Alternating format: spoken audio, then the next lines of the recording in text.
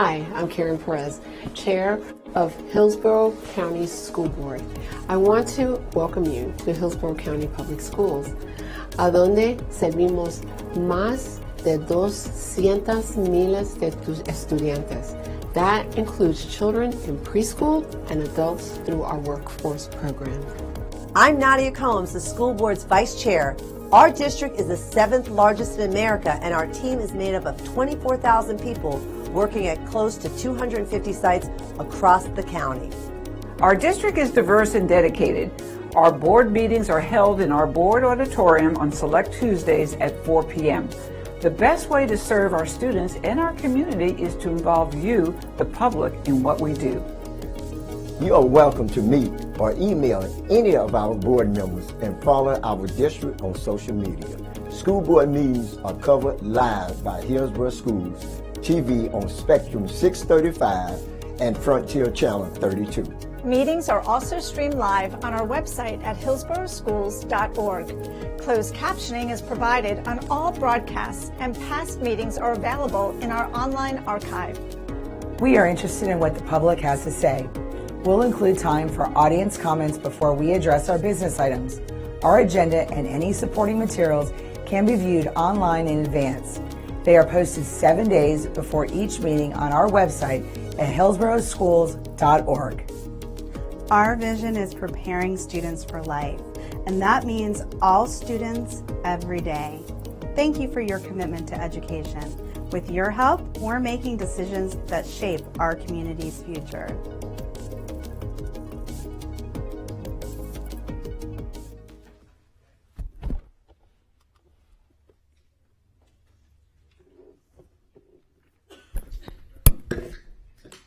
The board meeting of March 10th is now called to order. Member Combs will now lead us in a moment of silence, followed by the Pledge of Allegiance. Thank you. Please join me in a moment of silence.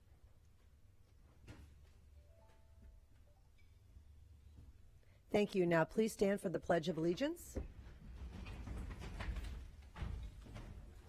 I pledge allegiance to the flag of the United States of America and to the republic for which it stands, one nation, under God, indivisible, with liberty and justice for all.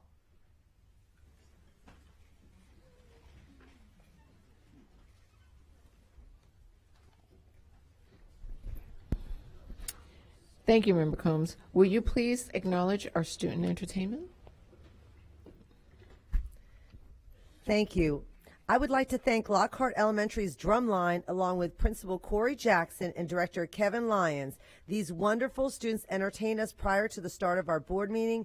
At this time, we'd like to invite Mr. Jackson to the podium to acknowledge the Drumline. And we really, all of us really enjoyed you listening to all of you this morning. It was amazing.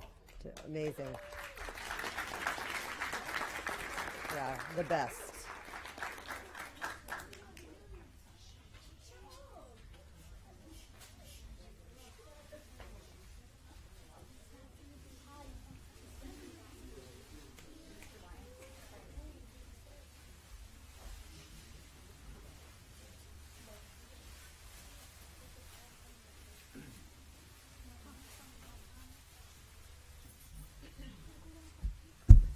Oh, good afternoon, everyone.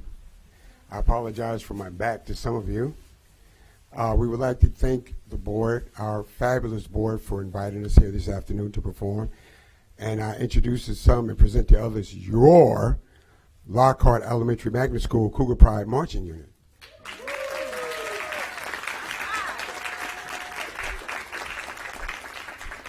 I say your because sometimes we're forgotten about in our little corner over there on Lake and 17th.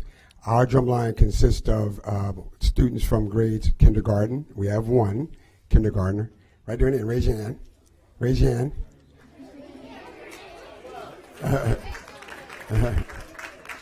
To 5th grade, all of our 5th grade, which my wife likes to call 5th graders seniors. So all 5th graders. Okay. Hands down. All right. I won't prolong the time because I thank you very much for allotting this time. But one thing, if you don't mind, I would like to say, this time last year, I was dealing with throat cancer. a matter of fact, because we're going on spring break, after next week, at that time last year, I went out on FMLA to deal with my throat cancer. So as of 40 days ago now, I found out that I'm cancer free.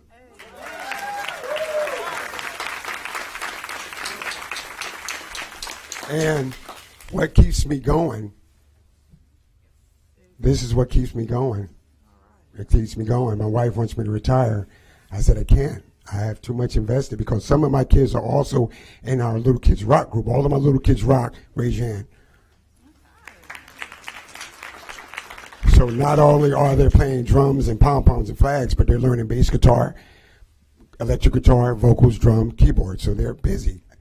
They're doing 12-hour days like I'm doing 12-hour days too. So again, on behalf of Mr. Jackson, our principal, Ms. Bell, our AP, and the entire Cougar Pride family, we thank you very much for this time.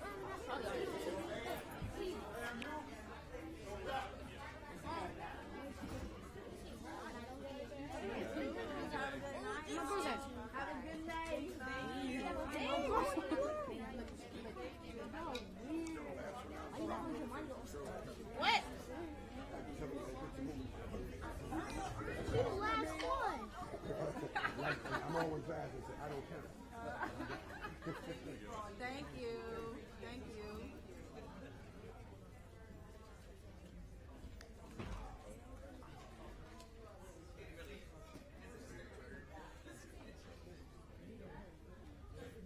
We have one withdrawal item. Item 205, contract approval for Terrace Academy of Excellence, Innovation and Strategic Planning. I need a motion and a second to adopt the agenda. I have a motion by Member Combs and a second by Member Gray. Any discussion? Please vote when your lights appear.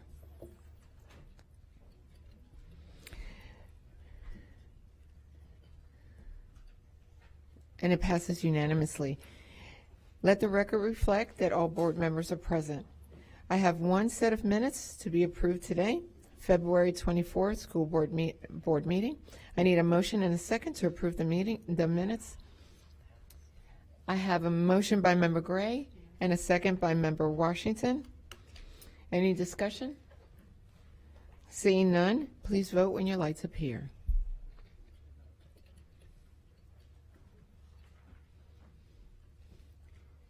And the motion passes unanimously. Board members, I would like to go over the format of today's meeting. As a reminder, we are a nonpartisan board who believe all children can be empowered to learn, succeed, and our discussions will be made with that understanding. To pave the way for efficient agenda statements and questions, board members will have 5 minutes to speak with 30 seconds for final thoughts. Afterward, the superintendent can respond. If you have further questions, you're asked to get back in the queue. Member Combs will now read the board guidelines. As we begin today's afternoon's meeting, please allow me to quickly review the format of our school board meetings. Please silence all electronic devices. There are speakers in the room behind me that allow board members to hear the meeting upon stepping away from the dais. This meeting can be viewed with closed captioning on live webcast, on cable TV, and on video monitors here in the auditorium. It can also be viewed with closed captioning and online video archive. Thank you, Member Combs. We have one item scheduled for time certain, 6 p.m. employee and student input. Recognitions. AO1 recognition of the Tampa Bay Buccaneers Best Crew Award. At this time, I would like to call up Anne-Marie Courtney, Director of Partnership Engagement and Philanthropy and Outreach. Good afternoon, board members, superintendent, cabinet members, and guests. The Bucs Best Crew program, supported by our amazing partner, the Tampa Bay Buccaneers, who are committed to uplifting and recognizing heroes in our community. This monthly award recognizes standout Hillsborough County Public Schools teachers, administrators, and support staff for outstanding service, overall impact on students, and accomplishments beyond the classroom and school. We are honored to have Brian Ford, Chief Operating Officer of the Tampa Bay Buccaneers, with us this evening to announce this monthly's award recipients. Thank you. Well, good afternoon, Madam Chair, Board, Superintendent, and everybody in attendance. Thank you. I have Courtney Sanchez, our Chief Impact Officer, joining me here today as well. And I just wanted to start off by bragging a little bit about 4 local Hillsborough County girls flag high school football teams. We had our She Is Football event this past weekend, and we had over 4,500 people walking a 5K in the morning. And then 8 teams from across the state participate in our She Is Football Girls Flag Football Classic. And those 4 teams are Leonard, Steinbrenner, Bloomingdale, and East Bay. And what a performance, what commitment, what professionalism from the teachers, from the support, from the families. It made us proud to be in Hillsborough County by their performance. But I'm proud to announce that Leonard took the trophy. So congratulations to Leonard High School and to the administration. But next year, we hope that event to get that much bigger. It comes off the heels of the football classic that I mentioned last month. But right now, we're here to announce 3 outstanding individuals. They're joined us here today, and these stories keep getting better each month. And this month's no different. First up, I'd like to ask Rhonda Hernandez, ESA paraprofessional from Foster Elementary, to join me. How are you? Congratulations. Now, Rhonda, these comments that I'm about to read are coming from your peers, your students, the students' families, your teachers, your administration, and wow, just amazing. So I asked her while we were waiting how long she's been in Hillsborough County, and almost 4 years. So thank you for all that you do every day. But you truly embody the spirit of teamwork, compassion, and unwavering support. As a paraprofessional, you constantly go above and beyond for both your students and your colleagues, serving as a steady, dependable presence within the school community. Every morning, as Foster, she sets the tone of the entire day. She greets each child by name with a genuine smile, warmth, and heartfelt good morning. For many of our students, especially those who arrive after a difficult start to their day, that moment of kindness makes all the difference. That's coming from your families. When children come in carrying the weight of a rough morning, she doesn't overlook it. She notices it, she listens, and she speaks life into them with encouraging words and patient understanding. Time and time again, that your staff have watched you walk into her space discouraged, upset, and they return calm, smiling, and ready to learn. Thank you. What stands out even more is how you support your colleagues. You know, this is where I come in, the teamwork and the team play. Whenever they're facing a challenging moment with a student, she steps in without hesitation. You offer wisdom, reassurance, and practical guidance. You strengthen not only the students, but also the staff around you. That's tremendous. Perhaps the most inspiring part is that you do this very quietly. You're not seeking recognition or praise. Today's probably killing you right now. But we're here to praise you, so enjoy it. Much deserved. You simply serve as a consistent compassion and integrity because you genuinely love the children, the staff, and the school community. And that is why you are our Bucs Best Crew.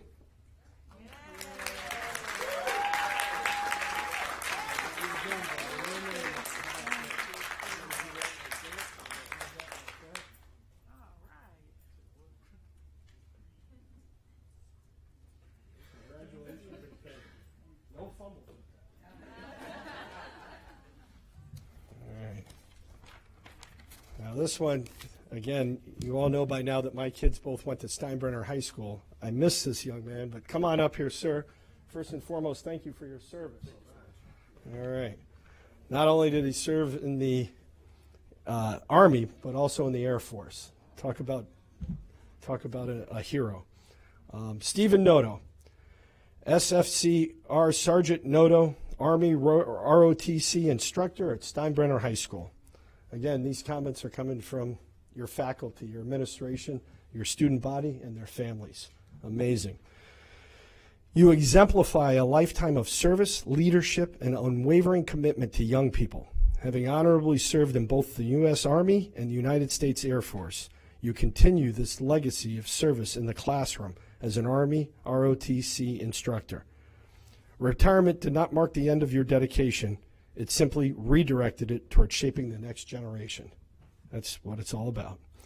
At Steinbrenner, Sergeant Noto is known for being the first in, I like this, tell my kids to do this, first in and last out. That's recognized and appreciated.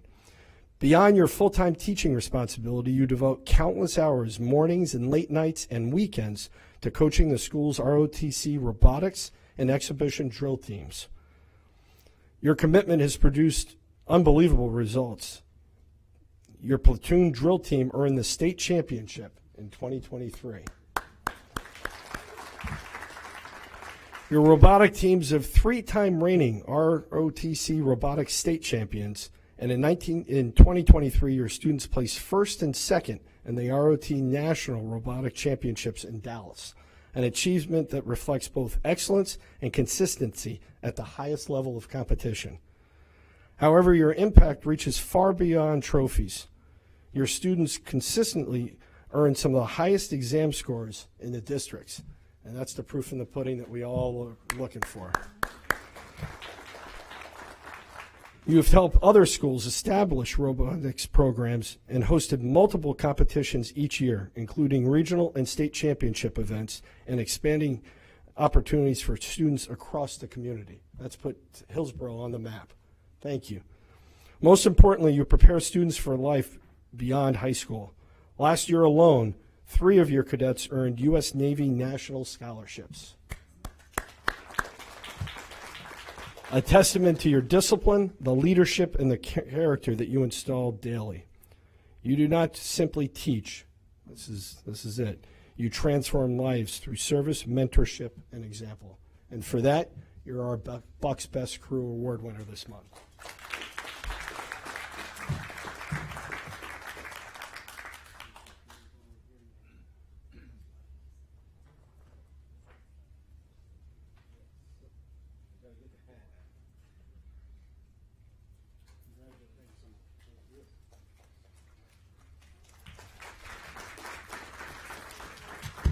Come on. Raquel Cole Kendall, Assistant Principal at Kenley Elementary School. I want to just mention here, talking earlier, 24 years with the district. Again, these comments are coming from your administration, your faculty, and most importantly, your students and their families. Your impact on the educators around you is both profound and lasting. One teacher described meeting you during a challenging first year in the classroom. You served as her district resource teacher, and you stepped in with a calm perspective and steady guidance throughout the year. You helped break down each challenge, focusing on what was within reach and what could be improved. You checked in consistently, offered encouragement, and celebrated growth. By the end of that year, that teacher was thriving, confident, capable, and finally feeling like a true professional, largely because you never stopped in believing in her. Now serving as the assistant principal at Kenley Elementary, you continue to lead with heart. You're a constant source of support, coaching through reading strategies, analyzing student data, strengthening instructional plans, and mentoring through new leadership roles. Your feedback is always clear, actionable, and empowering. What more could be said about an assistant principal?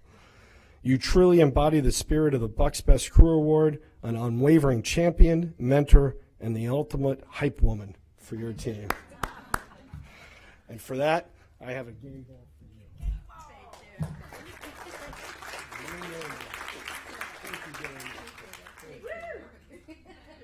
Yes, you can do it. I like it. Put that way so we see your name.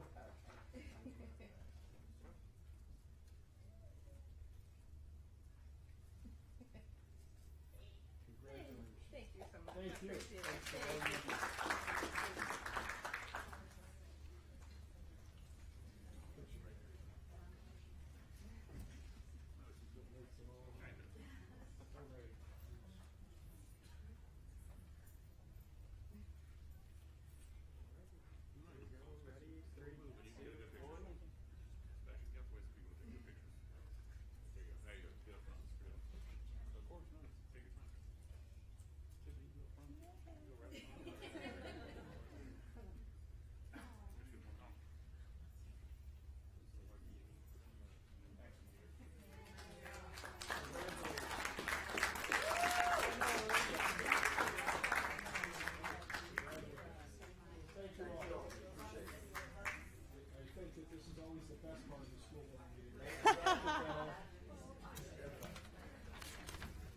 Thank you.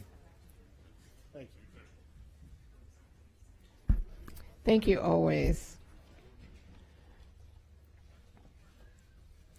The board welcomes comments from citizens and values your input to the board. In order to provide the most comprehensive response to your comments, our staff will follow up with you and will keep our board informed about the responses. Our school board respects the public's right to speak to the board, and we appreciate you taking your time to be here today. You have the right to speak about any issues you like, and you will not be interrupted. However, any behavior intended to interrupt the orderly conduct of this meeting will not be allowed. We do request that you try to focus on the issues. When addressing the board, please state your name and speak clearly into the microphone. This afternoon, each speaker will have 3 minutes. Reminder that your 3 minutes will start when you begin speaking. When there are 30 seconds left, you will see a yellow light on the lectern and hear a chime. A red light and a chime will indicate when your time is up. I will now call up the first 5 speakers.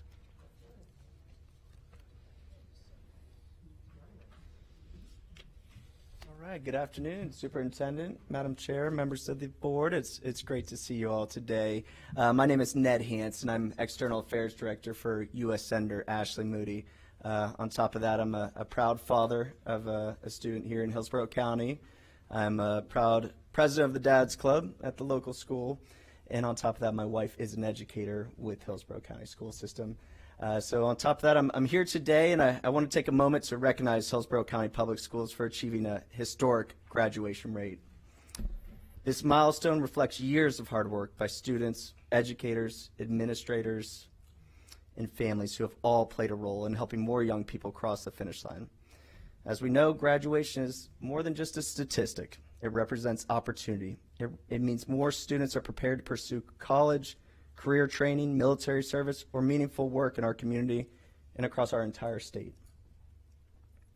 It also speaks to the dedication of teachers who show up every day, determined to help their students succeed, and to the support systems that ensure no student is left behind. And to the school board, district leadership, principals, teachers, and staff, thank you for your commitment to the future of Hillsborough County. And most importantly, congratulations to the students whose perseverance and determination made this achievement possible. We and Senator Ashley Moody are proud of you, and we look forward to seeing what this next generation will accomplish. So today I bring the members of the board and Superintendent Ayers a letter from U.S. Senator Ashley Moody. It's a little overdue, so I apologize in advance, but I have the pleasure of giving it to you today, and thank you all for everything that you do. Thank you so much.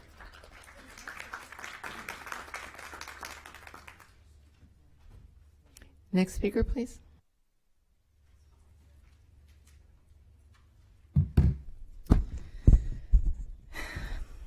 I'm Rachel Doyle. I'm a parent of 2 in your schools. Us parents told you last year to not skirt the book review policy. You did it anyways because you are a coward. And I had to hear from a media specialist that you did it again. Someone sent you a badly made PDF with a new list of 88 books that came with excerpts that have no context explaining them. Then a district team convened, which includes our district attorney, to go over the list.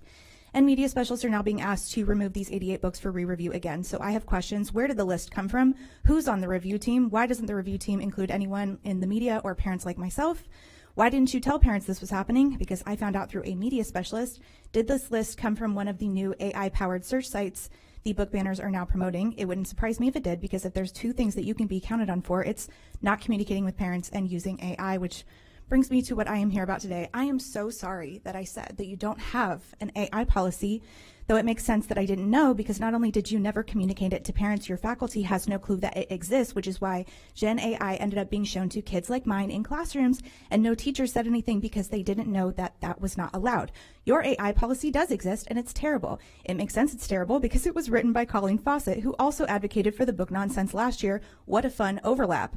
But don't take my word for it, because Colleen posted her AI implementation policy to her LinkedIn, where an actual expert gave her feedback on all the gaps you left. Dr. Faith Rogow, PhD, is a scholar, curriculum developer, and an expert in media literacy who told Colleen publicly, number one, it's distressing to see critical thinking defined as encouraging students to use tech that is 100% guaranteed to produce false results some of the time, and then mitigating that flaw by telling them to double-check AI results as if they have the background knowledge to do that. Number two, ethics is not just about personal integrity, like not using AI to cheat. When do students consider the systemic ethics of using systems trained on stolen work and embedded disinformation and damaging stereotypes? Schools encouraging this as a model should do so with eyes open, knowing that it has significant gaps. This being your AI implementation policy. And what was done with this feedback from an expert? Nothing. The gaps were not fixed. There is lip service given to how AI can be incorrect and or have stereotypes baked in, but there is nothing in your policy that teaches students how to recognize these things which perpetuate the issue. And I haven't even touched on the fact that Gen AI is based on stolen work.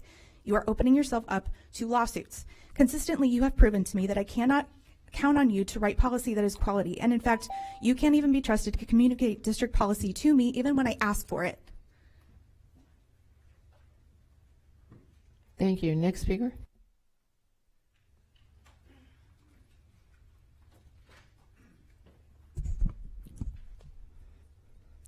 Good afternoon. My name is Gianni Hunt, and I am here to discuss the process for school closure, specifically the proposal to close the middle school at Sulphur Springs Community School, the K-8 school. The concern tonight is not just about that specific proposal, but it's about the entire process itself, the process that, from what I understand, has clearly failed parents.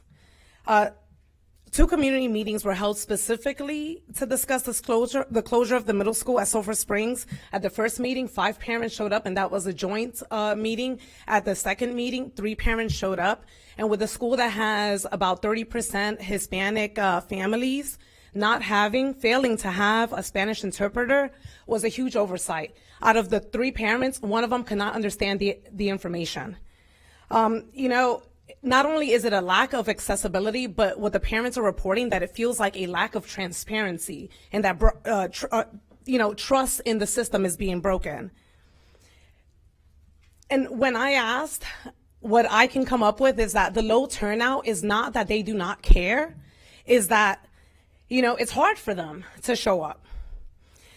The low turnout is a sign that the process itself is not working. So today I am urging us to kind of look into that a bit further. When families don't receive clear information, when language access is missing, when meetings are not structured to work around working parents, of course the turnout is going to be low. That's predictable.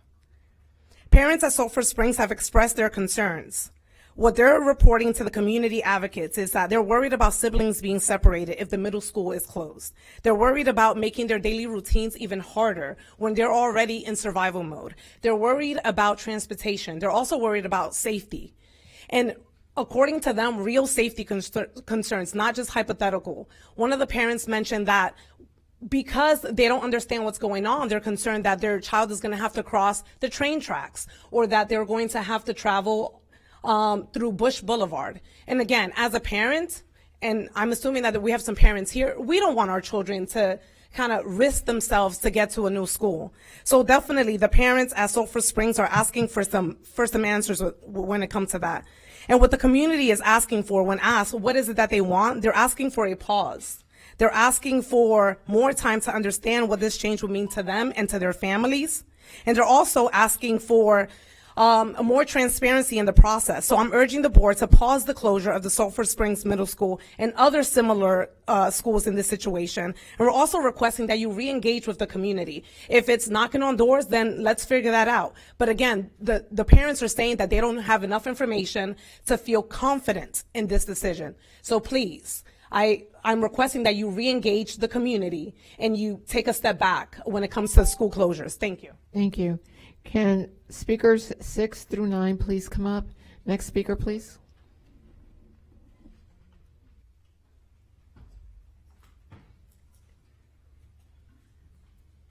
Hi, good evening. My name is Elizabeth Lawrence, and I am a Hillsborough County resident. My family's been with the Hillsborough County District for 20 plus years, and this is the first time that I have felt that I needed to address the school board. I'm here to talk today about an incident that happened at Farnell Middle School involving a teacher. My daughter told me the moment she got into the car after school was let out. This is an accounting of what my daughter saw and heard that day in the classroom. A couple of the kids were messing around with their water bottles and making noise. They were not listening to the teacher when asked to stop. The teacher then asked the student to stand up and teach the class while the teacher was being loud. From my daughter's perspective, this student was embarrassed. This was a demonstration to the class to remain quiet so the teacher could teach. The students then sat down. The same kids were still messing with the water bottles. The teacher then said something to the effect of, "This is why you don't mess with water bottles." The teacher picked up a water bottle from a student's desk that wasn't doing anything wrong and threw it across the classroom about 15 to 20 feet. My daughter saw the water bottle hit a classmate's leg that was sitting to the right of her. The water bottle made contact first with his leg, rolled under a table, and exploded on impact to the wall behind her. The noise was extremely loud and made her jump. She said there was a mess of water on the floor. The teacher then told the same student that was just hit with the water bottle by the teacher to clean the water up as the teacher pointed to the paper towels. And the student did clean up the water. The bell rings soon after, and as my daughter and remaining students are walking out of the class, the teacher said, and I quote, "You just saw my mental break," unquote. And the teacher said it with a smile and a laugh. My daughter and I immediately went back to the school the day of the incident and spoke with the principal. The school resource officer had already left for the day, so I was told I could come in the next morning and speak with the deputy. The next morning, my husband and myself talked with the deputy who would forward this incident on to see if this was a criminal act. I was told then that I would never find out what happened after that. I also spoke with my daughter's school counselor about the fear of her attending her 7th period class in the near future, and I have concerns about said teacher still teaching students. My daughter also filled out a witness statement on Thursday the 26th. I was assured that a full investigation would be done and that all kids would be pulled from the class to talk with them. I also reached out to our superintendent. I received a voicemail from him on Friday. My husband and I both spoke with him, and the end result was the investigation had been completed by the principal. In the days that followed, my daughter and myself spoke with different students that were present, and I also spoke with a father that was deeply upset that no communication was made from the school about the incident. You may ask, as a result of the incident, my daughter was transferred into another class. You may ask why I am here if my daughter has been removed from that class. Well, there are 20 plus other students that were in that class with her, and the majority. Thank you. Next speaker.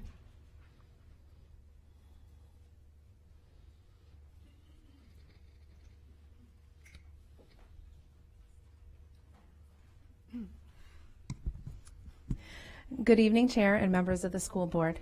My name is Sue Batiglieri, and I'm a parent of 2 children who attend Dobie Elementary School in Apollo Beach.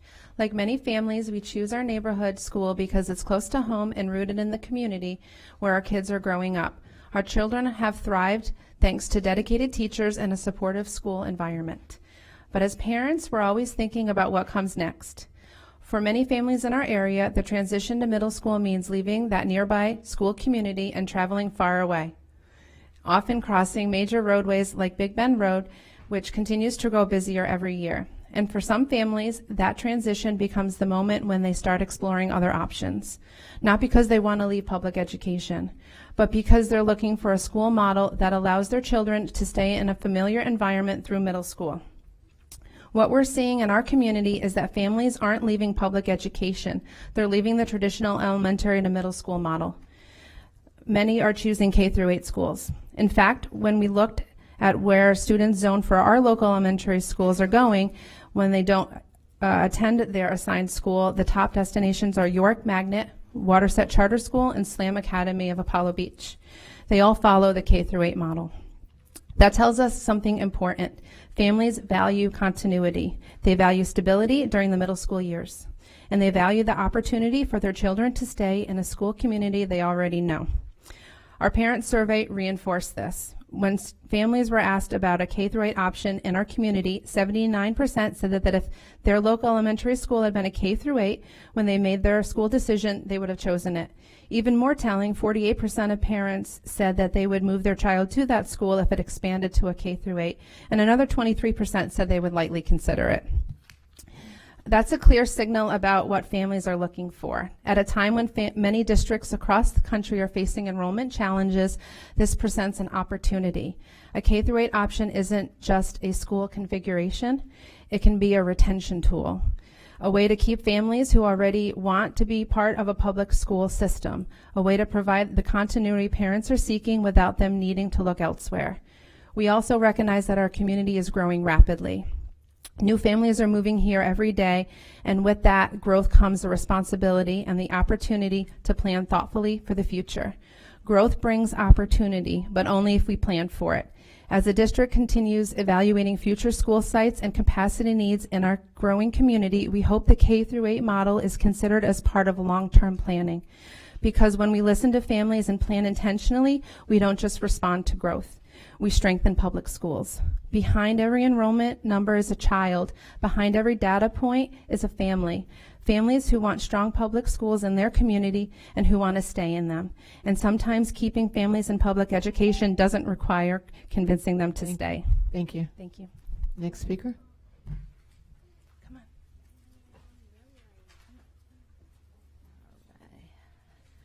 Good evening, members of the school board. My name is Laura Garcia, and I'm here tonight on behalf of a parent in our community who wanted their perspective shared regarding the proposed expansion of Dobie Elementary to a K-8 school. Their experience reflects what many families in our area are facing as we try to balance access to quality education with the realities of daily family life. It states, as a parent, one of the biggest challenges in our day-to-day routine is simply getting our kids to and from school. Right now, I drive a significant distance each day so my children can attend a school that provides the type of education and environment I want for them. While I'm grateful to have that option, the commute adds a lot of stress and time to our daily schedule.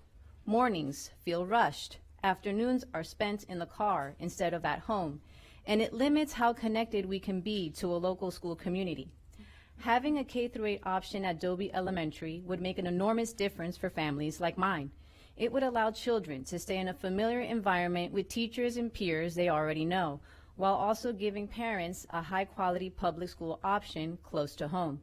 The continuity from elementary through middle school would be incredibly valuable for students during those important developmental years, and it would strengthen the sense of community for families in the area. For my family specifically, a K-8 option at Dobie would reduce the daily travel burden while still giving my kids access to the kind of education and school culture we are looking for. It would make our daily routine more manageable and allow us to spend more time focusing on family, homework, and extracurricular activities instead of commuting. I strongly support expanding Dobie into a K-8 school because it would provide local families with a practical, high-quality public school option that meets the needs of both students and parents in our community. Sincerely, Jennifer Merrigan. I appreciate the opportunity to share Ms. Merrigan's perspective tonight.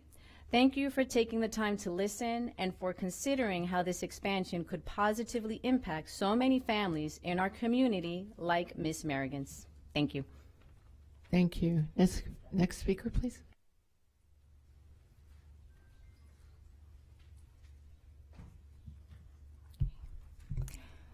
Thank you for your time.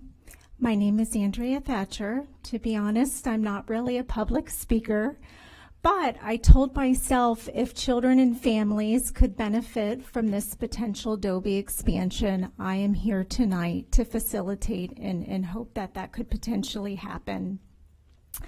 I've lived in Apollo Beach since 2017. I'm a psychologist and I've worked with many children, adolescents, and families, and we all know that schools are a very important part of their lives. Our son Louis currently attends a Montessori in Waterset, and for second grade, we are looking into changing schools that in hopes to provide special accommodations to help meet his needs. We are zoned for Dobie.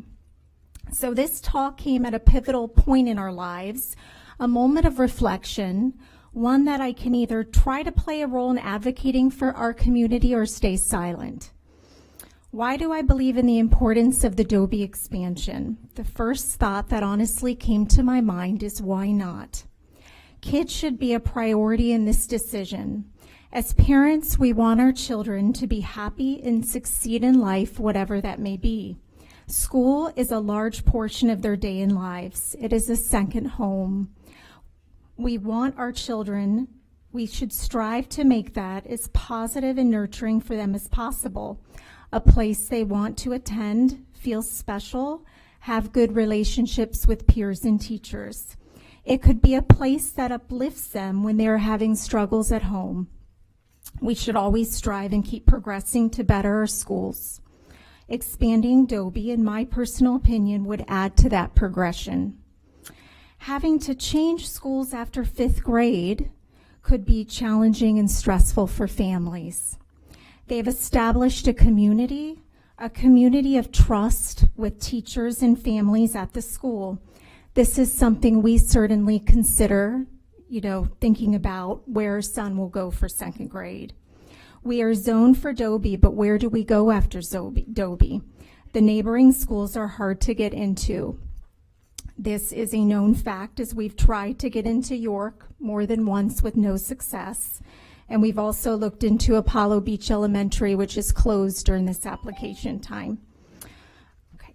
I've heard many wonderful things about Dobie from friends in the community. What is the potential harm of expanding and growing a wonderful schools where families already feel safe and nurtured? No doubt this would help decrease the stress in our community and within our families. We are a strong community. We can tackle any barriers if it serves the good of our children.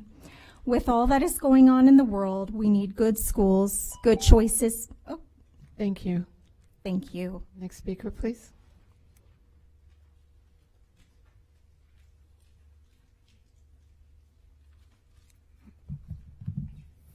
Hello, members of the board. My name is Juan Hernandez, and as a lifelong Tampanian, I'm very proud of this community. I've seen immense growth and watched the area evolve into what it is today, which is a community that people around the country choose to come to. The South Shore area is a perfect example illustrating that choice, and the continued development of the area is further proof that people will continue to actively make that decision to move to our area. As parents, one of the biggest decisions we make is how and where our children are taught to ensure they become the best versions of themselves. Not every student has the same path to success. Not every child learns or socially thrives in the same environments, and not every child has the same needs or focus. Schools like the Eisenhower Exceptional Center are prime examples of the district's ability to recognize the community's needs and deliver on it.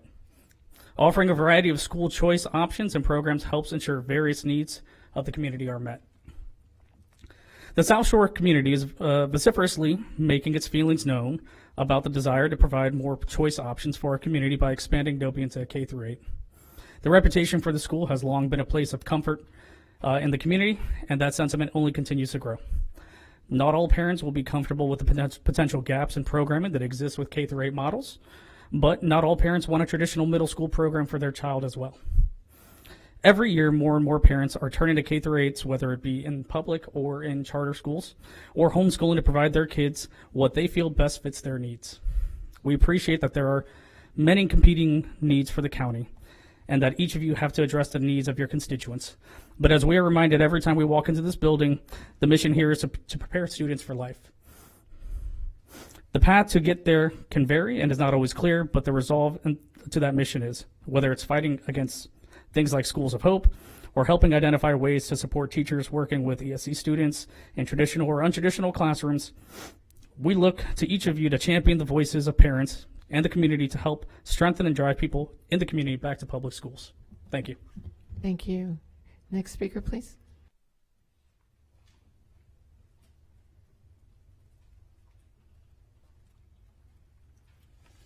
Mark Luther Largo. Well, it just turns my stomach, all this adulation that you give to the military. What'd they just do? Killed over 150 little girls in the school. Yeah, they're just so wonderful. What did Winston Churchill say in 1960? We shape our buildings thereafter they shape us. And I look at this agenda.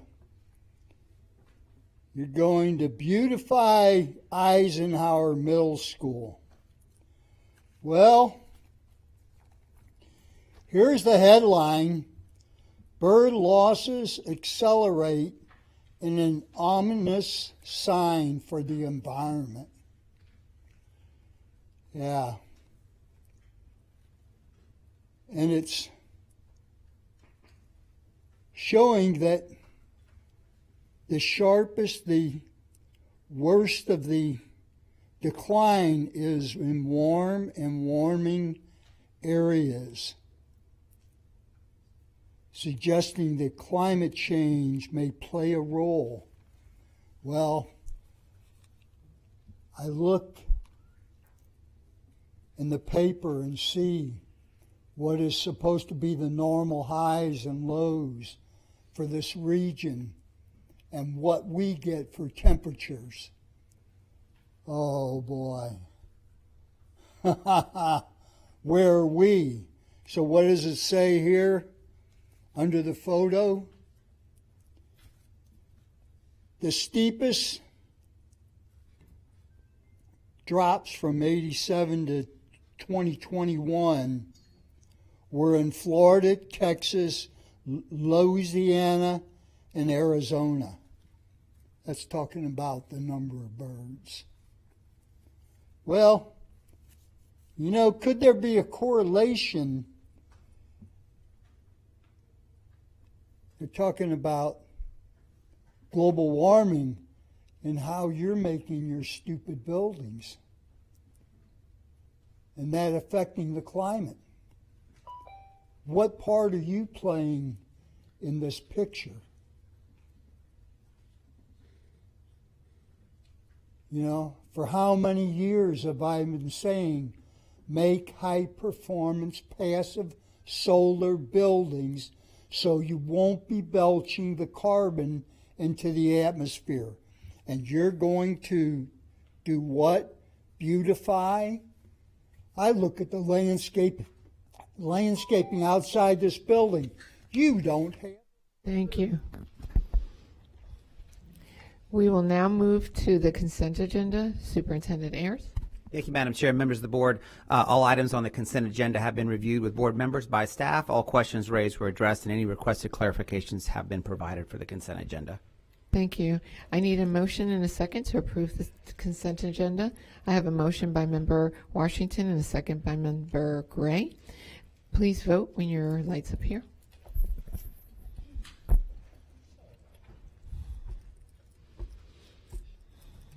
And it passes unanimously. The consent agenda has been approved. We will now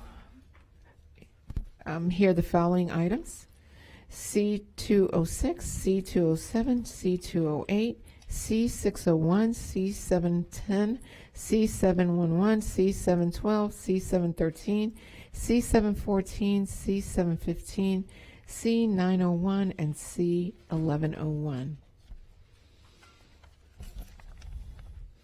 The first item is C206, renewal of the performance-based agreement for Idea Hope. Superintendent Ayers will highlight this item. Thank you, Madam Chair. And board members, our next three items are for some charter schools. So we do have Angela Weary-Crooks is here. We haven't seen you in a while, but Angela is here today. Our first one is our renewal of the performance-based agreement for Idea Hope. So just for summary, Hope operators are approved by the State Board of Education to operate schools of Hope according to Florida Statute 1002.333. HCPS entered into a performance-based agreement with the state-approved Hope operator, Idea Public Schools, as required by Florida statute in 2021 for a 5-year term. That statute requires the agreement shall be renewed upon the request of the Hope operator unless the school fails to meet the requirements for student performance or generally accepted standards of fiscal management, or the School of Hope materially violates the law or the terms of the agreement. A comprehensive program review report within the limitations of the Schools of Hope statute is included, which provides the board with ratings on a set of criteria evaluating the educational, operational, financial, and governing performance of the school. So that is 206, which is Idea Hope. Thank you. I need a motion and a second to approve item C206. I have a motion by Member Washington and a second by Member Rendon. Member Combs and Member Gray, you pulled this item. Do you have any comments or questions? Member Gray? Thank you, Madam Chair. Thank you, Madam Chair, and thank you, Angela Crooks, for preparing all these charter schools and all the details. I know you put a lot of work into it. So my remarks are consistent for both of these agenda items. One is Hope, IDEA Hope, and one is IDEA Victory. So I'm going to have the same questions, but I'll just give them to you once versus twice, if you don't mind. So when we look at the performance expectations, how do we monitor? How do you monitor all those expectations from IDEA? That's a good question. We monitor them through our charters link, so we monitor their fiscal responsibilities, and then we also monitor their performance. And so we collect those annual audit reports for them, and we review those regularly. And then we also invite them to our monthly meetings so that we can share updated information with them and keep them abreast of current information. So what happens when your expectations as listed are not met? So we would follow the statute. So if something were to happen with safety, security, or if they were a double F, we would pursue the same rules that we would follow for a traditional charter school and look to possibly close them down. So it's very similar to the way of work of the other charters. For financial and academic performance, yes. Yeah, and I had a question on, it was one of the audits. There was a line that said government funds. What are the government funds? It might have been with the Woodmont, but I'm just curious. I couldn't wait on that one because I know that I have it in print. Yeah, let me look into that one. Yeah. Write a note, and I'll get back to you. Yeah, I'll ask it again because I know on the audit of the Woodmont one, it mentions government funds, but I just didn't. Yeah, look at that, and we'll get back to you. That line item might be like the funds for the governing board. Maybe they have to go and do things like training or things like that. That may be what that's for, but I'd have to go back and look at that. Okay, all right. Thanks so much, Madam Chair. That concludes my questions. Thank you, Member Gray. Member Combs? Thank you, Chair Perez. You know, there are so many renewals of charter schools today, and so these are the only two that I pulled, and I pulled them for a couple reasons. You know, I think the way things are, parents want different choices. Parents are going to choose, charter schools, public schools, private schools, but I think the oversight is very, very important. So my biggest concern with this, and this is why I pulled both of the ideas, is because if I look at all the charter schools, by far it's the lowest scoring charter schools. Both these schools were D's at one time. They were very low. And when you look at the Hope Law that was just passed, it's really no different than before. It's very, very little changes happened. So you have a school that's coming through, Idea Public Schools, and now they're saying less than 5 schools co-locating. Okay, I already have 2 schools of Hope here in Hillsborough County, and they're both doing so much worse than the schools in the surrounding area. and you don't even have to have certified teachers. So it's really important for people to know that the Department of Education is giving this co-location, these schools of hope, and these schools are scoring so much lower. So what I noticed was the contract renewal form is very different from the charter schools. And why are these schools not held to the same standard as charter schools are being held to? That's a good question. So the charter schools operate under a different statute. They operate under 1002.33, whereas Schools of Hope operate under 1002.333, and their statute is mainly around performance and academic performance and financial responsibility. So we're not able to hold them to the same operational standards and expectations and that we can put on our traditional charter schools. Okay, so obviously we can't hold them to the same standard, because here I'm looking at Idea Hope. In 2021, they were a D. Surrounding schools were C and B. 2022, they were a D. Surrounding schools, some of them were Ds. 2023, all the schools surrounding were C and they were D. And then this past year, a C. So we don't need to hold them to the same standard. We allow these schools to work independently, be in our buildings possibly for free, with a D, and that's okay. That's okay from the State Board of Education. I mean, that is really, it should be outrageous to taxpayers. It should be outrageous to schools. So now, with the new Schools of Hope law, it really is limiting to 5. I'm satisfied with 2 schools that are not doing well, and now this year they can come with 5. So I think it's really important that people in the community learn about this, hear about this, and find out that you can completely not certify teachers. The turnover at these 2 schools is incredible.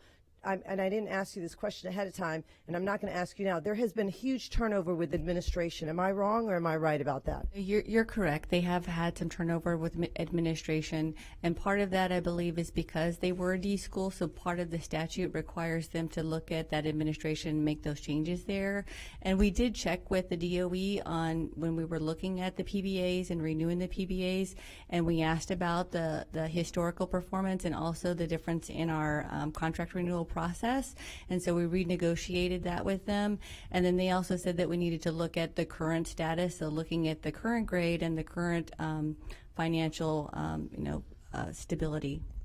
Yeah, and the way I look at it, if you're going to be a school of hope and you're not going to have certified teachers and you're coming to the buildings without co-location, you should be an A school. You should have certified teachers. You should have small classes. You should have great curriculum. It should not be the exact opposite of what's happening to our students. I mean, this is just, it's really unthinkable, and for this to continue, and as a school board member, I have to approve it, because if not, it's illegal. Is that correct? Am I, Mr. Porter, am I? You did a good job of summing up. It is a different statute that applies, unlike regular charter schools, and so if they meet the criteria under that particular statute, you need to approve it. So pretty much they do fill that criteria, and I do have to approve it. Is that correct? Yeah, so staff did an evaluation, and you, of course, have to rely on staff's evaluation. If you wanted to vote no against this, you would have to form your own independent reasons for doing that and clearly identify those on the record, which, of course, is very challenging for you as board members because you're not the staff that did the actual research and analysis. Well, I guess as a school board member, I'm going to have to approve a School of Hope that's working well below level for the other surrounding schools, so I have no choice. But I think it's important for people to realize that this is what's happening. We have 2 right now that are doing horrible, and we're about to open 5 more possibly for this coming year, so or in the future. And continues, and the law has not changed. Maybe the legislature changed a few things as far as they're limiting to 5 locations. It clarifies the usage rates below 75%, but this is very alarming, and it should be very alarming to all taxpayers. Thank you. Thank you, Member Combs. Member Rendon. Thank you, Madam Chair. First of all, I want to say thank you to Idea Schools. Both of them were very welcoming for me to be able to go and do an on-site visit to monitor and see both the facilities as well as the students, as well as the current curriculum, and exactly what's happening within the schools. Like any one of our schools in Hillsborough County, I am concerned when our students are not proficient within grade level. And this school at this current time is no different than any other school. We have some schools within our district that have some D's, some C's, some A's, and every school has a different point of view. I appreciate the fact that they have taken steps within their administrations to improve their schools.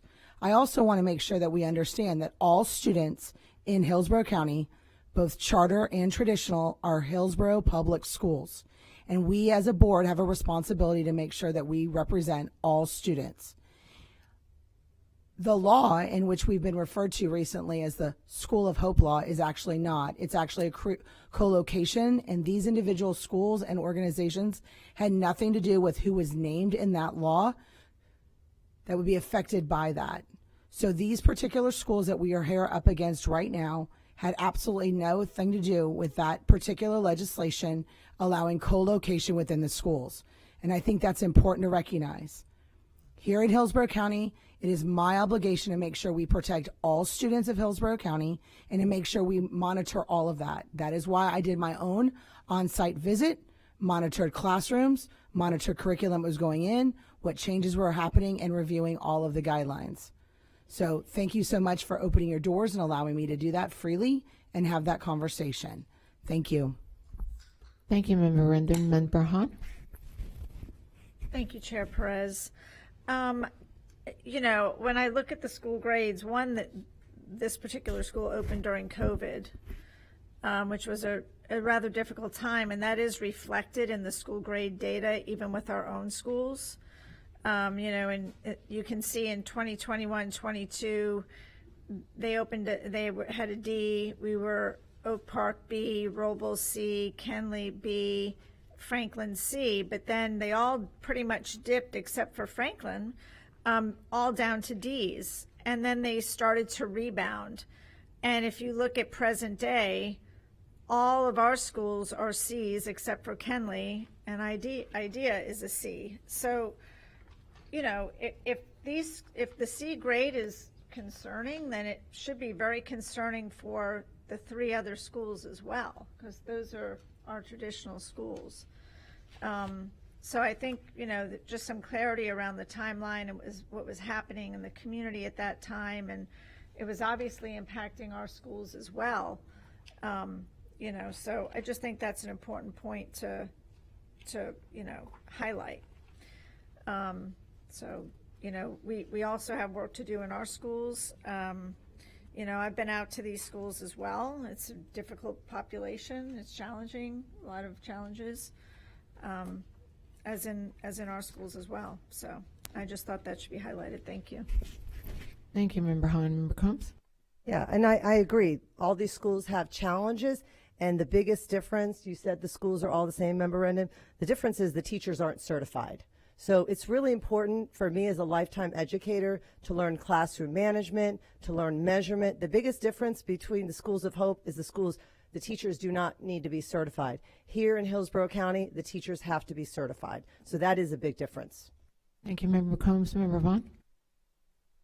Thank you, Madam Chair.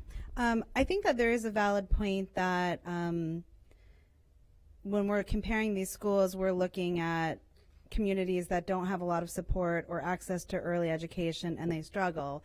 But what I think is misleading is that Schools of Hope, from the way that I understood the legislation, was created with separate guidelines that don't operate by the same guidelines that we have. When Member Combs mentions they don't have to have certified teachers, that is something that's written into legislation. So I think the point that she'd be trying to make is that if these schools are going to have different legislative guidelines to offer more support to these students, yet they aren't, that's something that we need to take a look at and something we need to have a conversation with, because whether it's these schools or not, it's still the Schools of Hope classification that are included in the co-location. And I think that it's misleading that, you know, if parents hear about Schools of Hope and here they are, they're going to offer different, you know, options to our students that our traditional public schools don't, that seeing that even with extra PICO dollars or not having to have certified nurses on campus or different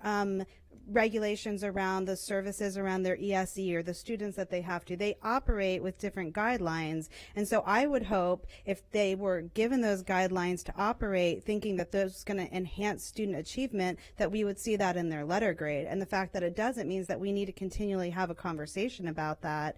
And I think my biggest concern is that I've gone to Dr. Hahn's point, back to our traditional schools that take a lot of these students where they get, they enroll in the Schools of Hope thinking it's going to be something different. It's not. Either their ESE student or their traditional student is underserved. They come back to our traditional public schools, but they're very far behind. And that gap in trying to make up from the instruction that they missed, some of the rigor that we have built and the accountability that we have in our schools that aren't there for charter schools, not only that puts us at even more of a disadvantage, because then we're trying to play catch up to the fact that while they're at these schools, they've fallen even further behind. And so, I think all of them are our students. I agree with you, Member Rendon, but that's why we need to continually have the conversation. Are these Schools of Hope actually doing more of a service or a disservice to our students who are possibly bouncing back and forth between them? So that's my thought process when we have this conversation, and I look forward to hearing the other comments in the queue. Thank you, Member Vaughn. Member Hahn? Thank you, Chair Perez. I keep hearing the differentiated factor is teacher certification, and if you're saying that, well, they don't have as qualified teachers as we do, then why don't these schools have the same school grades? Well, if you're saying that their teachers are not as qualified and they have a C grade, all the other schools except for Kenley also have C grades. So that's not. That's not really making a big difference, is it? If you're using that as a data point, all the other, Oak Park is a C, Robles is a C, Franklin's a C. Well, let's see, the previous year, Oak Park was a C, Robles was a C, Kenley was a C, Franklin was a C. So,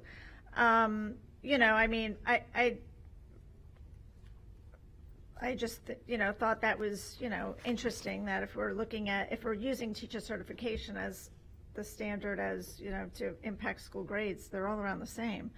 The other piece, though, I really want to talk about, because it's been mentioned a few times, and it's insinuated that this particular school has asked to co-locate. They have not. I've had this conversation with staff. They've not sent a letter to co-locate. There's, in talking to them and talking to the superintendent, they have no interest right now in co-location. So I just want that to be clear. They're not asking. They never have asked to co-locate in our district. I just think that needs to be. It was a little blurred in some of the comments, so I think that needed to be cleared up. Thank you. Thank you, Member Hahn. Member Vaughn? Thank you. How did I get back in the queue so quickly? I thought there was a line in front of me. I'm glad that you asked the question about the certified teachers, because to me, that speaks to the point that if the schools around that have certified teachers are operating at a similar grade, which, they're not. Kenley, you pointed out, had a C, but 2 years before that it had a B, and now it has an A, which I think is phenomenal. Franklin as well. I think there's 1 year where they didn't perform lower than their counterparts in 22-23, where they were all a D. But that lends itself more to my question about if our schools are getting them back with uncertified teachers, even with our certified teachers, are we able to close those gaps if there's a whole year to a year and a half of learning loss? And I guess that's more, I guess with these kind of questions, we have to do a deeper dive into what that looks like and how many kids are transferring back and forth and at what time to really understand what the data looks like. But I just think, again, if we have Schools of Hope that are able to have special and different funding sources and different accountability levels, then we should see some measurable gains where they're outperforming the other schools in around them that are public schools. And that's just my thought process on it. Thank you. Thank you, Member Vaughn. Member Gray? Thank you, Madam Chair. I think philosophically, for the sake of the Hope Board, be it the IDA Hope or the IDA, what's the other one, Victory, when we engage in this kind of conversation, which is important, Member Vaughn and Member Hahn, why should we, how can we be satisfied with a C school to evolve into our district? Because you know who loses out? The students lose out. The wraparound services that we have in our public schools will never be matched by those charter schools. They simply do not have the same. If you have apples to apples, you just won't see that. Be it certified teachers, probably, in my view, being a teacher for many years, that is a huge advantage versus a secretary teaching or a custodian or whatever else they have in front of their kids. So, are we setting, and I'll be respectful of the IDA, are you setting up students for failure with less than necessary wraparound services, certified teachers, whatever that is, versus the public school, which, yes, they should do better. Superintendent Van Ayers, yes, all your regional superintendents, you're doing a great job, but yeah, we need to do better in our public area. There's no question, but we have the resources built into our district to help mitigate, while the IDA is not set up to mitigate and to help raise the academic, social, emotional level of the students. And that's where I'm coming from. So we're beating a dead horse, as Member Washington's telling me. We have to do it anyway. So I'm not going to say anything more. And that's all, Madam Chair. Thank you. Seeing no further comments or questions, no discussions, please vote when your lights appear.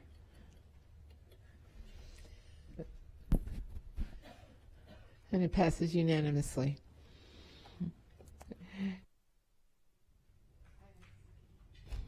Item C207, renewal of the performance-based agreement for Idea Victory. Superintendent Ayers will highlight this item. Thank you, Madam Chair. And as Member Gray mentioned, this is 207, so this is Idea Victory, but all the same applies. So just, get to the point. Hope Operators, of course, the same, approved by the State Board of Education. In this particular one, Hope Victory, as Idea Hope did, was approved to a 5-year term back in 2021, so the same. And then a comprehensive program review report within the limitations of the School of Hope statute is included, which provides the board with ratings on a set of criteria evaluating the educational, operational, financial, and governing performance of the school. So this item is for Idea Victory, and that's 207. Thank you. I need a motion and a second to approve item C207. I have a motion by Member Washington and a second by Member Gray. Member Combs and Member Gray, you pulled this item. Do you have any questions or comments? Neither? Okay, seeing no questions or comments, please vote when your lights appear. And it passes unanimously. Item C208, contract renewal for Woodmont Charter Schools. Superintendent Ayers will highlight this item. Thank you, Madam Chair. So here's 208. So no Schools of Hope. This is just a traditional contract renewal for Woodmont Charter School.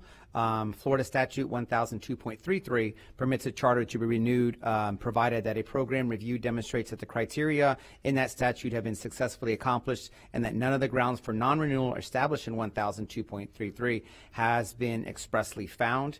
Again, a comprehensive program review report is included, which provides the board its ratings on all the same educational, operational, financial, and governing performance of the school. In this particular 208, this is a 5-year renewal for Woodmont Charter, and that's 208.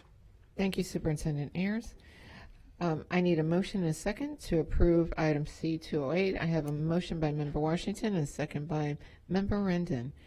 Member Gray, you pulled this item. Do you have any questions or comments? Thank you, Madam Chair, and Ms. Crooks. It was an odd situation when I had notified you. I looked at the new statistic let me find it now. It's right on the back page where the free and reduced lunch program is now at 28%, where before, years before it was way high, yet they're having a C grade. But I have a few questions. What strategies are in place to improve the outcomes for student subgroups? That, how we do with our laser focus, how if they're doing poorly in one part of the state assessment, we pay attention, and then we scaffold up, higher tutoring, whatever's necessary to bring those grades up. Do they have that? So if a child kind of gets low, do they have that grade scaffolding technique that we do in our public schools? Yes, they do. So they have to look at their lower SS subgroups just like our schools do, and they have to submit a SIP plan, and they have to submit a reflection. So they just submitted their reflection. I believe they have 3 areas where they're persistently low performing, and that's their white students, their multiracial students, and their students with disabilities. And so because they don't take their IDEA funds, they opt to receive services from us, so our district resource teacher is able to go out and support with some of those things, and they're able to avail themselves of the training that we offer in our district. And then their company has also come in, and they have brought in their management company with coaches, and then they've also changed out the principal as well because of the ongoing C there and some of the struggles there. They've changed out the administrator as well, and we're seeing some improvements there. So hopefully we'll see some gains this year. I thank you for that. I know they've had, since I've been on the board, several principals. They're moving their building as well, aren't they? Are they changing the location? No, they're not changing their location, but they did. They are changing their board. So the current board is transitioning to a new board, which is allowable under statute, and so that board has opted to hire a new management company. So there's going to be changing hands, and so it just happened that it came around contract renewal time, so we're able to fold it all in with this contract renewal. So those changes will go into effect July 1st. So it'll stay in place until the end of this school year. So are they, have any mechanisms been set up for their financial, their future financial engagement, operational performance? So yes, we are monitoring that. So they're looking at doing some recruiting. They're looking at possibly co-locating with another charter school. So that's an option that they're looking at bringing I'll be bringing that next time around. Which would be good for them because they'll be more fiscal responsible. They'll be more fiscally, sound, being able to split that, mortgage or that, the monthly payment with another school. So they have some things that they're thinking about doing. So we'll be bringing that to the board next time around. But the new management company is the same management company that manages the Excelsior schools. Yeah, when you look at the PD, the professional development budget, the audit, you see very, proportionately speaking, very little spent on engaging the teacher for more professional development. In other words, we have for our teachers AI classes, and we have all these systems where the teachers have to be engaged with the newest levels and expectations of academics. Do they have a plan, the board have a plan for AI and such new innovative programs, or are we just talking the basics? They do. So they are able to participate in the district's training with that. And so there's some AI training coming out, and I've worked with PD to engage our DRTs as well, because they pay administrative fees to us as we collect, administrative fees from the schools, and that goes to that. So our DRTs are going to be assisting with that training so that we don't take seats away from our schools, but that we're able to support the charter schools too. So we're partnering with our PD department to be able to offer that training to them too. Well, that's very good. And Mr. Brady, are you going to have more job to do with this, with the AI training, or are you off the hook? Well, we are offering, as Angela mentioned, 14 trainings this month for teachers and 2 for administrators this week. So we've got a lot going on. Okay, so you're part of that training, the PD for the Right. If charters. it's offered for us, they're offered as well. Yep. Okay. Thank you, Ms. Crooks. Bye-bye. Thank you, Madam Chair. Thank you, Member Gray. Seeing no further comments or questions, please vote when your lights appear.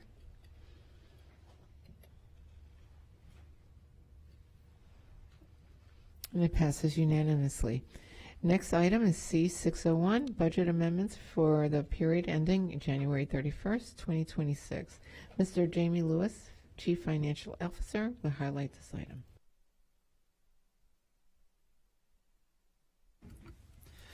Good evening, Board. Thank you for this opportunity for Finance to give you an update through the month of January. Remember, always a lag measure. We do our budget amendments for when it takes time to close it out till we can get to the scheduled board meetings. So tonight we'll be going over January and then a couple of other points that we want to make as we kind of go through this year, looking forward to next year.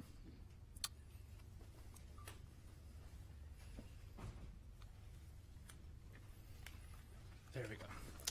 So tonight we're going to do a budget amendment of January, as we said a minute ago, and really the overall movement or changeovers in January are minimum. But we just want to go over a couple of things as it does highlight some things that are happening for us in January. Thank you, sir. And we want to highlight that here tonight. So as we go through this, we're going to see minimum movement in our general fund. And again, this is just for the month of January. Most of the changes we're going to see in January come from special revenue and food services, which we'll highlight.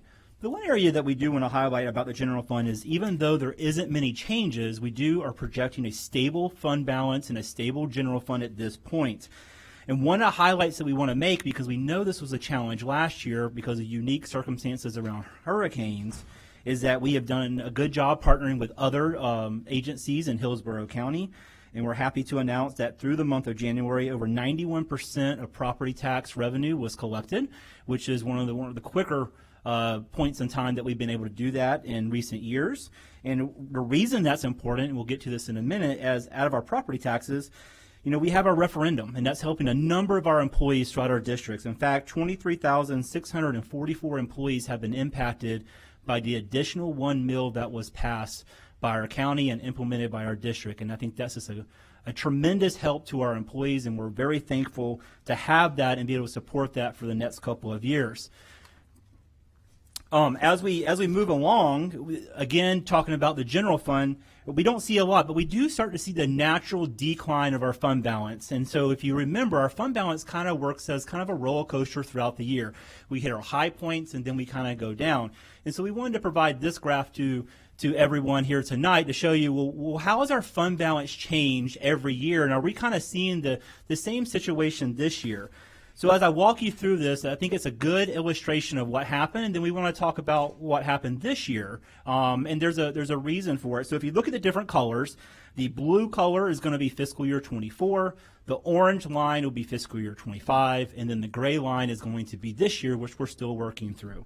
As you see, as we get to around the month of December and January, we see a natural decline in our fund balance because that's how our revenue comes in. We kind of wait for those property taxes to come in, and then we go right back up. The gray line for this year, the reason you see a big difference is because we elected as a district to go ahead and start paying our referendum, which is the additional $1 million, but that revenue did not come in until the months of really December. It started coming in a little bit in November and then came in December and January. And again, that caused a challenge for our district to manage through from a cash flow standpoint. That revenue did come in. It's just a matter of timing. But I thought that was a good thing that we're able to do. And we began those payments in July. And so that's one of the reasons you see a big difference between this year and previous years when our fund balance dropping so low, and that we were able to do that and still find out the means to be able to support that from a cash flow standpoint. And now that the revenues come in, we've kind of bounced back up. We'll continue to provide these updates for the fund balance. We think it's a good illustration of just where we're at. It also indicates where our fund balance has been for the last couple of years. You notice every year we start out a little bit lower. I think that's the importance for our fiscal policy that we set that helps us manage where that's going to be on a yearly basis.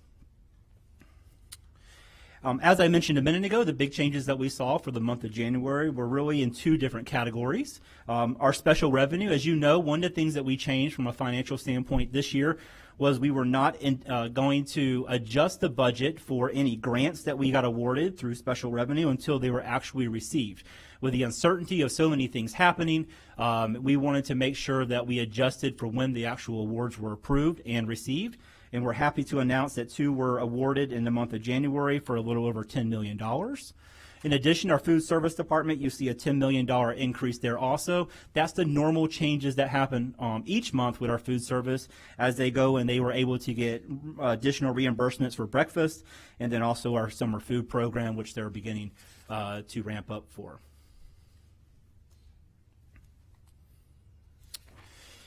The one area that's not included in the January update because of when the third calculation was received will appear in a different future amendment. But we wanted to highlight some things about the third calculation since we do know about it, and obviously that's going to impact our district moving down the road. For the third calculation, here's some summary points for that. The overall impact is a snapshot of time and space in fall of 2025. Where we take that survey and then it leads into a calculation that we received at the end of January, early February. Overall, Hillsborough County will have to see adjustment of a loss of $7.15 million. And we'll get into a minute of why that happened. But again, that's something you're going to see as we get to the February and March amendments about what happened with the third calc, the decrease in the impact that we're going to have in revenue, and then how we're going to try to overcome that. Again, that was an unexpected changeover because that's not where we set our budget, and so we're continuing to monitor our enrollment to kind of see what's going to happen in Hillsborough County, as most of the state is going through a unique season of enrollment change. As we look deeper into the third calculation, though, we do see, because we have to manage, as was mentioned previous year, we manage all of Hillsborough County, and so we see everything flow through us. Overall, Hillsborough County did see a decrease in the total FTE for the county of 685.55 FTE. Now, what that means is every part of Hillsborough, no matter what type of school choice that you're in, we're seeing the overall county shrink. And so that's something that we're going to have to monitor, and that's not unique to Hillsborough. A lot of our friends and neighbors are experiencing that through the entire state. As we look deeper into that, we do see that only one category actually increased in their FTE standing, and that was the Family Empowerment Scholarship. They went up about 4.5% in this third calculation. Again, that will be right-sized in the fourth calculation, which will happen later this spring. So they went up, but we do see that charters went down from what they had projected and expected to be in the classroom this year. They went down by about 4.7%. And in Hillsborough, because we have a much larger population, we decreased about 765 FTE, only about 0.46%. And so the thing that we're monitoring is we're seeing an overall shift in the number of students that are in our county and a part of the school choice education, what we would call marketplace, or whatever you like to call all the groups. We're seeing that FES continues to grow, which has been an indicator for several years, and that we're seeing that charter has lost, and so has Hillsborough, and so we're monitoring all those as we work toward next year. As far as we look at key drivers, again, the FTE decrease alone, because we know that's directly tied as our primary revenue driver. We lost about $5.68 million just related to FTE. Categorical in prior year, this is actually a good thing. We were able to receive some additional funds from when they closed out last year, and then our categoricals were adjusted, and so that netted about $6.5 million increase for us. But then again, our Family Empowerment Scholarship, because of the changes in how they calculated that negatively affect us by about $8 million. So the net is 7.15, and I think that's the part that we have to focus on. And so as we consider this, as we go forward into our next steps, this changeover, this loss of revenue, the $7 million, was unexpected. We have been hoping that we would see a change, and we did not. And so the FY26 budget was built off the second calculation that was agreed to over the summer with the state. The third calculation represents an unplanned decrease in our revenue stream from the state. And so as we move forward, we're going to be monitoring that. The fourth calculation is really important because that's when we see a lot of our virtual dollars start to come in from our budget, and they're confirmed. And again, what's important about that, as we've talked about many times, is our virtual dollars, we receive them after the student completes it and passes the course. And I think that's an important measure for that. As we go into what all this means, we're taking this information and we're monitoring the budget and we're putting controls in where we can try to capture as much as we can and cover the $7 million. But there's going to be a challenge for us. As we know, we built a very tight budget in comparison to how the process was before. But we're also waiting on a couple of things for us to help us. And so the FY27 budget model from the state is still being looked at. We do have projections from them, and so we're continuing that with forecasts, and then obviously we're looking at cost projections for next year. One of our main drivers for costs for the general fund is people, and so we're looking at salaries and benefits and what those escalators could be and what that cost will be for next year. The one thing that we are waiting on, which I think will make a big difference in where our planning for FY27 will be, is the state budget process. They had hoped to finish that up this week. We did get word that they're going to be extending session. And so at this point in time, we do not know when we'll have final numbers from the state, but we're keeping close monitors on that. That will determine a lot. We're also meeting with local partners like the property appraiser to understand what's going to happen with property taxes next year, as that has a direct impact on us. And then, of course, as it's been announced, we have an upcoming financial workshop. So then we'll be seeing you again at the end of this month as we talk a little more detail about the state of our finances. Madam Chair, that is our presentation for tonight. Thank you so much. I need a motion and a second to approve item C601. I have a motion by Member Gray. I have a second by Member Vaughn. Member Combs and Member Gray. Pull this item.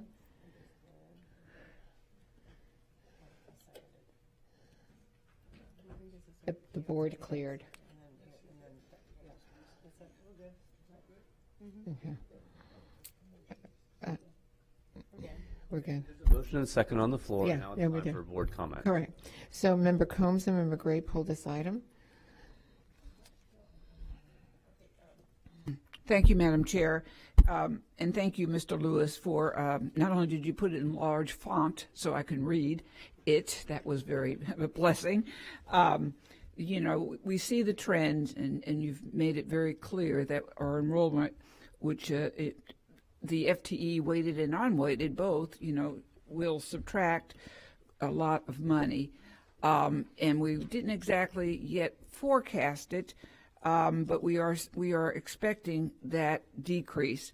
Having said that, just remind me, what is the how many quantitatively students are we lacking, or we see the difference for the second quarter, possibly for the third quarter?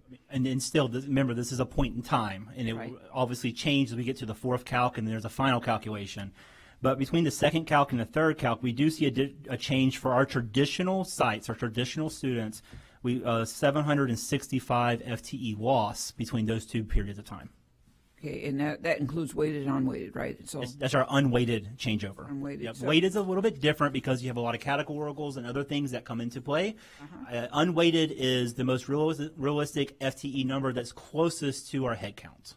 And so when we get into the fiscal part of it, what does that equate as far as, and you already said it, but I just want to hear it again. How much money? Is it $7.15 million loss? So the overall, it was a little over 7.15 million, and then for just the portion of our loss for revenue, it was 5.68 million loss in just FTE. So that's looking at our allocation we get for just our students, and what's the overall net decrease there. Okay, and that probably will manifest itself, that loss, when we talk about boundaries and reconfigurations and saving money. You know, we see that trend, one thing leads to another. One of the questions I have, the reasons for the loss. Now, you mentioned the Family Empowerment Scholarship, and I can't remember how much money that equates to. I think it was maybe $8 million, but I don't want to say that unless you tell me. 8.02. Okay, and then when we have the ELL population, and we compare it to Miami-Dade, our count or our estimate count, how many, what was that percentage? Was it 1%, 4% ELL that decreased English language learners? I do apologize. I don't have that direct percentage with me right now, but we do have seen a decline in our population in ELL students this year. That has been seen in many places around the state. I think there's, something for us to monitor. I think that's something that's been unusual for us here in Hillsborough County.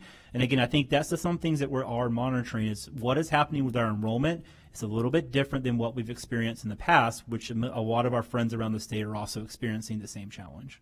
Those trends are very, not exciting, but they need to be first appreciated and noted because there's other reasons why there's pretty large decrease of students attending our schools and the charter schools alike.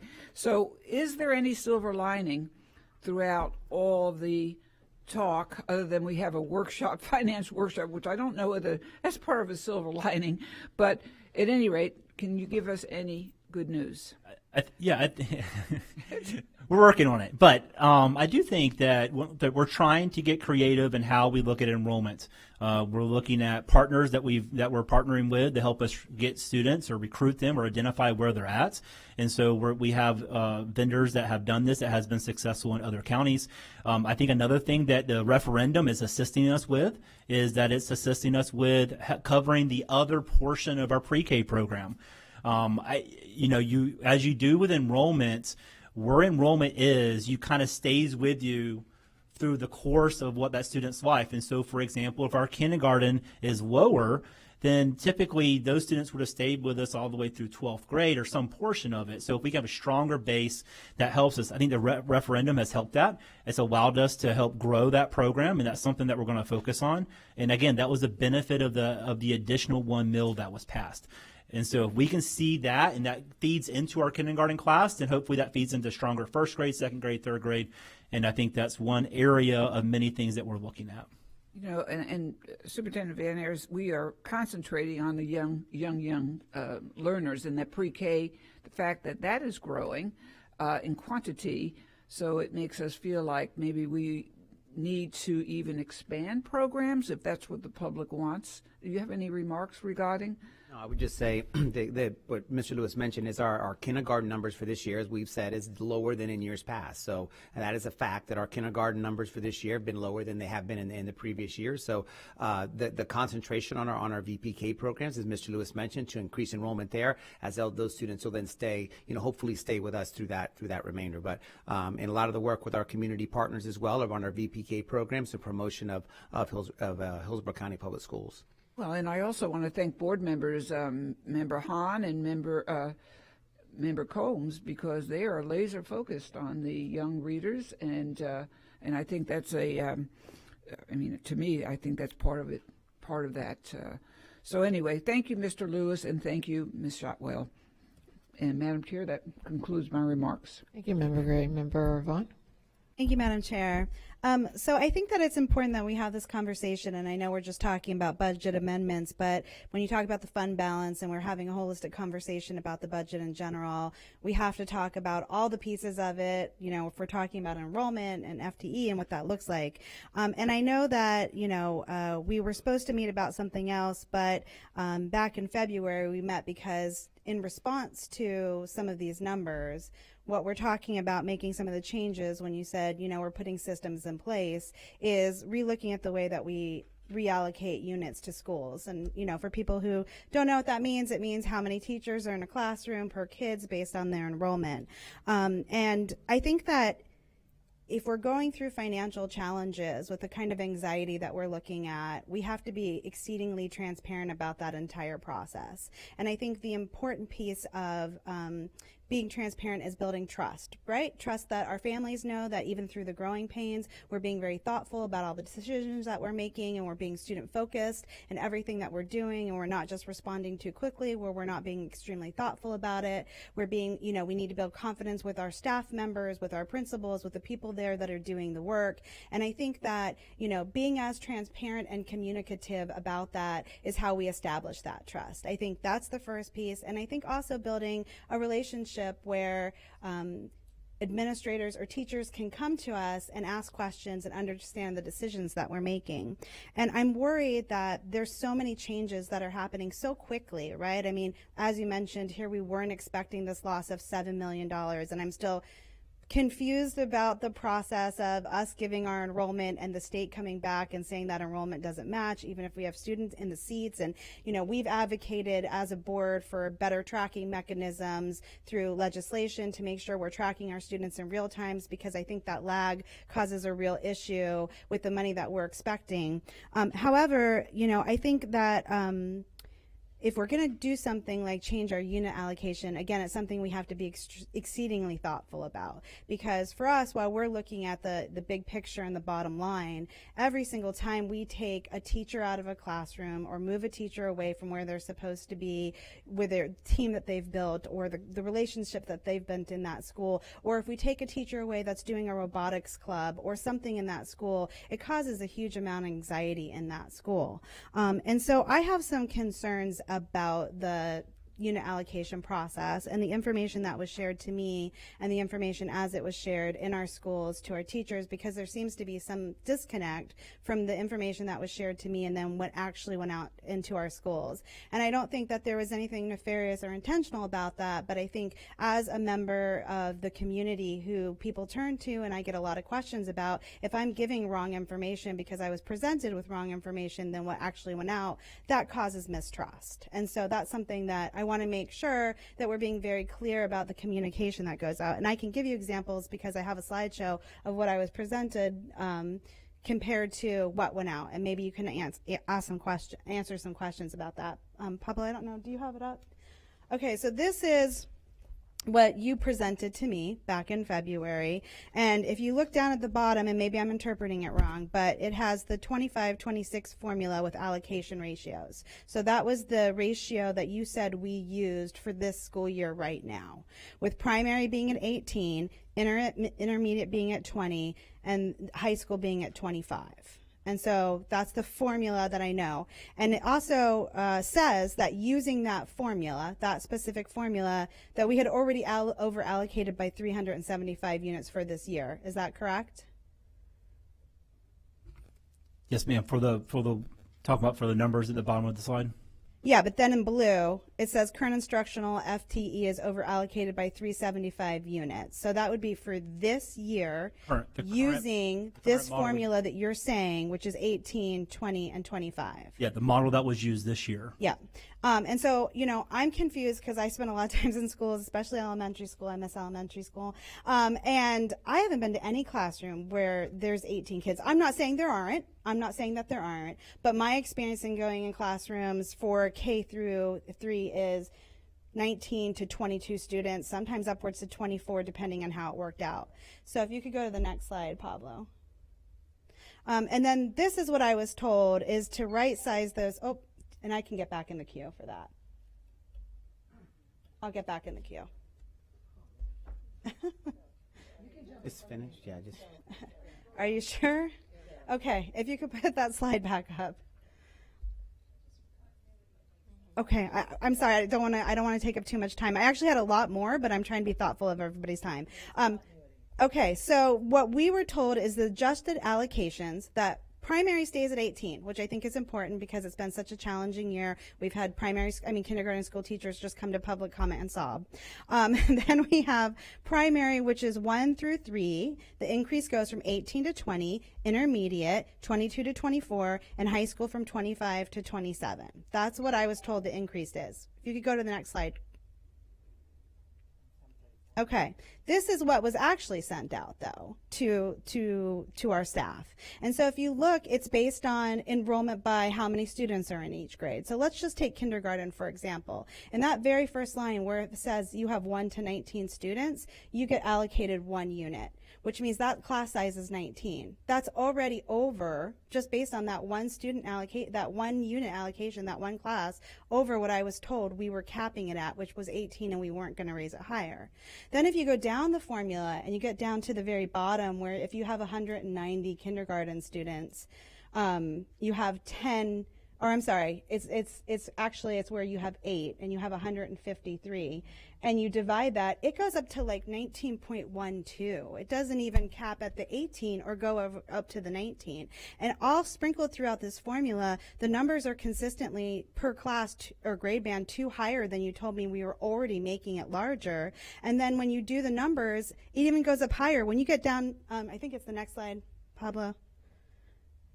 When you go all the way down to grades 5 and you go to that 209 at 8 units, that's like 26, it's almost 26.12 kids in a classroom, in a 5th grade classroom.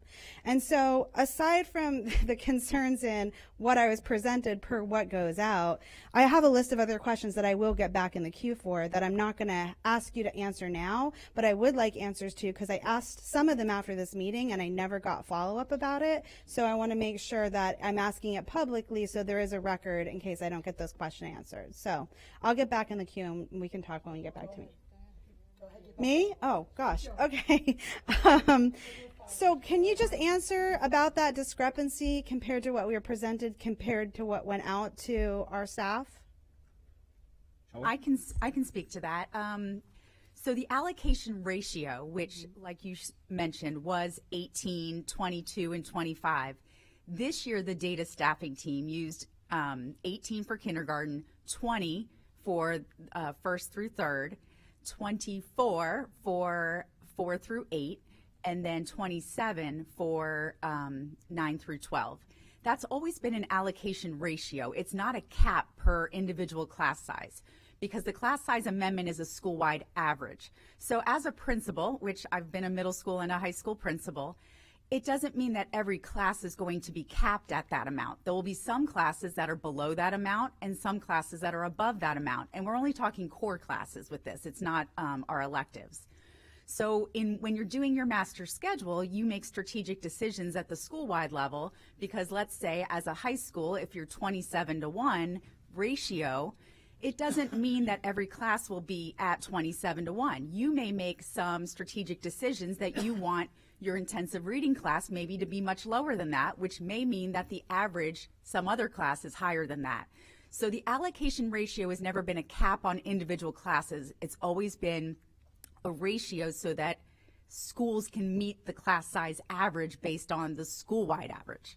I don't know if that answers it. Sure, but that chart that I gave you factors that in, because it's averaging the number of units per the students in that grade band. It's not talking. So even at the first line, where you have 1 unit at 19 students, that's a disconnect from we're not changing the allocation towards kindergarten upwards of 18 in any way. Let me speak to that. I don't know if Pablo can put that, but that's okay. We don't need that up there. But here's what they did. So the staffing team they did something different. This is elementary.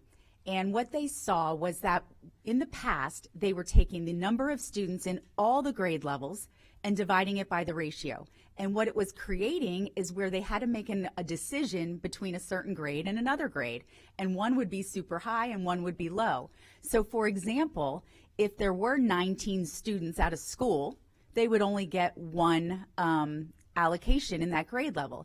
If there's 19 students at that school and you gave them 2, then there would be only 8.5 students. What am I looking at? 9.5 students in each of those classes, right? Yep. So this is where they tried to look at each grade band so that they would make sure that no grade band was overfilled at the expense of another grade band. So this is why they use this to try to determine what the average would be. And I understand your point from 1 to 19, even though that's not what you presented to us. And if that was the case, it should have been presented that kindergarten can go upwards. We hope to keep it at 18, although nothing in this formula lends itself to any kindergarten classroom staying at 18. But that once you get down to 135, 153, you can justify the extra 1.2 in that many number of classrooms to fall into the lower range, yet you guys round up putting almost 20 kids in kindergarten. And so why it may lend itself to 1 to 19, that logic doesn't follow through between once you start to hit those larger grade bands. But again, this is something we can talk about outside of this meeting Wide right now. that the data team did in order to make sure that they didn't I just want to make sure that if it's that complicated, that's what gets presented to board members instead of something else. So again, when I talk to people in my schools, there's not a disconnect from what I told them that I was presented and what they actually are getting allocated, because that breeds mistrust. The questions that I want to ask, that if you can get that to me, is what specific information was used to forecast next year's units? It's a magic number. I asked for that formula when we had the meeting. I never got it. Never once did I get what we're using, historical data, trends from I asked for it, never got it.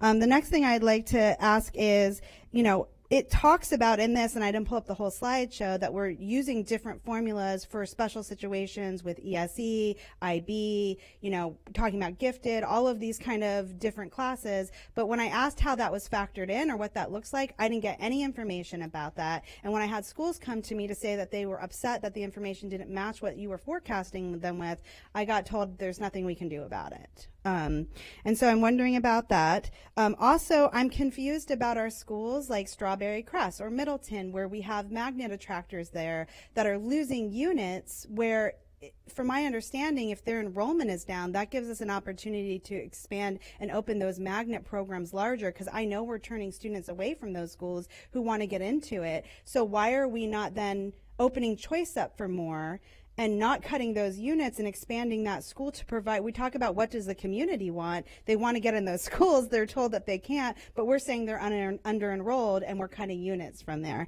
So I'd like to know about that. Also, readjustment, the models. I have a list of other questions.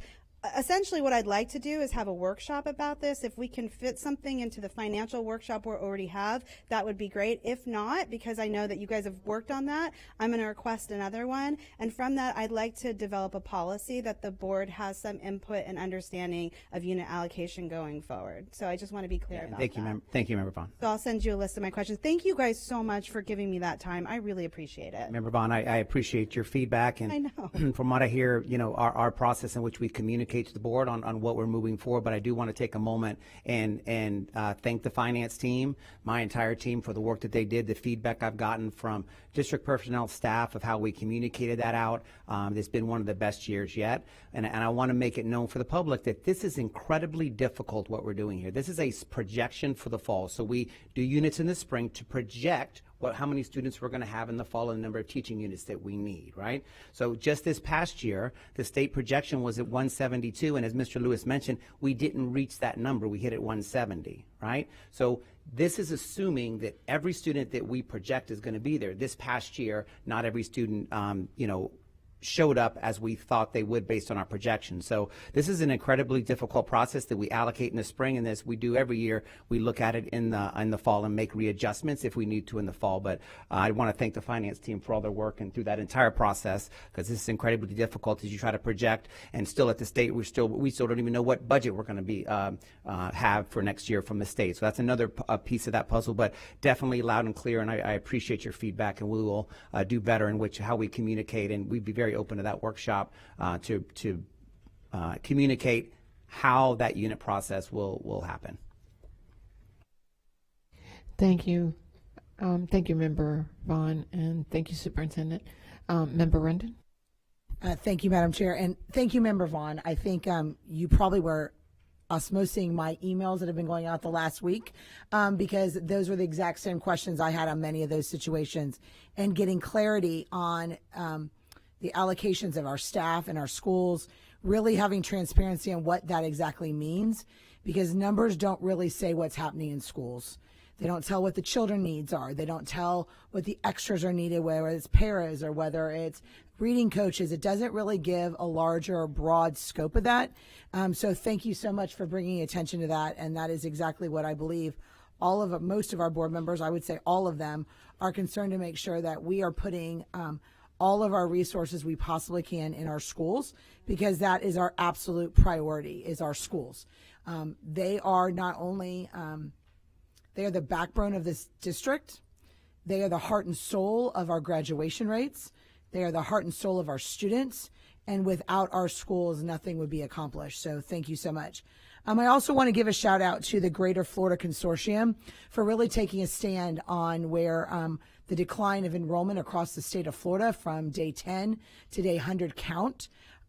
Unlike Hillsborough County is exactly the same as all other counties and seeing that decline in enrollment, but they are also not seeing that increase in charter, scholarship, or homeschool. Those students seem to have removed from the state of Florida, and we believe that has to do with legislative decisions both at the federal and the state level that are impacting some students within our schools.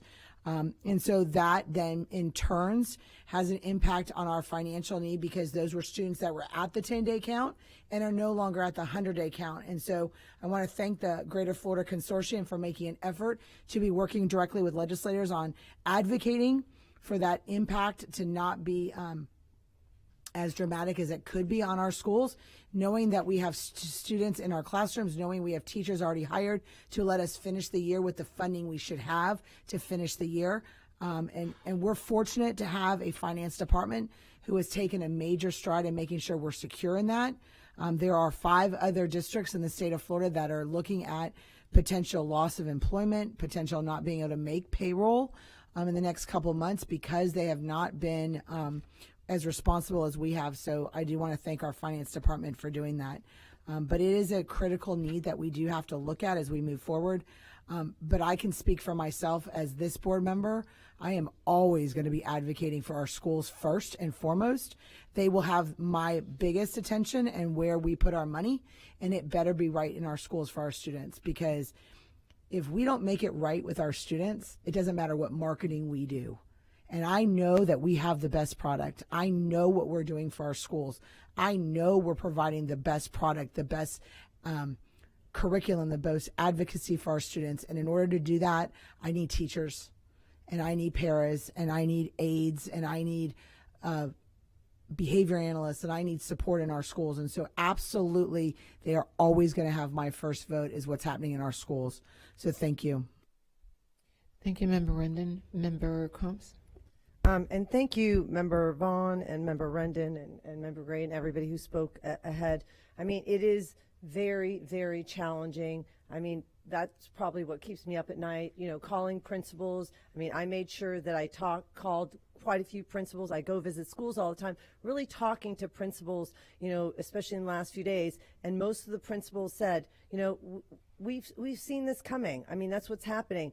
It's low birth rate. It's people not being able to afford to live in Hillsborough County. It's parents making different choices, maybe private, you know, charter, you know, homeschool, whatever it is. Things are changing and things are moving quite quickly. And that's why today we'll be talking about repurposing schools and doing things like that. The one thing that we haven't really talked today is the dismal funding from the Department of Education. I mean, you looked last year at a $40 increase per student allocation. When I look at the energy cost increase, the construction, every contract has gone up by at least 20%. And our teachers deserve a raise next year. And so how do you do that when the state continues to underfund us? What's interesting is in 2023, 2024, the Department of Education removed the financial penalties for class size, but the compliance is still there, but they removed the financial penalties because instead of increasing this per student allocation, they'd rather remove the penalties because you cannot fiscally do this. I mean, for many years I've been saying the enrollment is going to continue to go down. Whatever the reason is, it doesn't matter. And we have to continue to adjust. Our salaries are $65 million every 2 weeks. And for people who say the district level positions is less than 1.6%, I can go to any group, if it's ESC department, the financial department, Any department I go to, they say, I'm working twice as hard at the district level and we need more people. And same at the school level. Every single place you go, people feel the same way. And the most important thing is the teacher in front of the child. That is the most important thing, trying to keep the class sizes. But at the same time, being able to give teachers a salary increase next year. So at the end of the day, it's not a local issue. It's a state issue. To be at a state where it is one of the highest inflations in the entire country here in Hillsborough County, where teachers are going to Feeding Tampa Bay to get food, where teachers are working 2 or 3 jobs. I mean, it's really sad. And when you look across, when you see like Amazon losing 30,000 jobs, Intel, Verizon, I was looking at all these places, Broward reducing 1,000 students or 1,000 teachers. I mean, Pinellas County last year, they started the year and then they had to let teachers go. The one thing I want to make sure is the teachers have the security. I am not happy with class size. I remember in the 90s when I taught, I had so many students in my classroom, and it was really tough. But at the end of the day, our FTE has not really improved a lot from the 90s. It really has staggered. And as a matter of fact, when you look at the voucher system, they overpaid last year by $400 million, and this year will probably be another $400 million. But nobody talks about that. If we could even get a fraction of that, we would be able to have a class size reduction. So let's talk about the real issue, which is the state funding. Thank you, Member Combs. Member Washington. Thank you, Madam Chair. Projection is very difficult, Jamie. So you guys, it's difficult. I understand, because being an area director at one time, we gave units, Chris. Remember, we used to give out units, and we used to project the units, and we were never exact. It's either over or under, and mainly it's always under. And when we used to give out units to the principals, they used to, we need this, we need that, but we had to go by the units. So the workshop is going to be very important for us to have. And again, about the difficulty of trying to calculate, it's very hard, especially the way times are now at the state level. So, if you come within the ballpark, you're pretty good. That's the way I look at it. You're pretty good. You want to say something about that, Jamie? We'll cover more of the workshop, but I do think that's why we have different points in time too. We obviously look at enrollment and stuff all the time, continuously, but we also look at see what happens when school starts, because that's when reality kind of sinks in, and then we work as for any changes that need to be done. And so I think that's important. And as we looked at last year, our projection was one thing, and then we started school, it was obviously lower. And then we're continuing to see that trend. So it's challenging, but we try to do it and look at it. But we wanted to make sure everyone knew that we never just stopped looking at enrollment. We look at it continuously. We partner with other departments like Choice and all that. And this has been a collective effort by many people on this cabinet and people throughout the district. We're just trying, to your point, to do the best that we can project, and then work with individuals to make the best plan possible. Thank you for that explanation. So we're looking forward to that workshop. And let me add something on to it. When I was a principal, they could never give me enough people. Never. And all principals in here know that, because you want as many people as you can on your campus to help out. Right, Mr. Young? Always, always. So thank you very much. Thank you, Member Washington. Member Gray. Thank you, Madam Chair. I go down memory lane years ago, and this goes to Member Combs' point. And this was Earl J. Leonard, one of my teachers. I remember we had a history class of 52 students, and I remember that because there was always a shockwave when more students came in. Trends come and they hopefully go. Right now we are seeing the trend of lower student engagement, not only engagement, but actually coming to school. So what I want to say, though, Mr. Lewis, your team, your number one focus with all the reallocation of units and reallocation of school sites, which we'll talk about shortly, your number one focus, and I know it mirrors Superintendent Van Ayers, is so we can have the money during bargaining session to give our teachers and our leaders a raise. That's what's happening. We have to cut lots of corners. But the number one ingredient to a successful academic environment is having having the ability to give teachers a raise that they have to have. There's no negotiation. I mean, they have to. They can't make it with what they have. And also our principal site leaders and their leadership. So with that being said, I appreciate what's going on. And as Member Washington said, we see times when things get very tough, and I know, Member Hahn, you remember fund balance was below. We were 2 weeks away from a paycheck. Those are times that we are getting kind of near, and the principals are very aware of what's going on. So at any rate, but I appreciate the absolute philosophy, and I'll call it that, paying our teachers, being able to give them their due salary when we're in negotiations, and our principal leadership. So thank you, Madam Chair. Those my remarks. Thank you, Member Gray. Member Vaughn? Thank you. I appreciate all the thoughtful feedback from my fellow board members. Again, these are hard times and hard decisions that have to be made, and I think everyone's going to have a different perspective depending on who they're hearing from and what that looks like. And while there's probably, not one, I am an absolute gigantic advocate unapologetically about paying our teachers a livable wage at every single chance that I get.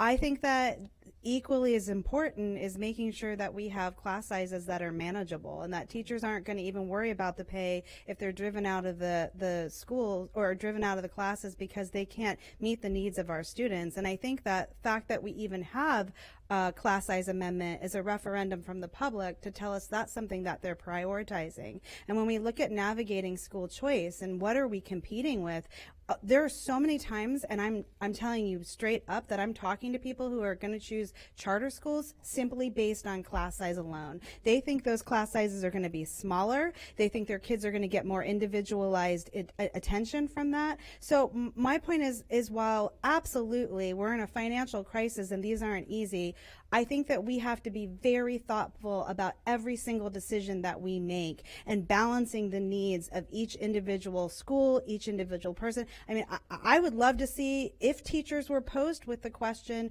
would you prefer a larger step or smaller class sizes? I would love to see what they have to say, because in here where it says it's built in for, getting feedback from principals, which is a whole other piece that I didn't even talk about, but we belabored the point and talked about this so much, the engagement from principals with this allocation and their feedback, which was not built into the process, or the people who are making the decisions being so disconnected from the school sites, is the fact that teachers don't necessarily understand what's going on. Maybe our principals do. Maybe our principals have a much larger connection to the fact of the decisions that are being made and the legislation, and maybe they watch the board meetings or they have conversations with their regional superintendents. But if we're not out there doing the presentations and giving this information to the people in our schools who don't have time to watch the news, who maybe, depending on the principal, it's getting down to them or not, they don't necessarily know this. And when they see the units are getting cut, I can tell you they think it's because people are sitting back at the district who don't care about what's going on in the classroom, that are completely disconnected and making decisions that don't put them first. And when they're thinking about, do I want to stay in a job that's going to underpay me and leave my school where I've built relationships and drive across town that's far from me and sit in traffic for an hour to a new school where I don't have relationships, there's a good chance we're going to lose that teacher, and it doesn't matter if we're going to be able to give them a step. And those are the conversations I think we need to be having. Thank you. Thank you, Member Vaughn. Member Rendon? Thank you, Madam Chair. And thank you, Member Vaughn, again. I agree with you. I think there was a reason those class size amendments went into effect, and that was the public wanting to do that. And let me make it very clear. I think Member Vaughn brought up a very good point. People will say, if I can go to a charter school and get a smaller class size, I'm going to go do that. Don't forget, they're getting the same FTE as we are. If they're providing that same product that we are, we've got to make sure we're looking under every stone. We're going to make sure we have to answer to everything. Why? And I don't have the answer, but it's something we as a district have to look at. Superintendent, that's why I'm sure you've heard it from more than myself, but we have to look at every angle, every stone unturned, because they're getting the same FTE, and we should be better. We are better. Without a doubt in my mind, we are. And so we have to, if we are having to reduce, having a student go into a high school class of an AP class at 34 is unacceptable. It's unacceptable, but that's what we're proposing. Those classes, we want to give every student the opportunity for an ACE class, not just the ones that have the 4s and 5s. We want every student to learn to critically think. We want every student. That was the big thing about ACE, that we gave every student. So we've got to look at all of these aspects, and we have to look at all throughout the entire district how we're spending our money. It's critically important that our students and our teachers and our school staff are 100% first.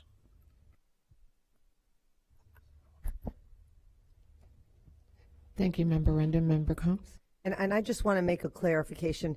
Thank you, Member Rendon, for saying that charter schools have the same FTE. They have the same problems. Their classes are not smaller. So I want to clarify that, because I have been to Henderson Hammock. I have been to many charter schools, and their classes are just the same. They have the same issues. The reason the class size amendment went away is because the Department of Education can't have that and not pay us. I mean, that's bottom line. That's what happens. You can't say you need to have a smaller class size, but you're only going to give me a $40 increase by FTE. I mean, come on. I mean, do the math. It's the finance. At the end of the day, it's all comes to financial. And the FTE right now, to be in the middle, would have to increase by about $12,000 to be with the national average, and we're looking at like $40 or $60. Okay, I mean, it's ridiculous. Thank you, Member Combs. Finally, I get to say something. So, I have a question. Do we have a number of how many students are homeschooled right now? Yeah, I don't. I can get that. I don't have that off the top of my head. I don't know that number. All right. Do we have a correlation with the amount of students we're down and the amount of students that are currently being homeschooled? We'd have to get those numbers for you. Okay. Why haven't we done that to date? So our students that are accepting the FES scholarship in our homeschool may never have been within our public school system to begin with, so it's hard to track how many students we would have lost to homeschool if they never entered our system to begin with. But we can absolutely get those numbers of what our homeschool numbers are. I know that it's been on the rise, and as with the vouchers as well. So, but I hear you, and we'll get that number for you, Madam Chair. Because that trend, might be the reasons for, our decline in enrollment.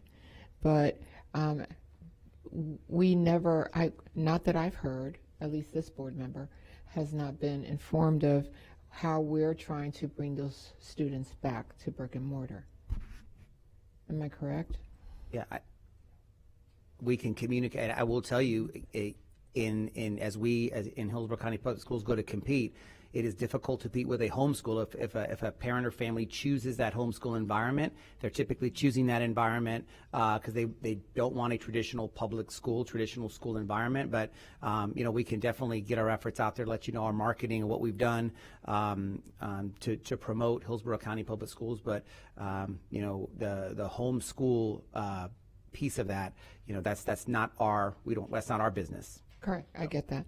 But can we consider looking to see what the decline in enrollment with us and the increase in homeschooling and what they have, the correlation between the two and the possibility of... Mr. Morello may have some numbers over there. So we've been monitoring those numbers, and since last year we were around 9,000 students, and that doesn't affect directly Hillsborough County Public School students. That's just all around.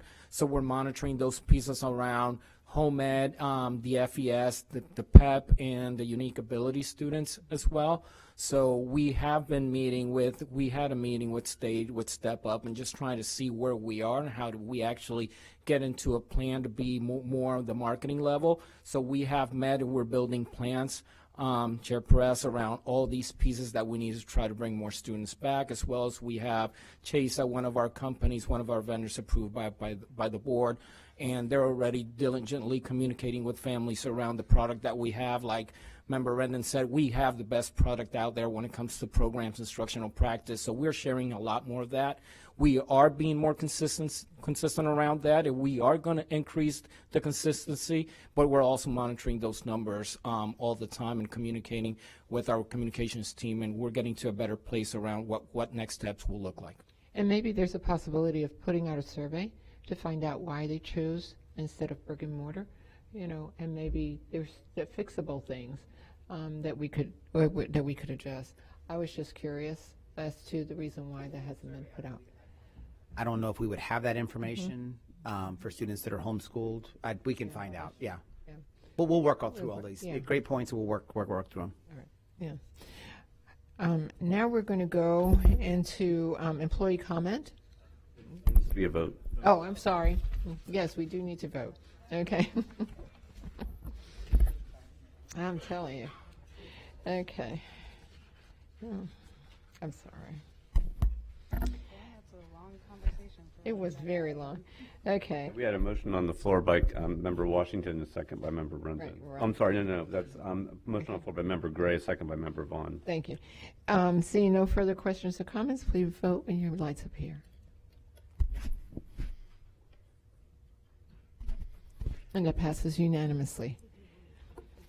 Now we're going to go into employee and student comment. We will now take employee comment, employee and student input. Even though we hear public comment at the beginning of the meeting, it's sometimes difficult for employees and students of our district to attend meetings at 4. There are many ways for employees and students to make their voices heard, including through union representatives, emails, phone calls, one-on-one conversations, and public comment at the beginning of the meeting. The board wants to hear from you. With this section of our agenda, we are creating another avenue for employees and students to speak to the board. We are setting aside 30 minutes for employees of the district to speak to the board about any issues that are on your mind. This is not intended to be a discussion about specific agenda items on today's agenda, but rather an opportunity for you to speak to the board about any issues related to your job or the district. Each speaker will have 3 minutes. I will now call the only employee that's here.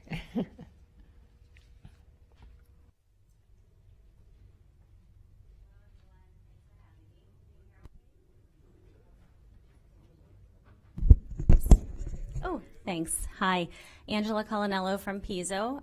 I've heard they say that you should always stand, even if you stand alone, so here I am. I know my backbone is behind me, and many of my other backbone are home with their 7-month-old babies, or they are coaching volleyball right now, or they are writing curriculum for you. So I am here representing as many as I possibly can. I come from Pizzo Elementary. First, I want to say thank you, Ms. Vaughn, for your social media this week, and I want to say thank you, Ms. Perez, Ms. Combs, Ms. Gray, talking about social emotional, which has been kind of ripped from us as well. So thank you, everyone, for advocating for us. Trying to fit a lot into our 3 minutes here. So I sat up here and we're talking about Idea Victory. We're talking about Woodmont all being renewed, all the charter schools. And in my mind, I just have to say, okay, well, here we're Pizzo. Can we renew too, right? Because we all know what is supposed to happen after next school year for Pizzo Elementary. We've also met our goals, and so we're kind of asking, I'm asking for all of us, please don't close us down in the next year or two. We all know or speculate reasons why, but we do want to ask for renegotiations. We want more teacher and family input. The opportunities for family to give input was nearly zero. It was a very, very, very small meeting, very unadvertised. And so I don't know if our parents in our community had enough time to actually give their input and share what they need for their students. With that, I constantly in the back of my head, I think about Just Elementary and Stewart Magnet, getting their $77 million to rebuild their building. So my question is, where is our $77 million? Can we have some too? So we're going to sit up here and we cry about the $8 million that will eventually cost us to keep Piso open. So throw us some bones or something. Like, I would like us to reevaluate that and figure out how we can close that gap and not have such a discrepancy. Why there's $77 million set aside for one school, and we're kind of, as I said, crying about this $8 million that will eventually start costing us in the long run. Again, we understand budget, we understand what's going on with the university and whatnot, but we're just asking for some help. We're asking that you don't close us down. We don't think that the plan is ready. Shifting 200 kids to each elementary school all around is not going to go into that allocation number. It's not going to serve the students and prepare them for life. I'm just asking that we renegotiate, we reevaluate, and we kind of need another year because I don't think our plan is set and ready yet, and I think that it's not fair and it's not time. I just need a real quick math. 200 students divided into maybe 6 grade levels within 5 different schools. That's about 33 kids going to each grade level at these 5 schools that you're trying to push our kids into. And if you're not putting another unit there, can I say that's 6 or 7 children going into each classroom? So when you're putting 6 or 7 more children into a classroom, imagine the effect that that's having on the students and the teachers. Thank you. Yes, thank you all.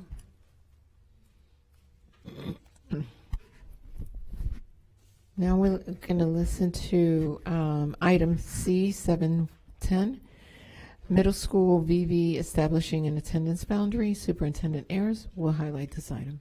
Thank you, Madam Chair. And before I get into each individual one, 710 through 715, I just want to, these next 6 items, the board, that you're going to hear them again. This is the first reading. You will hear the same 6 items again on April the 7th. So just in summary with these 6 items, they represent a coordinated set of attendance boundary and grade configuration actions that are part of the district's longer range planning for the 27-28 school year. I want to also remind the public, this is not for next school year. This is for the 27-28 school year. Staff developed these proposals through a comprehensive review of enrollment trends, school capacity, and facility considerations, along with a community engagement process that included school-based meetings, stakeholder input, direct family notifications, and information that was shared publicly. These recommendations represent our fiscal and operational stewardship to ensure our vision, preparing students for life. So again, these next 6 items, we're going to go now to 710. So we're going to go over the first one, which is 710, which is the attendance boundary for middle school VVV, which is what would the GMP that was just approved a month or so back. So this is the attendance boundary for that middle school VV. The South County area continues to experience growth, resulting in increasing enrollments. Middle school VV will provide continuing relief to the growing residential communities and alleviate overcrowding in South County middle schools. As part of the boundary change process, community meetings were held on December 11th and January 15th to gather public input.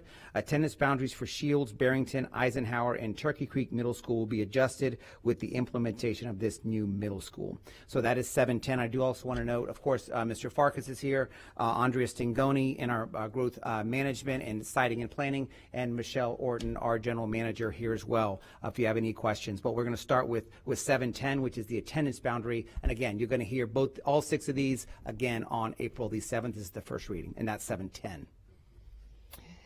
Thank you, Superintendent Ayers. I need a motion. I have a motion by Member Rendon and a second by Member Washington. Member Gray, you pulled this item. Do you have any questions or comments? Yeah, thank you, Madam Chair. And I did want to, and I apologize, board members, but I did want each of those changes to be said and understood in the full public domain. 710 middle school in Waimama, 711 Piso closing, 712 Graham students going to Broward, 713 Madison middle school to include Monroe middle, 714 expanding boundaries for Young Magnet Middle School, and 715 reconfiguration, Sulphur Springs reconfiguration from K8 to K5. My understanding is we are now we should always be maximizing our financial means. And those are very tough choices. And we're talking about tough choices tonight because here's some more. And it's going to be uncomfortable for some. It's like ripping Band-Aids off, but we have to at this point in terms of what I'm seeing on the various finance reports. I also think very much that when I live right out in Southeast County, the growth there is tremendous, while other parts of the county it's decreasing. And I know, Member Washington, you know that in your district. So the hope is that these changes will reflect the changes of residential places where people are living. Also, I do know when we did the middle schools long ago with Mary Ellen Illia, superintendent, we did have town hall meetings, and boy, oh boy, they were crowded. They were crowded because the public were obviously very concerned where their students or where their children would go. But lately, and I'll go from 2020 onward to 2026, I've had town halls everywhere, and I know some of you know that, human trafficking, and I can't get parents to come. And it's not just me, it's just getting parents to spend time in the evening because some of them are working 2 to 3 jobs. They're putting their children through soccer, through baseball. I think, Mr. Farkas, you put your child, you've been spending a lot of time, was that football or what? Soccer. There's so many demands on parents now that are just, they're relentless. And so I think also that might be a telling reason. I know we had a public comment about that. I appreciate that. I'm sorry, I don't remember your name. But the parents is having a hard time coming to these meetings. And it's not like the 1985s when we had Mary Ellen Illia town halls. Just not. And I remember them clearly because I had to go. Also, I know that you're having public hearings, and we have another one April 7th. And I also know you had 2 to 3 town hall meetings. But when you have these town halls, you learn maybe that something else needs to be done for communication's sake. So I think we're still, we have plenty time. We have plenty of time, 2027, 28, to expand that communication. So all that is to be said. Mr. Farkas, it's your turn to, maybe it's Superintendent Van Air's turn to go through each of these. I don't know, you want to go through each and have a vote on we're each? Just gonna do From 7. a legal standpoint, these are all individual agenda items. They all need to be discussed and voted on separately. So you can talk about them holistically, but each one has to be done separately. Okay, well, I'm including my remarks because I just put them all, together. So thank you, Madam Chair. Thank you, Member Gray. Member Rendon? Thank you, Madam Chair. I have a clarification because I did not see any additional meetings on any of these agenda items. Are we having additional public meetings? We are not having additional public meetings. We still have the website up where they can provide feedback there, but the community meetings were before it came for this first vote. Okay. So, as we move forward and have those, I feel like as a board member, I can not only be advocate for what we're doing, but I feel like we could be a resource. I would have liked to know when those meetings were to go myself. So even though I'm not a parent at the school, I represent those schools, I represent those students. And so I think we can be a resource to get that word out even more on our social media, wherever we're at. It wasn't on our school social media because I get that social media on mine from Hillsborough County Public Schools. And I would have liked to seen it on a larger scale. This particular boundary shift is so vast and so large. So it really does encompass so much of the southern part and southeast part of Hillsborough County. And so some people don't even recognize, because it's out in the middle of nowhere in Fort Lonesome, that those kids are still going to Turkey Creek, that it will be closer to go to that new school. And so I think it would be vitally important. And for them to get to Eisenhower at 6 o'clock is an hour, if not an hour and a half. And that's on a 2-lane road if you get behind a tractor. So let's be clear that I want to make sure families are very clear, because that is where the growth is, and we want to make sure they're aware of where the development is. I also want to put on record that when we voted on this item, I did ask for K through 8th because I believe that's what the families want out there. And I think that's how we're going to fill our schools. So I just want to make sure I'm on the record of that. But I do appreciate you guys sitting down with me and really looking at road by road so we make clean lines. So 672 or 674, we're going to have a clean line so families understand we're not jigging on the next street. It's clean lines, major roadways, so that they get clear understandings of where these boundaries are at. I think that's critically important as we move forward, to have that good, clear understanding. It's if you're on this side or that side, this is where you go. So thank you so very much. Appreciate it. Thank you, Member Rendon. Seeing no further comments or questions, please vote when your lights appear.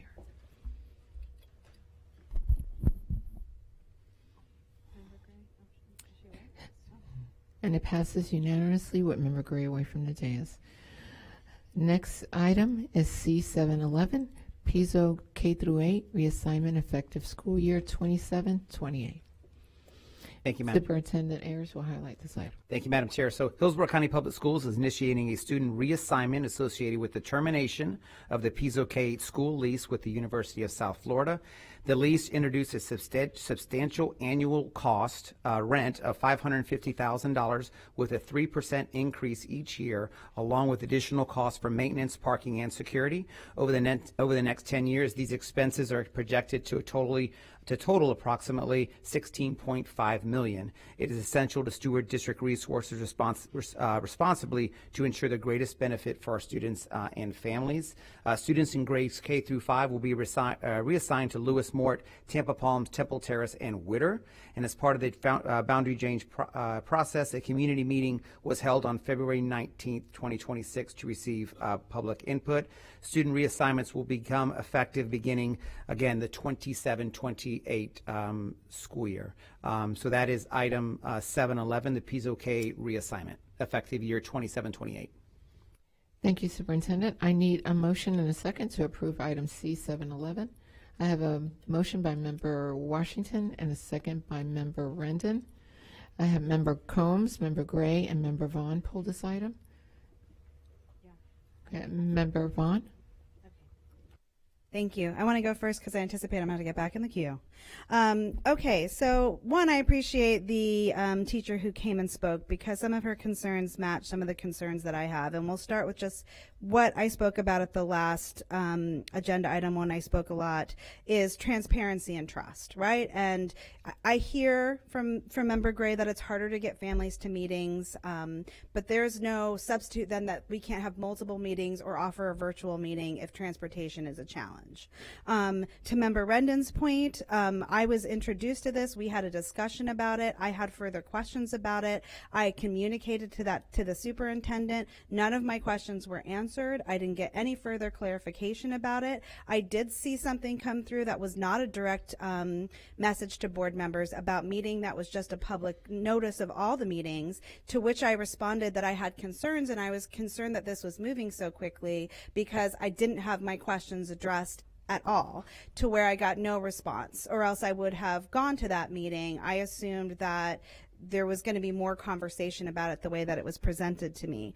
So I do have concerns not only about Piso as a board member who sits on, whose district it's in, and all the other schools except for Witter will be affected. So it's very important to my district. But as somebody who spent a lot of time there when I was earning my degree through USF, they had a very reciprocal relationship with the Department of Education. So I did many lessons in there, and I spent a lot of times almost to a full internship there. So I'm very intimate with Piso and the benefits and how much it contributes to our community in general. Again, with that relationship with the College of Education right there, how important it was to be able to just go over there and engage. I'm concerned that families don't want this, and I'm really confused why we're having meetings to gather feedback that when we get the feedback, we're absolutely not responsive to it.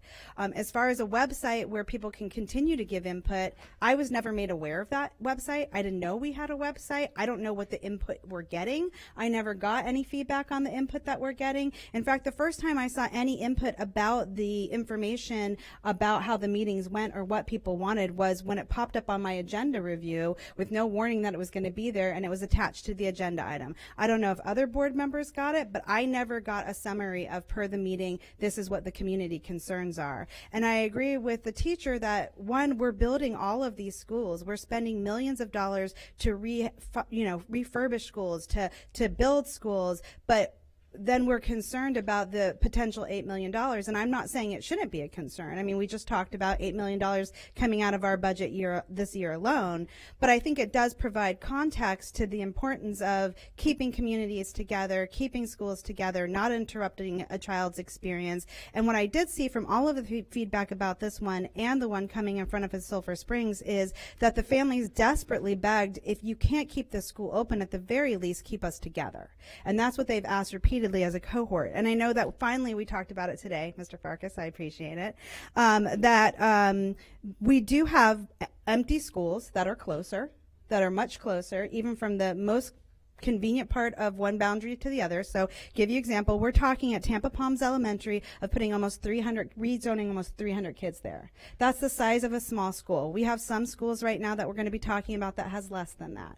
You're talking about Moore Elementary, which both of those are barely hanging on to their letter grade. They're fragile schools because of their ELL population. We're talking about at Moore Elementary, which has done a fantastic job being successful despite their challenges of putting almost 260 kids at that school.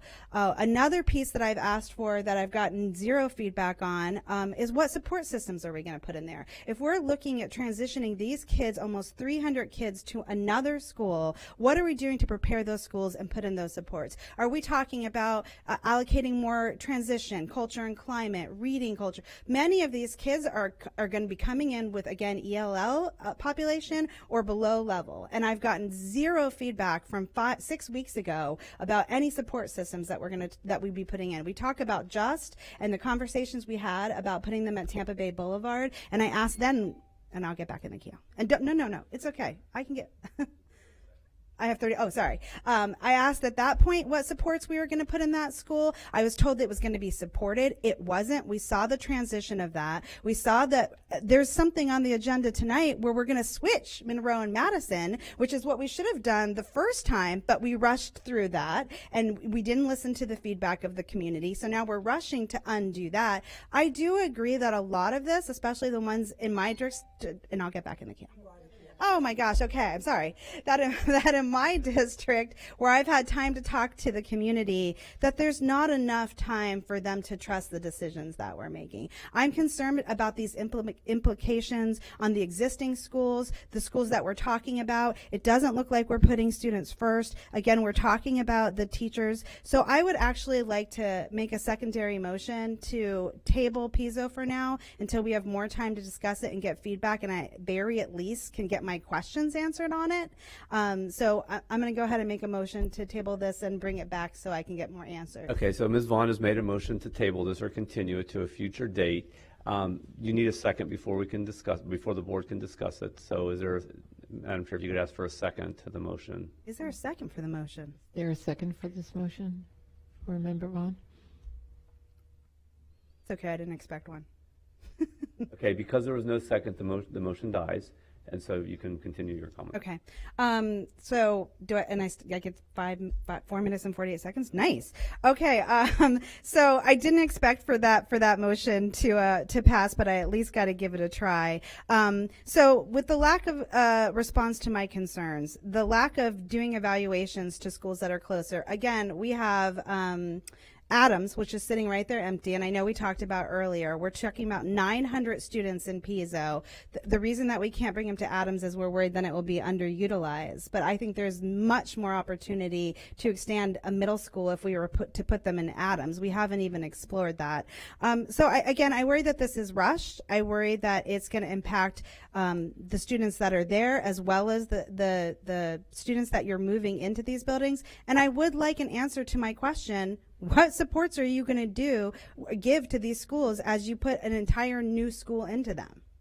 We'll start over here with Ms. McCray. Yep. So when we did our boundary meetings and when we do meetings that discuss support for schools, we have to identify what students are actually going to go to those schools. When you are putting supports, you want to do it to the student needs. We can't dictate that now until we know what the enrollment is going to be of those students. Are they getting majority 4th and 5th grade? Are they getting majority pre-K to kindergarten? We don't know. Are there academic issues or behavioral issues? You don't know until you identify what kids are going to what school. So next year, when we get to the unit allocation process and we identify what students are going to be enrolled, we're going to look at all of that data to determine what the supports will be for those individual schools. Does that mean that you're not going to stick to the very tight unit allocation where there's no room for wiggle, and we're going to be thoughtful about this? And when that comes up next year, if that means they need an extra reading coach or a culture and climate teacher, you're going to look at that. This will be on top of, yes. For the record, yes, this will be on top of. And why did that take 6 weeks to get that response? I think this was discussed when we had our board workshop about making sure that we get some supports in those schools. We did that for this last round of boundary meetings. Well, then I would have appreciated that when I asked the question in a follow-up email. I could follow up. Sure. Member Vaughn. So this, so we'll ensure, on the record here that we've got the supports in place for the schools that are going to be receiving students. But I do want to also add, if you look at the cost and the operational efficiencies on the capital side, I also want you to remember. So how we're going to be able to do that is, remember, if we were to take Piso and move over to Adams, you would incur. You would keep going with the operational costs of about $800,000 a year when you figure a principal, 2 APs, all down the line of people that are staffing Piso. So you're by doing this boundary reassignment, you have the capital savings, but you're also coming at about an $800,000 operational efficiency and savings as well.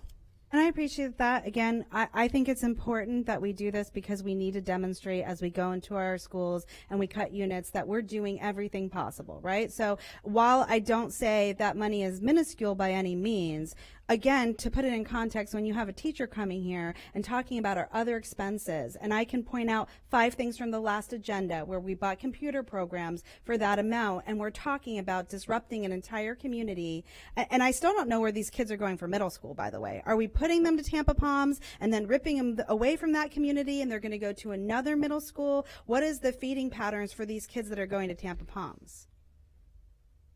They will continue where they're living. They'll continue their middle school assignment. We have not changed their middle school. So for a majority, what is that of those students? Because it's not Liberty. Well, for those Cross-Fletcher kids. Students at Piso are there on choice. Sure, but the kids who are going to be in 5th grade that are then going to go to Tampa Palms or Mort, where are they going to go for middle school? Where does the bulk of them go for middle school? Because it's not Liberty.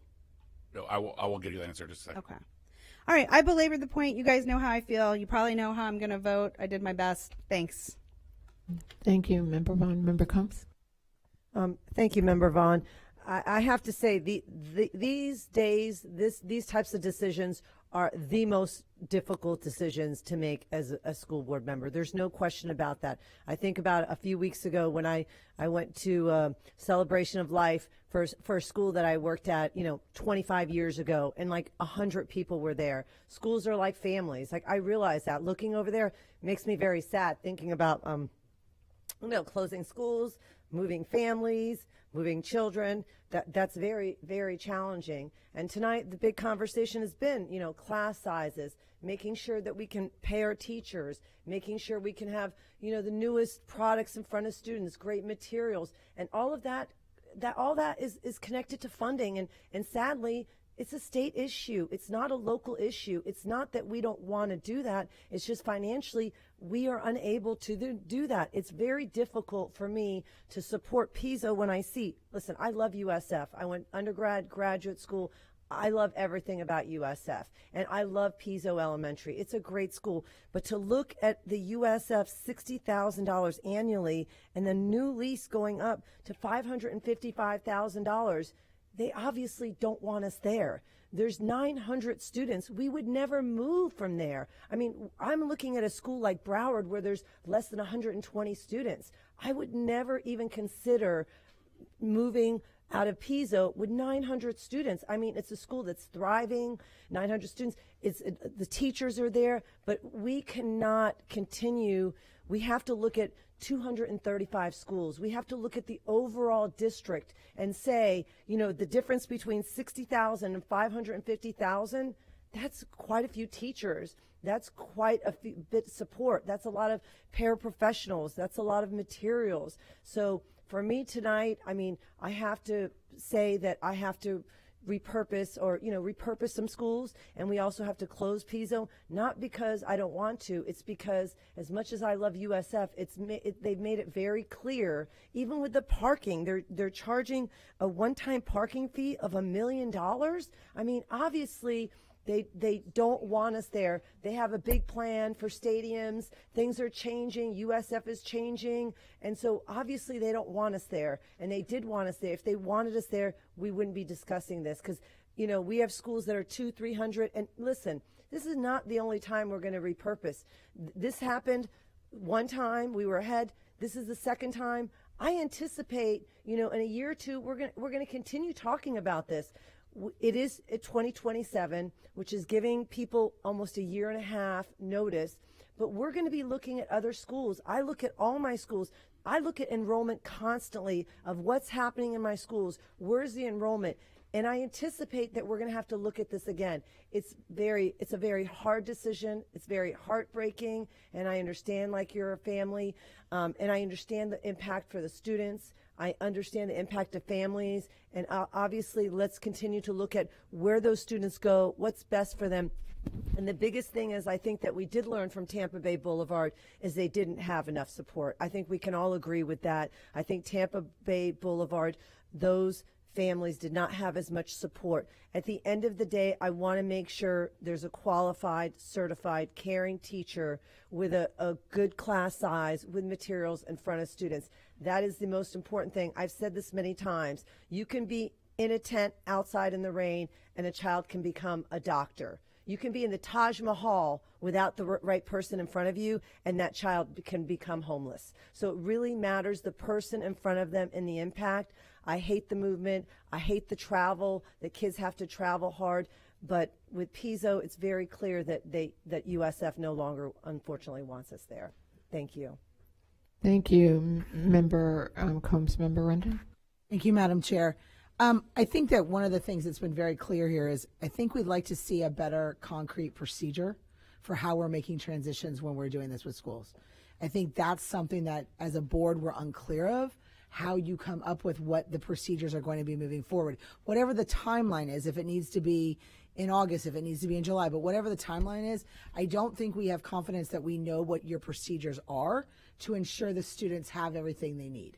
So I think if we could come up with a transition plan when we do this, when we either close a school or we combine a school, whatever that looks like, if you guys could come up with a set of procedures that your staff use, I think it's not only good for today, but it will be good in the years to come as we make transitions. Because I think like we talk about Tampa Bay Boulevard, it was a critical situation where I believe we had unit allocations, but we did not have staff. And so I think that was critically important that transition occurred without that critical staff in place. Yes, you allocated for a position, but without that position, it didn't matter how many you allocated. It still didn't provide the students with the needs. And so we've got to make sure we do that. So I would ask that. I would also ask that part of those procedures be a way in which we are making sure those families know the choice windows, that we go and make sure maybe those schools have those magnet fairs, have those choice options so that families, it's in their back door, they understand since they're being critically done. And then lastly, I'm very saddened by this transition for us. not only because Pisa has been a great school and it's been in a great location, and we've got phenomenal teachers and staff at Pisa, and I've thoroughly enjoyed my time that I personally went out there and was able to take some legislators out there. But I'm very saddened at the fact that the University of South Florida is a driving economic source as well as an education facility in the state of Florida. And the fact that that collaboration between Hillsborough County Public Schools and USF cannot continue to future educate and create the future educators of tomorrow is saddened. I said it when we had this decision last time when we had to renew the lease. This is a sad day in Hillsborough County that one of the largest universities in the state of Florida is not partnering with the 7th largest school district in the country to develop future educators for this country. And that is sad for the state of Florida. It's sad for Hillsborough County, and we need to do better. Hillsborough County needs to do better. USF needs to do better working with us. That could have been a phenomenal school like the lab school at Florida State University, and we could have really been developing the next level of educators from a technology point of view, from an education standpoint. And so it's sad that we have to make these decisions because the renewal of the lease and the uncooperation of USF and working and partnering with us. So I just find it to be a sad day that we have to come to this place. Thank you. Thank you. Member Vaughn? Thanks. I had one last question. You said it's going to come back in April. I'm not familiar with this process. So is there another opportunity for, even though you're not opening up a meeting for family? Yeah, boundary changes in Florida require 2 meetings or 2 hearings, and so this is the first hearing. You'll have a second hearing, so you'll have to vote on this twice. Okay.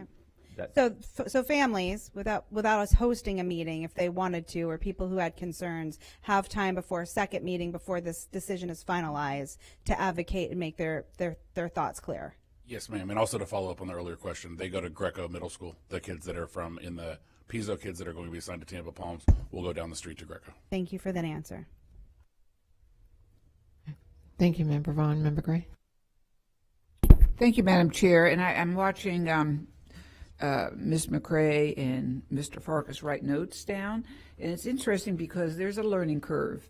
And you're appreciating the learning curve by taking notes and the remarks. And I can appreciate Member Vaughn's,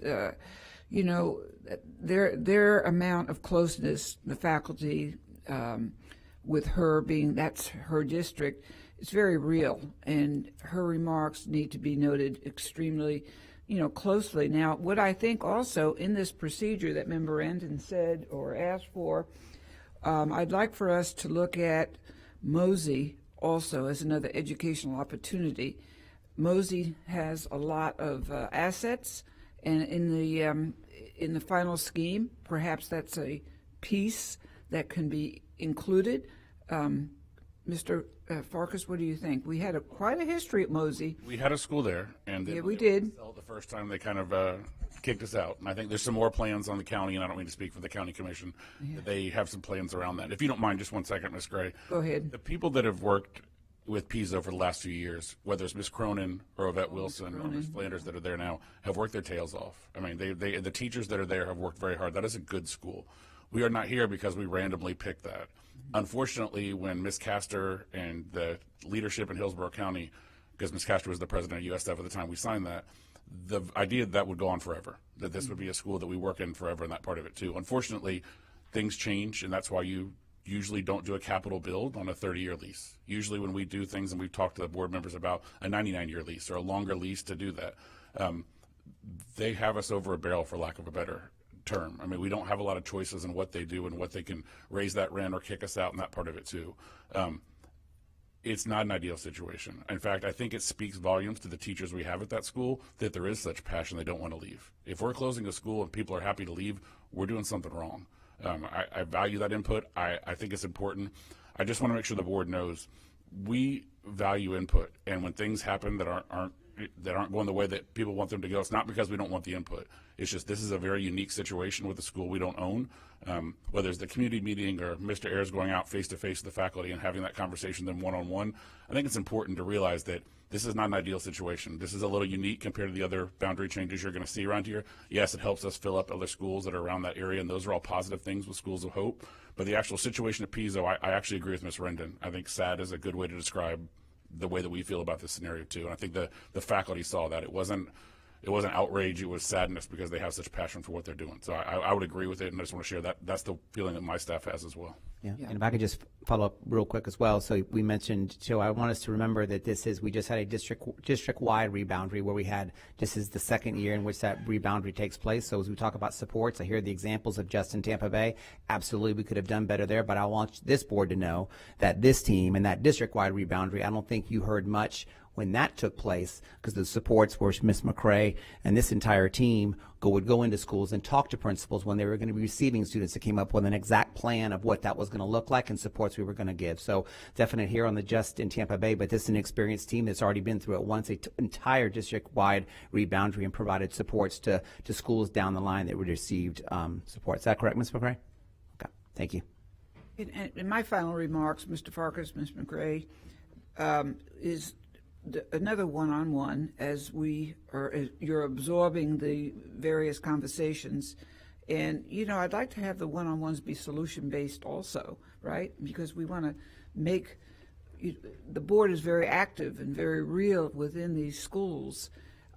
So I'd like for those one-on-ones to be, solution-based as well. And that's my remarks. Thank you, Madam Chair. Thank you, Member Gray. I'm going to, co-sign on everything that my board members have said. First, if you could provide all our fellow board members with information that we can post, that we can send to our social media, our parents, that we could provide to them when it comes to, because I know I didn't receive anything.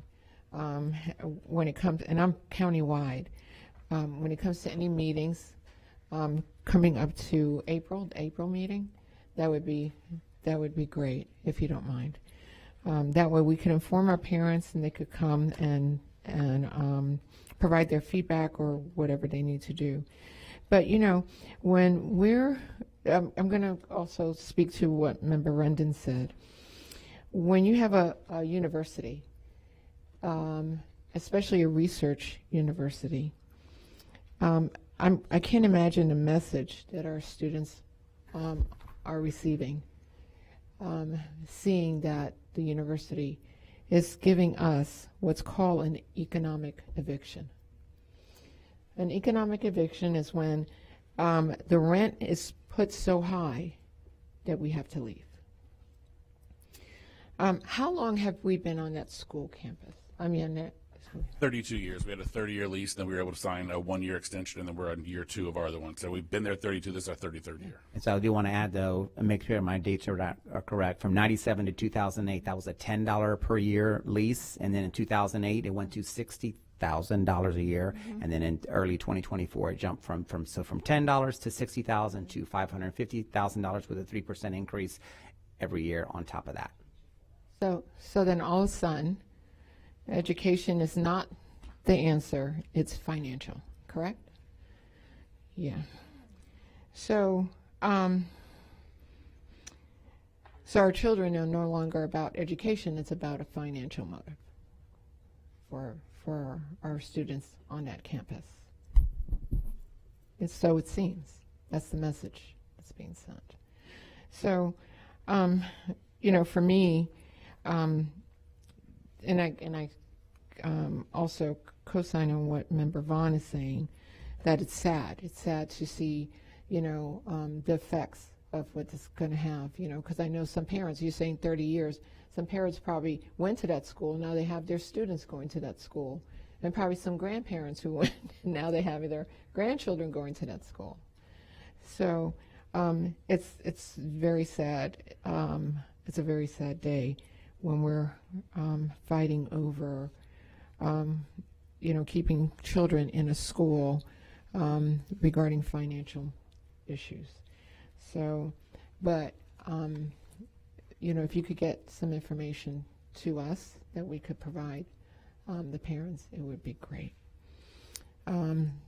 With that said, no further questions or comments. Please vote when your lights appear.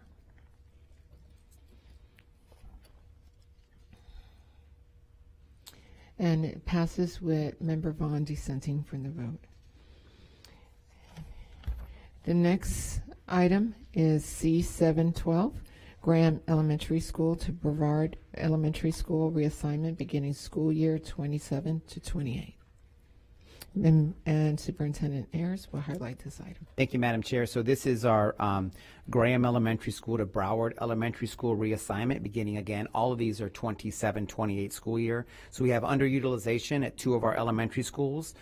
So we are implementing a boundary change to merge the attendance boundaries of Graham and Broward Elementary Schools.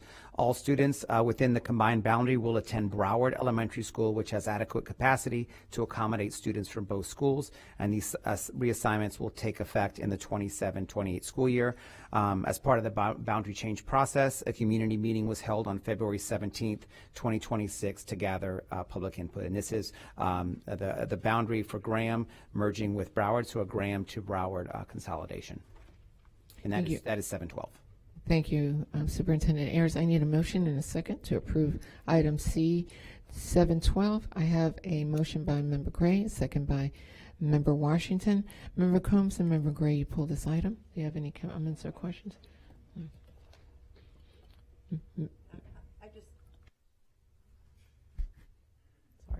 I just had a really quick comment because, you know, Broward does fall in District 1. All the schools fall, you know, for all of us. Same thing, and I'm not going to comment on every one of these items, but the same thing. It's very hard. But I do remember a couple years ago going to Broward, and I was thinking, wow, you know, I think I told Ms. McCray, I was like, wow, these floors are amazing. Like, they're so shiny. But then I realized because there's not a lot of feet on them. I mean, honestly, and that's what it was. I was like, there's not a lot of students. I think that school falls, I think there's about 120 students. Is that correct, Mr. Farkas? And then at Graham, and how many schools are at Graham? About... Yeah, same. So you know, you're looking at 2 very, very underutilized schools. And as I said this, does that mean other schools will be repurposed in the future if they're underenrolled? Yes, most likely. I mean, you have to look at that. And you have to say who wants to move students, but we have to do what's best for students. I remember, you know, going into school, you don't want to go into a school where there's substitutes. We've got to find teachers, and we have to put the money with the staff. I mean, and that's, you know, over 80% of our allocation is payroll. And so when you have 2 such small schools in that area, and you're still, even when you combine 2 schools, it's still going to be very small schools. It's still going to be a very small school. So luckily, we've talked about this for years, having someone really look at every piece of our property, which we're looking at now, and really making those hard decisions. And that's what being on the board and having this type of position, it makes sometimes making hard decisions that we don't want to make. But when you have 2 small schools, and I think it will be good. I think it will be great. Both schools are beautiful. I mean, Broward is probably one of the most beautiful looking schools I've seen. It's so historical. It's such a great school. And Graham is not very far from that. I think it will be great. I've spoke to, you know, the principal at Broward, talking to her and seeing how she felt about it. It's very, very challenging times, but I think this is, once again, the right decision that we have to make. Thank you. Thank you, Member Combs. Member Vaughn? Thank you, Madam Chair. I just have a couple quick questions. What are we planning on doing with Graham now? So we don't want to be presumptive with what we were going to do, but that will be a board decision on whether we want to talk about some of the things we talked about before. Do we want to sell it? Do we want to repurpose it? Do we want to look for rentals and that part of it too? As we've talked about with a lot of the board members, JLL is already here, their real estate doing the portfolio that Ms. Combs had just acknowledged. So they will look at this site as part of their extensive look. So to provide you with data so you can make an informed decision as to what our choices are about that. But that will be 100% be a board decision. Are you concerned that if it sits empty, it's vulnerable for Schools of Hope going forward? Yes and no. Yes, I'm always concerned about anything that's open for Schools of Hope. But from the legal interpretation we had, if there's no school that's currently there, they'd have to absorb the cost of security, student nutrition, things like that, because it's not currently at that school site. So a little bit of a differentiation between that and existing school, but always worried about co-location. Okay, and then it looks like from the feedback that you got from the parent meetings and all the feedback, the only feedback that I see here where there was no parents that were concerned or asking you to keep the school open, it was just concerned over increased traffic in the city? That was the biggest pushback we got. Yes, ma'am. Okay. All right, thank you. Thank you, Member Vaughn. Member Washington. Thank you, Madam Chair. Mr. Farkas, you know, I've had that school when I was area director. I had those two schools for about 12 years. The population has decreased. Student population is not in that area at all. I go by there quite often because I had both of those schools. And at one time, boy, their families, they had plenty of people living in that area.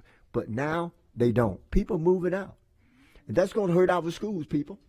We got to realize that people are moving out of the inner city areas, and it's going to hurt a lot of my schools. And there's nothing that we can do because we can't make them move back. You know, that's for damn sure. We can't make them move back. But at the end of the day, we're going to have to just, you know, and I really feel bad. I mean, I really do. Because it's nothing that we can do to make it happen. Nothing that we can do. We're going to have to move. Look, this is just the beginning. We're going to have to close more schools. We're going to have to move people around. Hey, we got hope coming in. We got all this coming in, and we got to make this tough decision. And you know what? This board, we're capable. We make tough decisions. For the last 8 years, we've been making hard decisions. Very hard.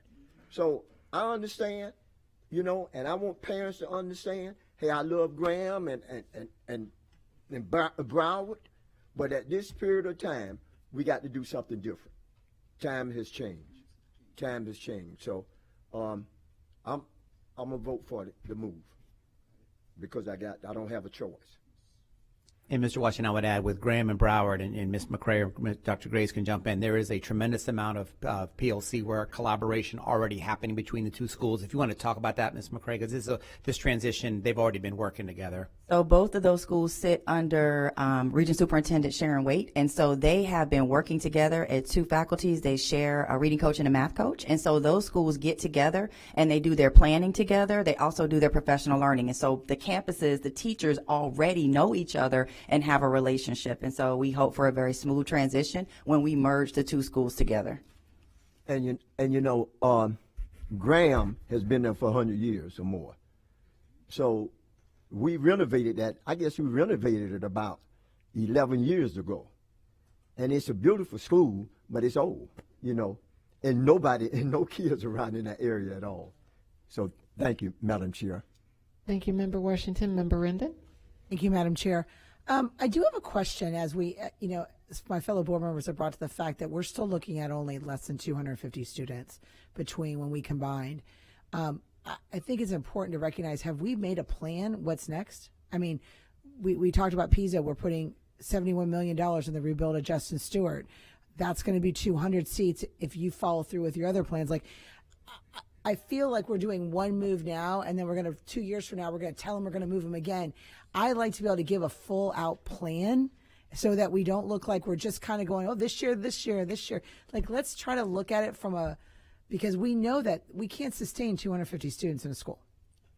Correct. It's a smaller school, but it's 500 student stations that are on that part of it too. The popularity rate of the schools are between 30 and 40%. So the number one thing is what we've heard from the board too. We need to get out in the community and why are kids not going there? Yes, the population has gone down. You're exactly right, Mr. Washington. But when there's a school that says a 30 or 40% popularity rate, which is, you know, how many kids are assigned versus how many kids attend, we need to figure out what we're not doing in that community to make sure we serve those needs. Part of it is you don't get a reading coach all day. You got to split that stuff. You don't get the electives you had in a traditional school because it's so small. You only get them certain days of the week. So I think that we'll be able to put money where kids are, which is the first step.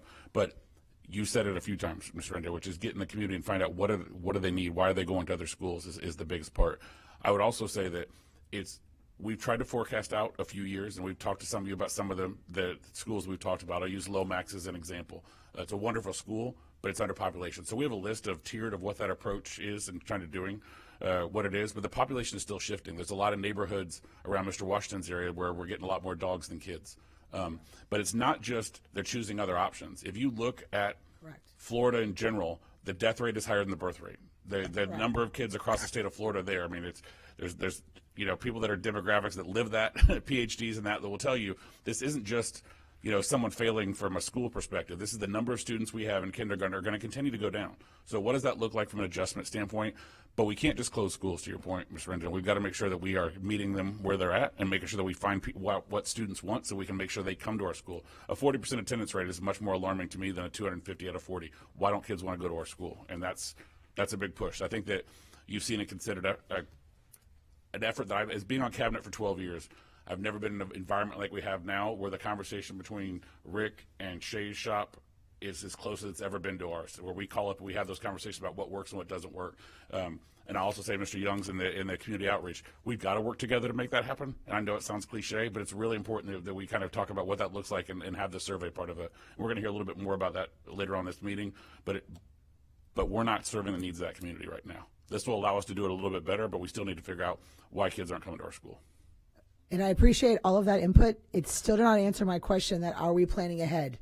Yeah. And I don't see that. I don't hear that from my conversations with the leadership of the district. What is that plan ahead? Because I disagree that there actually in the law, it does state at no harm to that co-locating school. So even though the ruling has changed where there's a negotiation between the district and the co-locating school, the actual law still states at no harm to the co-locating school. So I do believe that open buildings, I do believe that 50% capacity does leave open for co-location. So we do need to make sure we have a plan in place because 2027 is coming and the rulings that have changed and the change of the rule does not protect all of our schools. It is critically important that we do make these decisions, and we've made a move to do that, but it does not protect Broward. Either one of these schools are not protected. And so we've got to make those decisions and we've got to make them better. And so I would prefer to know that the plan is we're going to move to here and then we're going to move here if this doesn't roll. Because if I was a parent that had my kid going there at kindergarten, you came back to me when I knew I was going one way, I went somewhere else for kindergarten, you're going to come back to me in third grade, tell me I'm moving again, I ain't staying with your school. Because I can go down the street and stay with them K through 8. So I don't think we're doing parents a service by not giving them a transition when we know we can't sustain 250 students in a school. We financially, long-term, cannot sustain a 40%, a 50% in a school. So if we don't have that change around in a year, we've got a bigger problem. And I think we're doing a disservice to the community by not giving them a long-term plan. Thank you. Thank you, Member Rendon. Member Gray. Thank you, Madam Chair. Mr. Farkas, what about Tampa Heights? Isn't that a growing area? Because there's a lot. I mean, Taryn Sababia, the architect, I mean, she writes me once in a while, but there's a lot of new residents and a lot of money being spent in that area, which could mitigate the question mark about 250 or the growth. Your comments? You're exactly right. There's lots of families that are moving into that area and young adults that are moving in that area. Mr. Young can speak to it. He lives in that area. But no, honestly, I think it's important to understand, yes, there's young people there. Are we going to be their destination? Mm-hmm. I think that it speaks to marketing. It speaks to of whether we're going to be the choice for them. There are more kids moving there. It aged out. It regentrified. And now we have young families again that are knocked down rebuilds and spending a lot more money. Those houses are worth a lot more value than they were. But we've got to be the answer. And I think that's an important part of kind of in Ms. McCrae's shop and Rick's shop of it's our responsibility. We're not the only game in town. We're in a competition now. And that's so true because I get those letters. You know, where do we go? Where can we go? You know, they want to go to public school, but they don't have the firm choices. So that communication piece, and Superintendent Van Ayers, you know, this board, 4 board members wrote on their evaluation the need for more astute communications. So whether we have a dedicated communication person that is involved with interfacing with Mr. Farkas and his team on, this outreach, it may be something to consider. A dedicated communications person. And anyway, these are ideas, and I know that, we'll probably have more before the night's out. Thank you, Mr. Farkas. Madam Chair. Thank you, Member Gray. Member Hunt? Thank you, Chair Perez. I think what we're going to see in 2027 is similar to what happened in South Tampa. And the reason I didn't want all those boundaries changed a few years ago is once we built ADAM, a lot of those schools organically chose to choice out, and then the overcrowding, went down and everything kind of leveled out. And I think once Just and Stewart, that campus opens in 2027, you're going to see the parents at Broward organically choose to move to the brand new school. And yeah, then you might be in another difficult situation, but at least it's organically happening. We're not forcing people there, and that's the healthiest thing you can do for a community. Thank you, Member Hahn. Member Crump? Just a couple quick comments. I think, I said this 3 or 4 years ago when I got on the board. We have to have somebody else really looking at these properties, because I could see the writing on the wall and the laws changing. And I asked that from like a second year, and I'm excited that that's finally happening. So I think looking at that is really important. The other thing, and this is a great opportunity for me to talk about, I've said this over and over, that when we talk about communications, I'm not talking about adding an extra person in the communications team. I'm talking about having real budget, a real marketing budget, and something that's more targeted. Like, for example, I don't need to target and market in South County because there's not enough schools there. And if I look at my area, there are certain pockets of area. It's not everywhere where we have to really do that marketing. I often will get a postcard from a charter school that is much less, the grades are not as strong. The grades aren't great, and marketing. And I look at some of the schools in my area, and I've talked about this that there's schools where there's one charter school in particular that's increased in enrollment, which is a C school, and all around them are B schools, and we need to do a better job at marketing those schools, and we need to have a real budget. We're a $4.4 billion organization, and the marketing communications needs to have a really strong budget, and we need to specifically target. Like, for example, in Jessica, Member Vaughn's district, it is very hard. You're not going to compete with Terrace Community Charter School. It's a great school. A few years ago, it was the #1 middle school in the entire state. But there are other places, other areas that we can be specifically marketing and working on that. And that's something that has to be. Doesn't mean an extra person in communications. It means that really looking at each pocket, each district, and being a lot more specific and having a set budget. And so I've said this 20 times, and this is a great opportunity right now for me to say it publicly. I'd like to see that. I'd like to discuss that. And I'm talking a true budget for a $4.4 billion organization. Think about it. If you spent, $100,000, if you had 10 students back, you've already paid that. I mean, the math is very simple. You should be spending hundreds of thousands of dollars in marketing, and it should be strategic marketing. And it's great that we have that company coming in that's going to help us target students, but we have to do so much more, because we have, like Member Rendon has said tonight, and all the board members have said, we have a superior product. Now, listen, we're never going to compare with somebody like Berkeley. I always tell people, that's $30,000, amazing. You're not going to compete with a school like that, but how many people can afford that? But I will say the kids graduating from my local schools are graduating in just as a good school as a school that costs $30,000. So I think it's very important that we continue doing the marketing and being very strategic and creating a large marketing budget. Thank you. Member Combs, thank you for your feedback. And we'll have, because we do have a marketing budget that we use at a sponsorship dollar. What I'm going to do is have Mr. Lewis and Ms. Arja sit down and maybe send some things out to the board on what that, get some feedback from you on what that budget looks like, and get that back to you. But thank you for your feedback. Thank you, Member Combs. Seeing no further comments or questions, please vote and your lights up here. And it passes unanimously. The next item is C713, Madison Middle Attendance Boundary Reassignment effective school year 2027 and 2028. Superintendent Ayers will highlight this item. Thank you, Madam Chair. And as mentioned earlier, this was part of our district-wide reboundary back in 24-25. And in that, students from Monroe Middle School were temporarily consolidated with Madison Middle Schools and moved over to the Madison Middle School campus. Due to ongoing financial and operational considerations, the district is proposing to relocate a portion of the Madison Middle School attendance area to the Monroe Middle School facility on a permanent basis.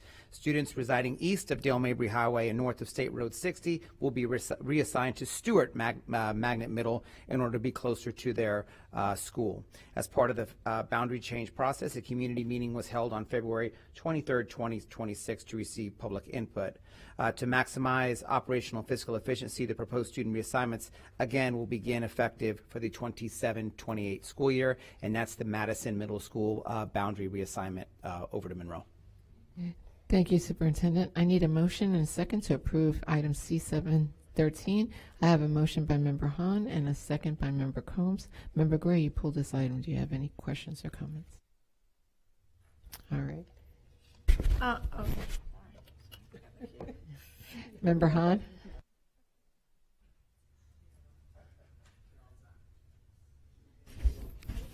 Member Hahn? Thank you, Chair Perez. I appreciate you bringing this to the board tonight. It's been a conversation that I have been having with staff and Superintendent Ayers and the previous superintendent, because I never agreed with the decision in the first place. You know, and I think this is a real opportunity for us to create a K-8 campus, even though it's not, you know, what we're building around K-8, but it is that K-8 feel for families that they want so much. It has a beautiful indoor air-conditioned gym. It has an amazing STEM lab. It's huge, and I had an aeronautical lab as well, and it has all the science labs. So it's an opportunity to create that K-8 campus that parents really want, without having to build a brand new school or having to add additions, or, you know, it's, and when the meeting was held out there, it was very well received by the community as well as the staff of the school. So I really appreciate this. You know, it's a beautiful facility, the fields, the labs, the gym, you know, it needs a little TLC, but, you know, that's small compared to what we have to do to create some other K-8 campuses. So, and it's located where the growth is happening in South Tampa right now, which is that South of Gandy area. You know, Madison was really, it's just a few blocks from Adom right now, and it's a smaller campus, a smaller school. It doesn't have all the other things that Monroe has. So I appreciate you bringing this to the board. Thank you. Thank you, Member Hahn. Member Rendon? Thank you, Madam Chair. Superintendent, although you were not the superintendent at the time we made that original decision, that boundary change, I do want to make it clear that someone like myself, who had only been on the board for about 5 months when this was all going on, I really relied on staff for their commitment and their education on specific pieces. You know, because of our rules on the board, we can't talk to each other. And so it's really up to staff to give us the insight of why this is happening. And so I don't like that we brought this to the dais today for the sole fact that it makes us look like we were not making good decisions, bringing it back again. And that lays on you guys. It lays on the staff for what was divided here, because okay. Anyways, there were staff that were here during those boundary changes that are currently here now that I was not aware of what could have been a different decision, because as a new board member, I didn't have that. And so my point is, as we move forward with these changes, recognize we as a board want to make good changes for our community.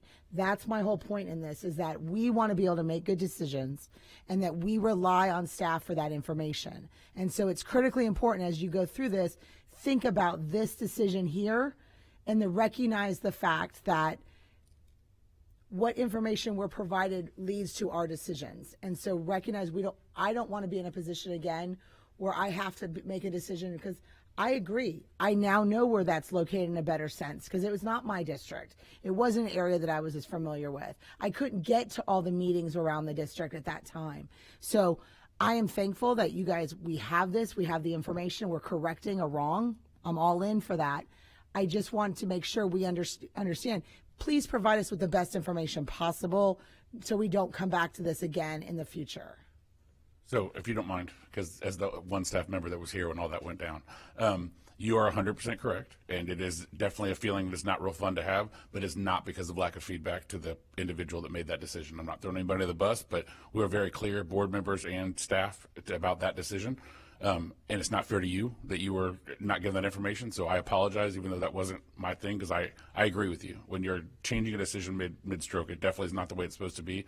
It's more important that we get it right, as you had said, that part too, but we strive to make sure that you guys are informed and make educated decisions to do that part too, and I think that in that, maybe it's because there's so many, but the reality was you did not have all the information at that time to do it, so you're right, Ms. Renda.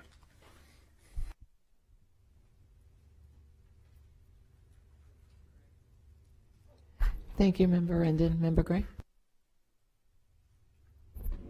Yeah, I am very, thank you, Madam Chair, excited. I know that Mr. Evans, I'm sure you're familiar, Member Hahn, with the PTA out there wanting that K-8 design. I used to go to Monroe. I lived right off of Ballast Point where the pier is. It's a beautiful area, a very established area, and I think that this school will be very successful. I really do. And we're going to, we did a pretty good facelift on Monroe so far, right? I mean, it looks good to me. And you have a lot of community buy-in. Member Hahn, I'm glad that you pursued this, because that was a big ask. I didn't want to have more K-8s in that area at first, because we were, well, you remember, Mr. Farkas, I asked you about, can we do that? And we were K-8 rich, and ADAM and all the other considerations. But anyway, as time has gone on, now we have that opportunity, and I'm very excited about it. So thank you, Madam Chair. Thank you, Member Gray. Member Hahn?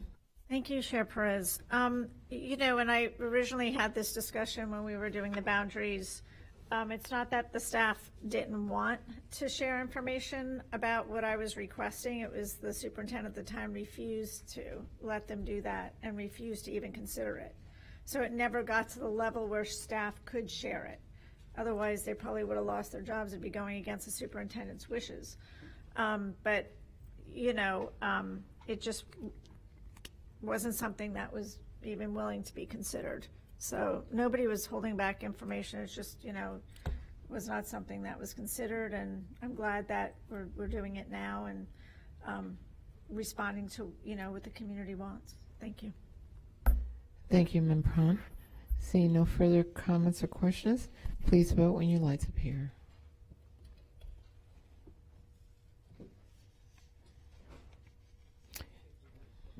And it passes unanimously with Member Washington away from the dais. Next item is C714, establishment of the attendance boundary for Young Middle Magnet School and student reassignments for adjacent schools. And Superintendent Ayers will highlight this item. Thank you, Madam Chair. So this is for Young Middle Magnet, and right now, just for the board's awareness, as you probably know already, but Young currently does not have an attendance area boundary. So we are proposing an attendance boundary for Young Magnet Middle. The creation of this boundary will provide a community middle school option for families in West Tampa. Students within the new Young Middle Magnet School boundary will come from Greco, Jennings, Sly, and then Stewart Middle Schools. As part of this boundary change process, the community meeting was held on February 18th to gather public input. Student reassignments, as I mentioned earlier, this is all for the 27-28 school year, and that is 714, the attendance boundary for Young Magnet Middle. Thank you, Superintendent Ayers. I need a motion and a second to approve C714. I have a motion by Member Combs and a second by Member Gray. Member Gray, you pulled this item. Do you have any questions or comments? No? Okay. Seeing no further questions or comments, please vote when your lights appear.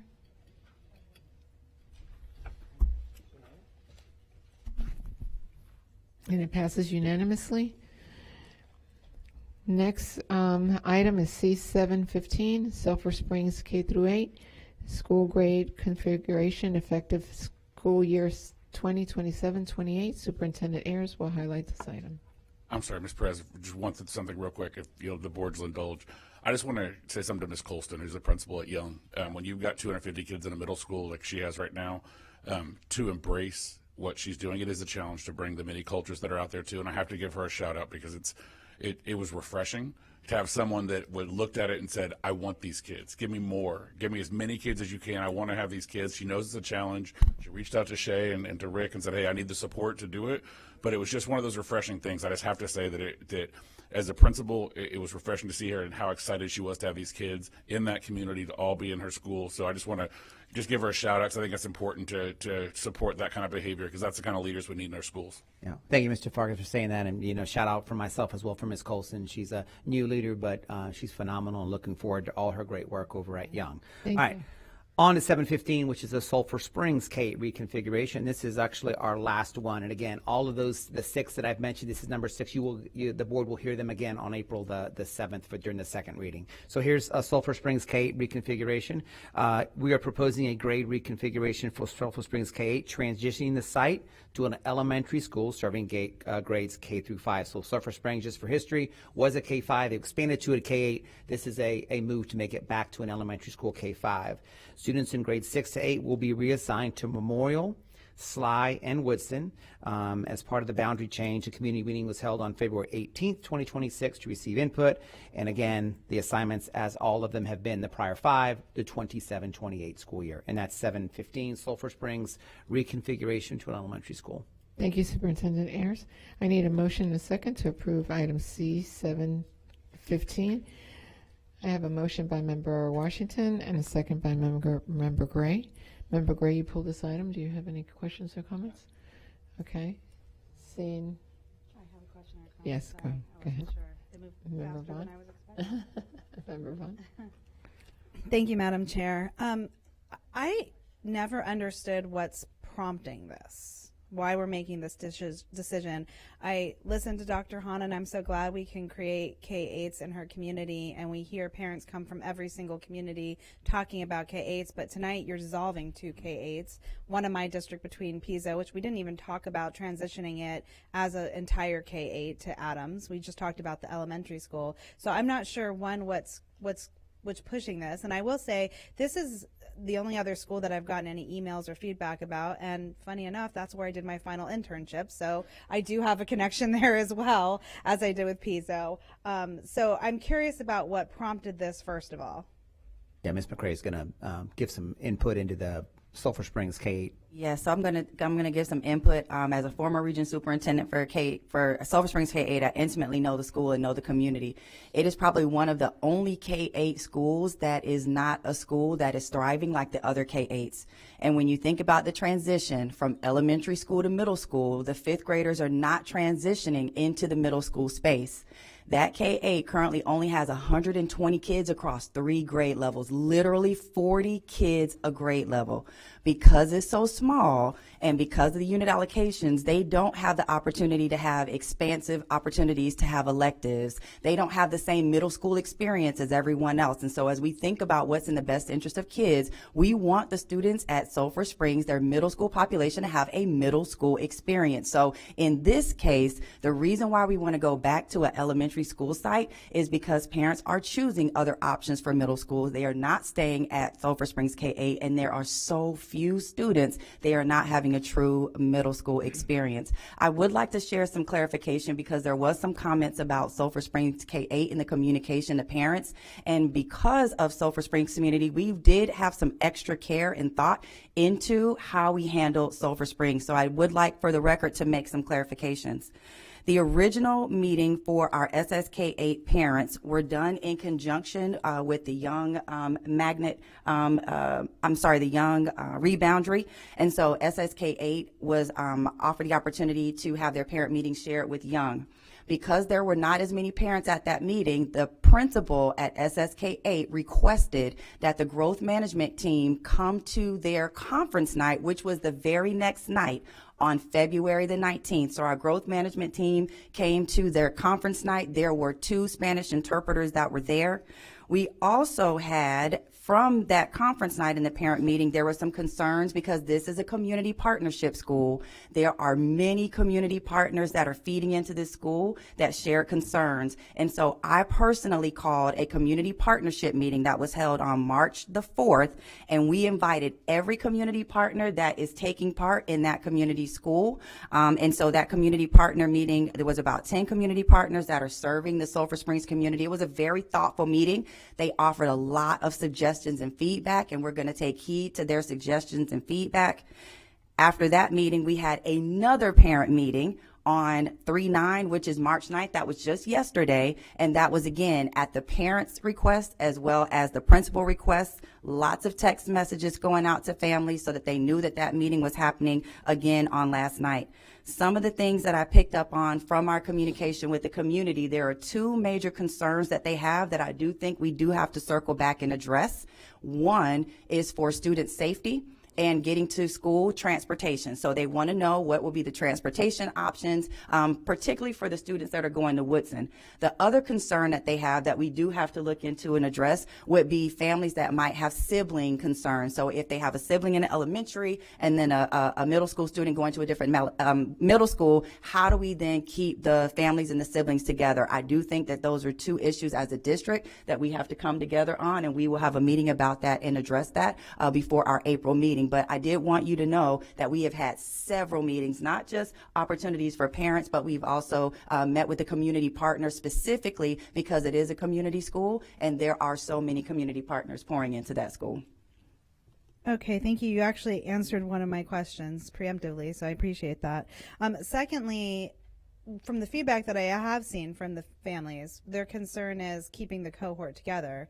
And since we've looked at 290 kids when we're talking about Tampa, Palms, or Mort, and you mentioned such small grade bands, why was there not more of a concerted effort to keep the cohort together to one middle school?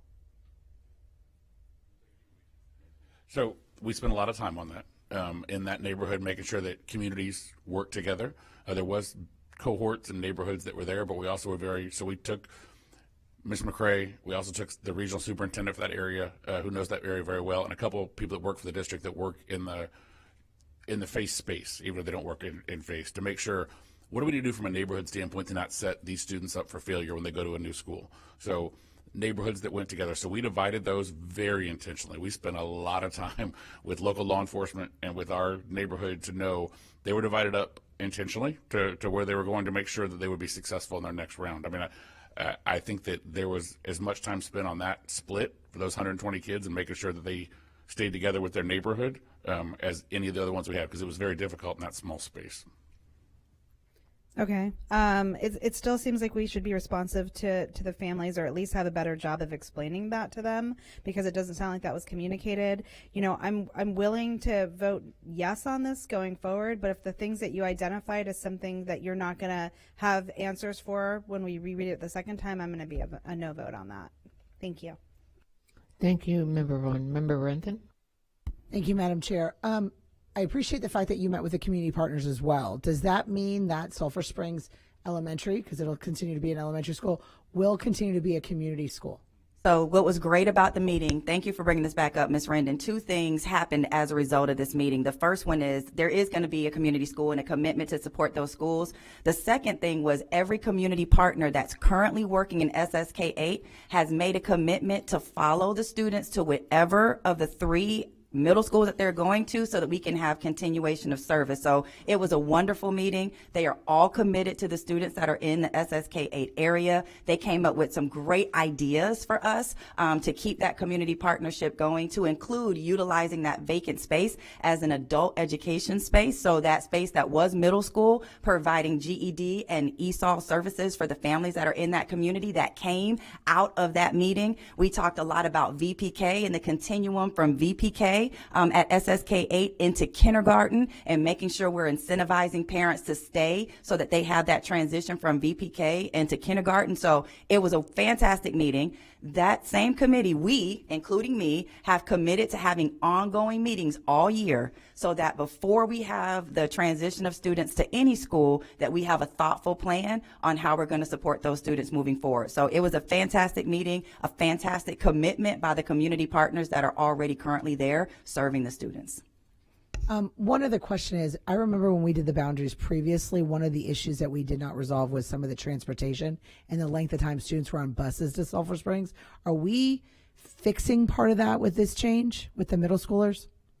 So right now, Sulphur Springs doesn't have any transportation. Okay. They're a walk-up school. So yeah, we would be working on transportation to any of the three middle schools that they're going to. But right now, they are a walking school. Okay, thank you. Yes. Thank you, Member Rendon. Member Washington? I think we made that a community school maybe 2007 because I was the area director at 8. Tracy, you had just left? Yeah, she had just left. We made that a community. I think it was around 2017. Yeah, okay. Might have been it was later? 2017. Oh, okay. Or it was 2015, and Sulphur Springs came afterwards. Oh, okay. So what we did, we made it a community because the parents in that community wanted their kids to stay there. They didn't want the kids to leave the community. So we said, Mariel and them, we said, let's do it. So we made it work. But the biggest problem we had then was the point that most of the kids, even then, did not go to middle school. They wanted to go to a traditional middle school. So they ended up not going there. And we have had a low enrollment there for years with that K-8. We really have. Sorry, Mr. Washington, if you remember that meeting. That's right. We had about 20 community partners. I was at that meeting. Exactly. There was about 20 community partners, and there was one parent. That's right. I think it spoke to. I think the intentions were good, but to your point, it was never a choice that the student wanted to go play sports and do some other things. And I think that, as Ms. McCray so eloquently put, is we can serve what we need to and use that space for community partnerships. And I agree 100%. So I'm behind you, Mr. McCray, 100%. I think that's a good choice. Thank you. Thank you, Member Washington. Seeing no further questions or comments, please vote when your lights appear.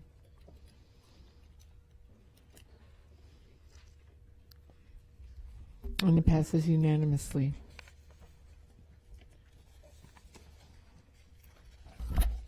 Now we'll listen to item C, 901.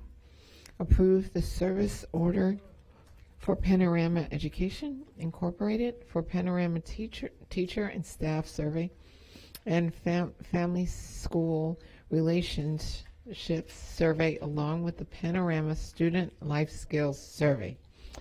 You said it all. I know. There it is. There's the highlight. Superintendent Ayers will highlight this item. Thank you, Madam Chair. And board members, you're familiar with Panorama Education. These are our surveys that our school districts utilize the last, I think, 4 years that we've utilized Panorama. But this will provide educators and district leaders with research-backed surveys and actionable data reports to measure and support student life skills and help create a school environment where students thrive, support building stronger staff professional well-being, improving school climate and culture, professional learning opportunities for educators, families, and establishing stronger relationships with colleagues, leadership, students, and families. This survey is aligned to our strategic plan and supports measurement across numerous district initiatives. And this is the sixth agreement between HCPS and Panorama for student perception survey. It is the second agreement inclusive of all our stakeholders. And I do have Kiana Williams, which is here, in our Family and Community Engagement Office. And of course, Mr. Young is here, Chief of Student Family Engagement, if you have any questions regarding 901 Panorama.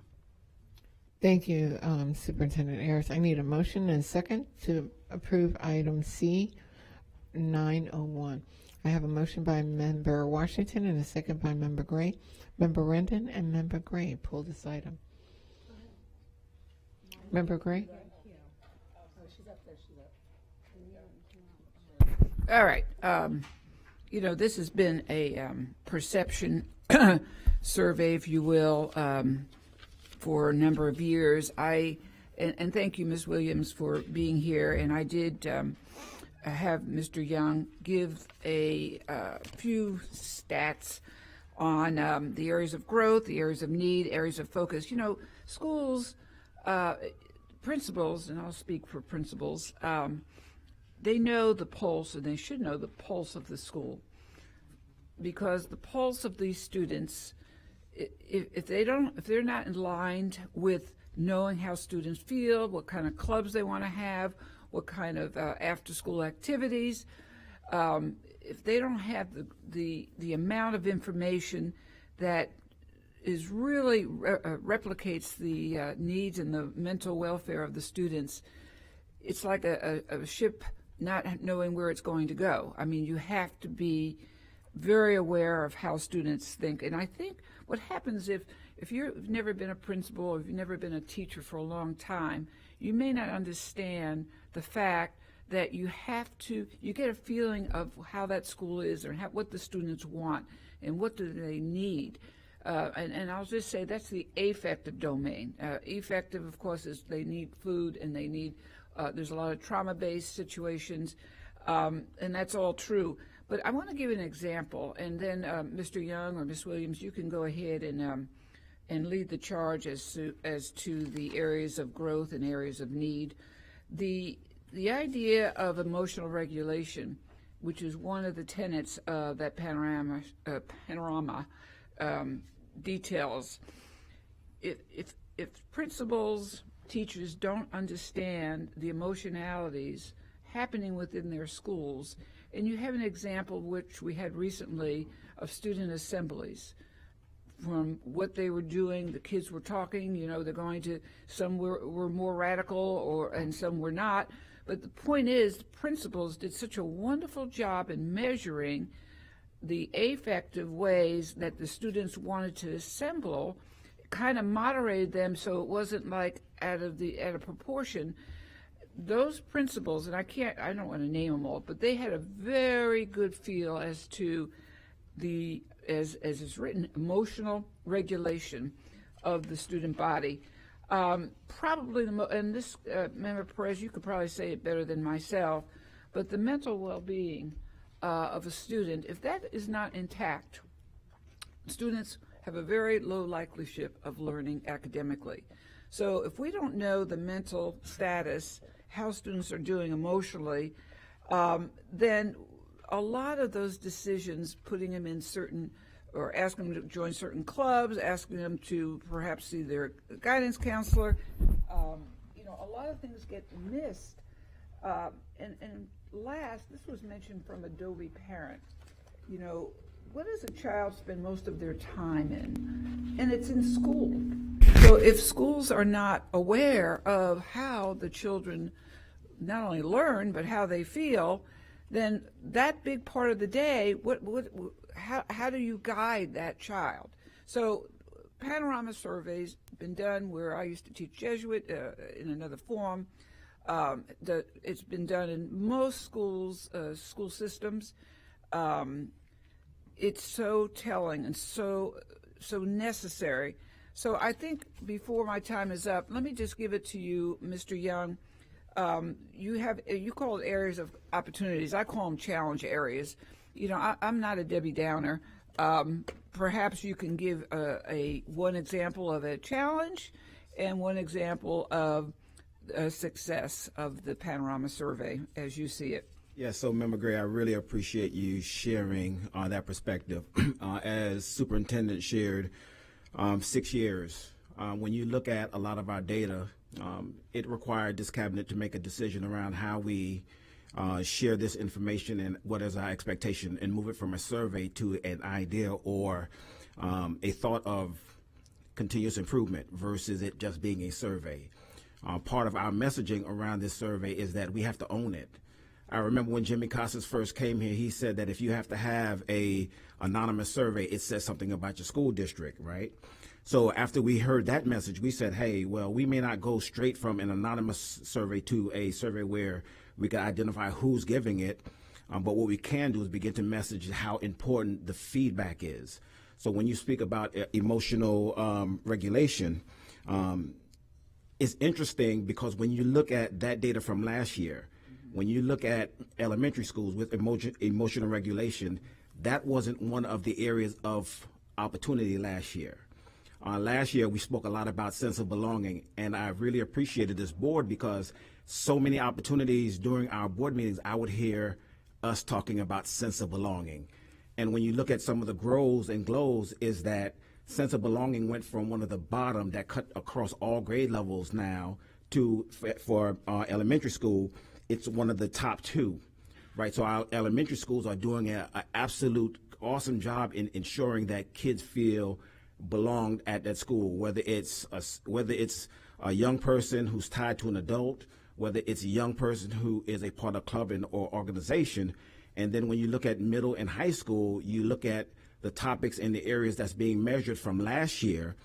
We had sense of belonging that also went up, but then you start to see in middle and high school that growth mindset slipped down a little bit.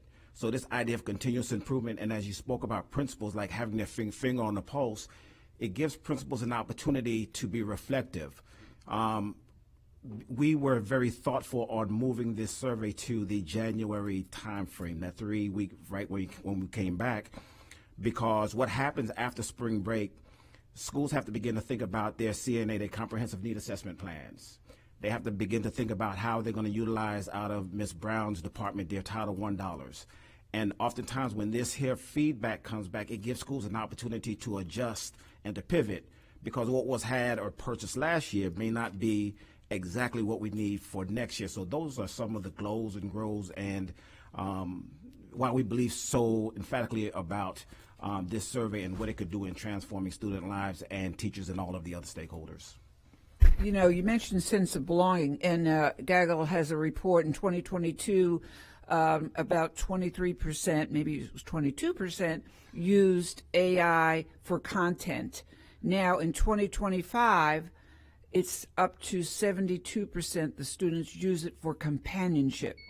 So those are really big data points and markers that we need to pay attention to. Our students, they want to be listened to. They have feelings. Of course, they have to have help navigating life decisions more now than before. And I bring up AI because we added that, and I thank you for that, for the perception survey. Thank you, Madam Chair. Thank you, Member Gray. Member Rendon? Thank you, Madam Chair. And Member Gray, I 100% agree with you. I think this particular part about the survey that I have an issue with is really exactly what Member Gray was saying. We all have at times in our lives where we don't feel a sense of belonging. But like Member Gray said, the Gaggle is showing that it's because they're utilizing that feature and they're utilizing their social media as a sense of belonging. And one of my issues I have with this survey is we don't dig into that. We say they don't have a sense of belonging, which again, those numbers have increased since 2020, which was COVID. And so we're automatically going to see those increases. When we have a survey that has 47 questions for a student, they've stopped after 15. I've stopped after 15 as a parent. So I don't know if we actually have accuracy in this. I believe when we talk about almost every time we want to see improvement in communication, there's not a survey that I have seen that doesn't show we need improvement in communication. But I'd like to see that survey relate directly to that school. Like, do you see my newsletter? Are you responding to my newsletter? Are you seeing my weekly edition on email? That's my problem with this survey, not the fact that we're not gathering data. I want us to gather data, but I want the data to be specific so we can make specific changes. If all I know is that students don't have a sense of belonging at 60%, how am I really addressing the students themselves that want to have a sense of belonging? Because when I have a survey like that, all I'm addressing is a global need to improve on a global sense. I want to know for that school, where is that group of kids that don't feel belong? Is that because they don't have an organization to meet? They don't have friends? What is it? And that's where I feel we are so far away from the actual issues within a school that we constantly make those changes. And that's one of the issues that staff have, that we're constantly making changes to what's happening in our school sites, and we never answer the questions. Because what Member Gray or Member Perez or myself, what's going to take it for each one of us to feel belonging is going to be different. And yet this survey doesn't do that. And so that's what my problem is. And that's what, I mean, whoever had Panoramic call me, appreciate it. But I said the exact same thing to them. We're not digging in deep with this survey to really address the needs of the students in the schools. We're giving a worldwide view instead of coming down. If we have 1,000 students in a school, we should be able to narrow down a little bit better. 3% is that's a standard of error. Right? I mean, when we increase by 3%, that could be the margin of error. If you're giving a student 47 questions in a survey, that's crazy. I can tell you as a parent, I'm not spending that time on a survey. I don't know about you, but I mean, for what? Right? So I don't know the level of accuracy. All they said was you need to complete it, right? So they're Christmas treeing it, because I can tell you right now, PM1 data for ninth graders, they're Christmas treeing half of it for PM1 as we know. So if I give them a survey, they're just Christmas treeing it to get out the door to go to lunch. So I would like to see a survey and the questions really dig in to the needs of a school, not from a broader scope, but really dig in, because over the course of the last 5 years, we're asking the same questions and we're changing. Then I've got a principal change here and a principal that changes here. But yet if I go to Gaither and I go to Brandon, they're still getting the same percentages of a sense of belonging, right? They still have a very similar percentage of how many students feel belonging, but yet why does that school different than that school? They're going to have different issues, but we're not addressing it by school to know what the different issues is. So I would like to see more of a personalized survey so we can truly address the needs of students and staff in the area. And that's what I have a problem with, that we don't have a survey that's really down and dirty to what's going on. If my answer is that I don't feel we're getting communication, how do I know that my principal is sending out weekly newsletters? If I only ask, do you feel you're being communicated with? Do I know they're getting it? I don't know that, but why don't I want to know that? I want to make sure they know they're getting their newsletter every week, because then I know they're getting the information.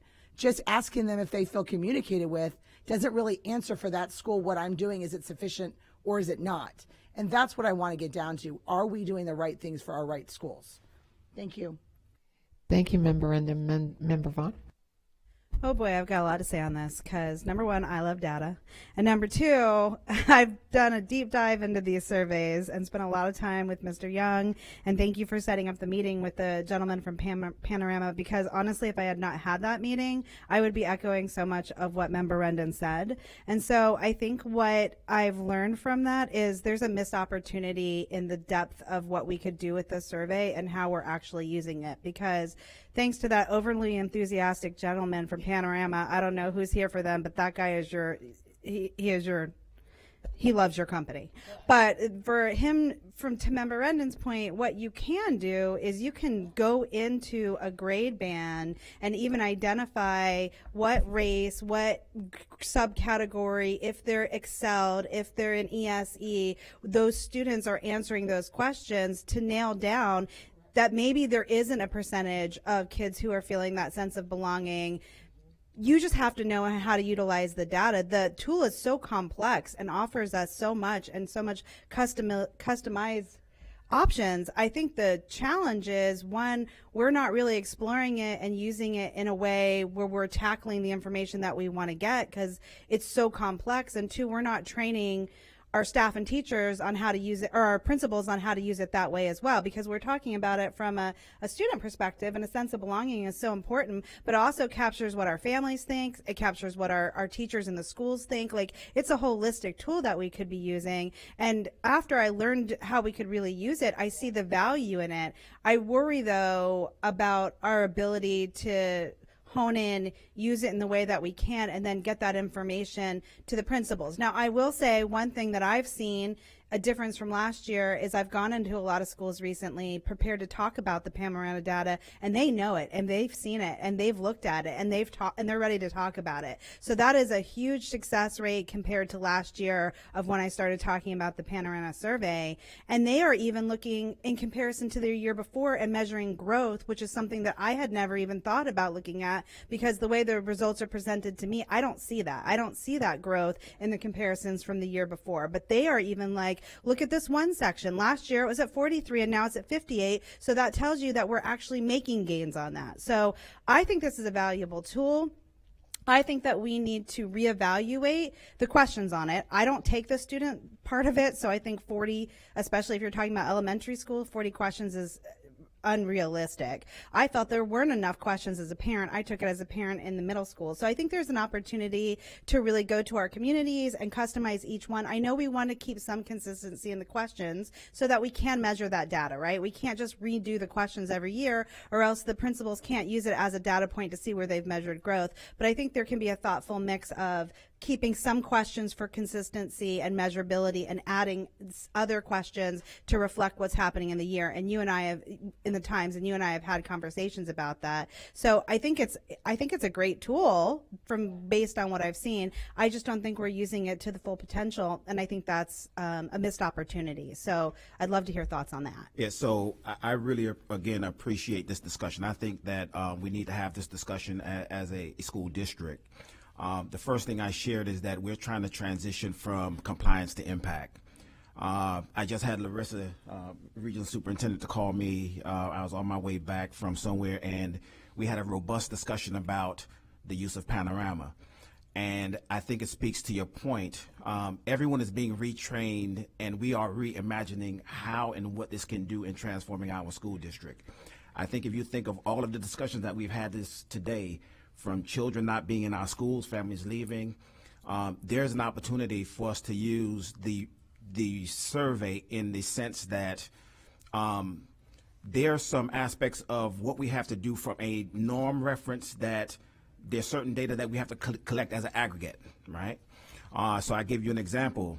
Right now, as soon as we come back from spring break, we will go through our accreditation, our mid-cycle progress report, which when you look at the standards within Cognia platform, it ties directly into some of what we have to collect with Panorama.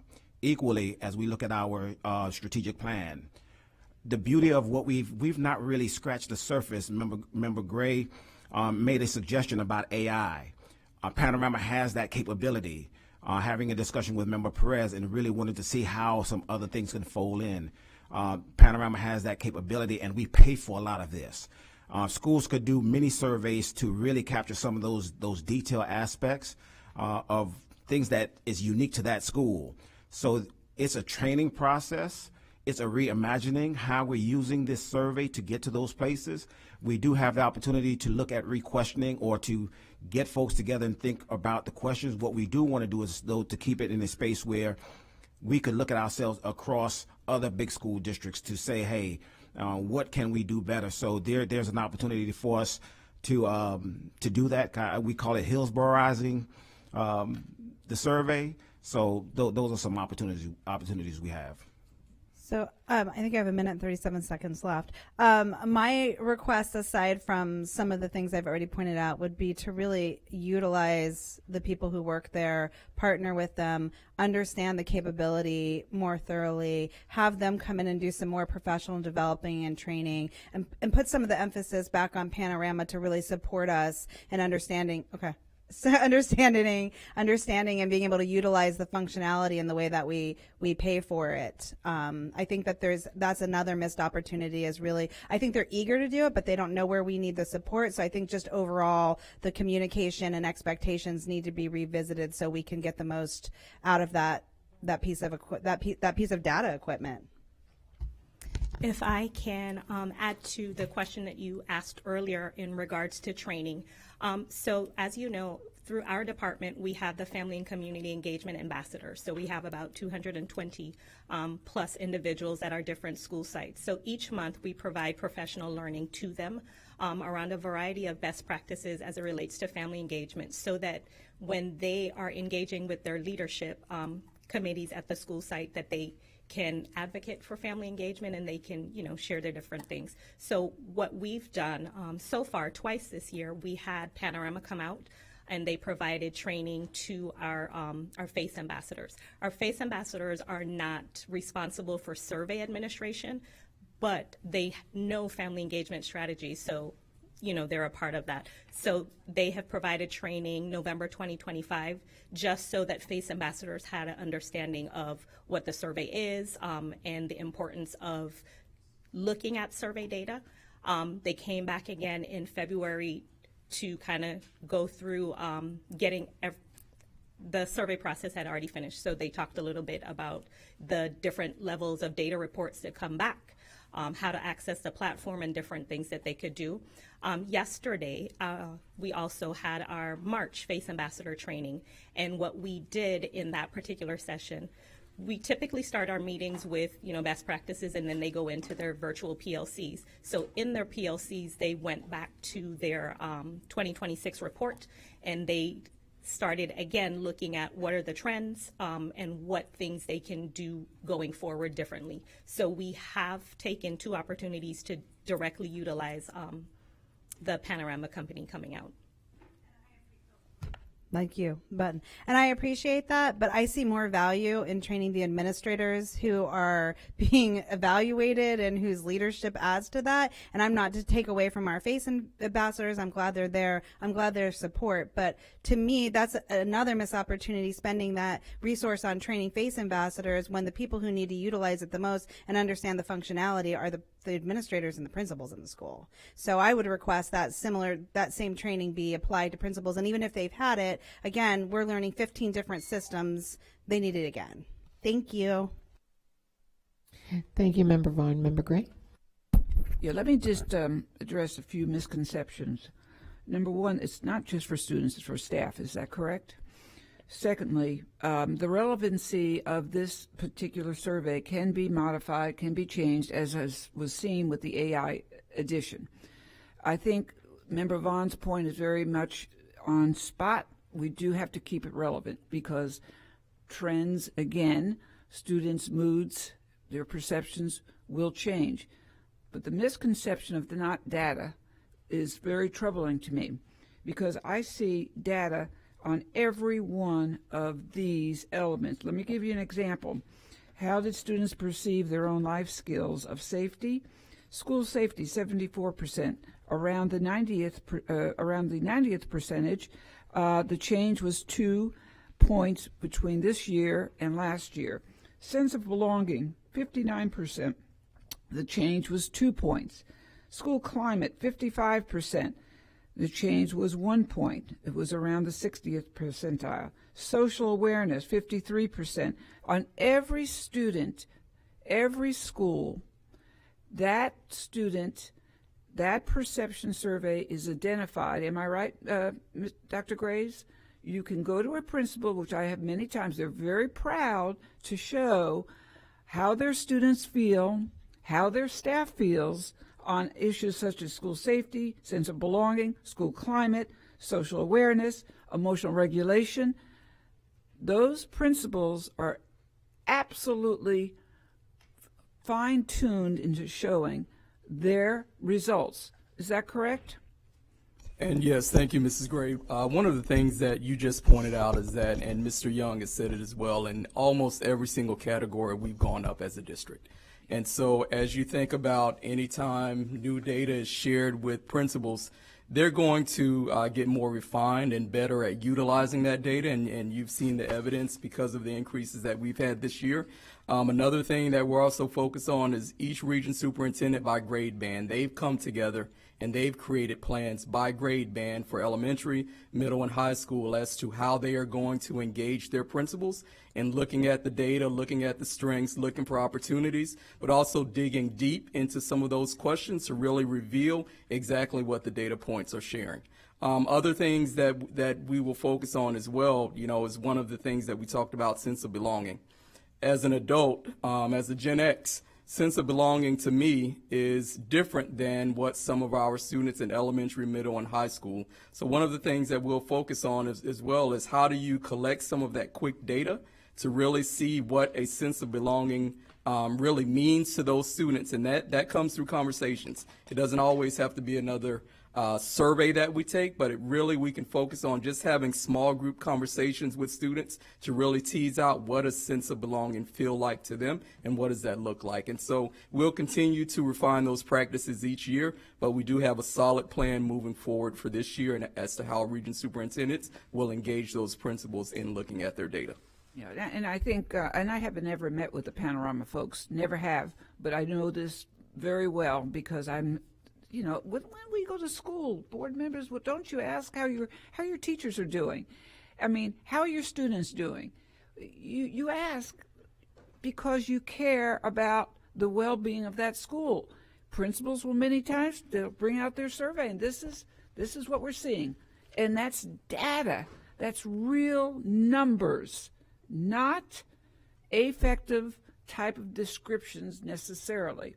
So I want to make sure that's clear because this is a data-driven type of survey, and I think that I'm very anyway. Obviously, I'm a big proponent of that, but I just think it's very meaningful because we have very caring board members, and they want to know how their staff's doing of the school. Am I right, Member Combs?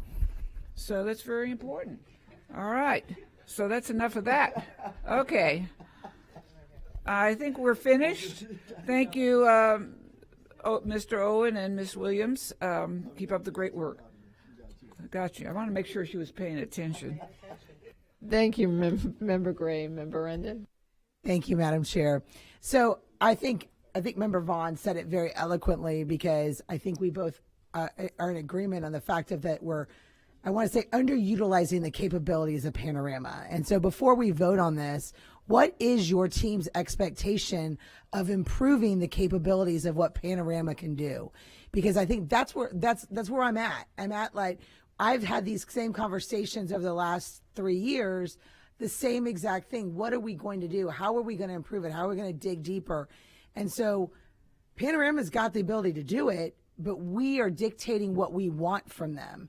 And so we're in control of that, and yet we don't seem to change that and what we're doing. So are we planning on making any kind of digging deeper and getting some additional information? I'm all about the data. It's not that I disagree with the data. I just recognize that when it's a 1 or 2%, that's a margin of error. And we can't rely on that being accurate data, as well as when I talk to high school students and I talk to high school principals, and they tell me students' Christmas tree, half of it. So I really want to get good data that we can make good decisions on.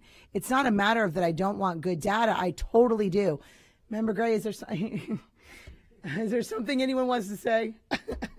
So I just want to know, are we going to be utilizing Panorama better, or are we going to continue what we're doing? Because that's why I want to make sure we're utilizing the product that we're paying for to the best ability to serve our students the best. Yeah, Member Gray, I appreciate your ask. I think as a board member, for us to be fiscally responsible and to exercise anything we buy, I'll go back to what I first started out with.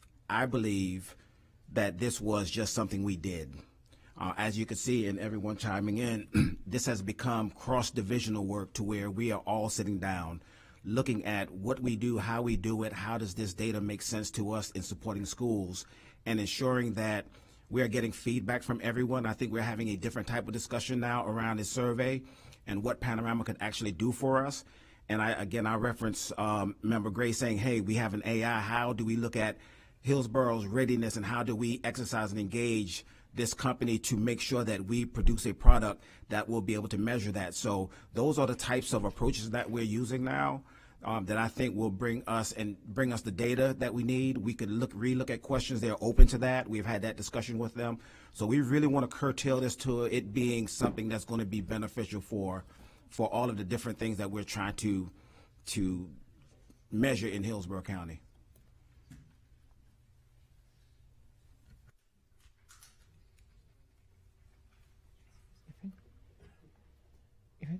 Thank you, Member Rendon. Seeing no further questions or comments, please vote when your lights appear. And it passes with Member Rendon descending from the vote. The next item is Item C 11.01, First Amendment to employment contract for Superintendent of Schools, Hillsborough County, Florida. Mr. Porter, School Board Attorney, will highlight this item. Thank you, Madam Chair and board members. This is a proposed amendment to the superintendent's contract, which this board entered into with the superintendent on November 2nd, 2023.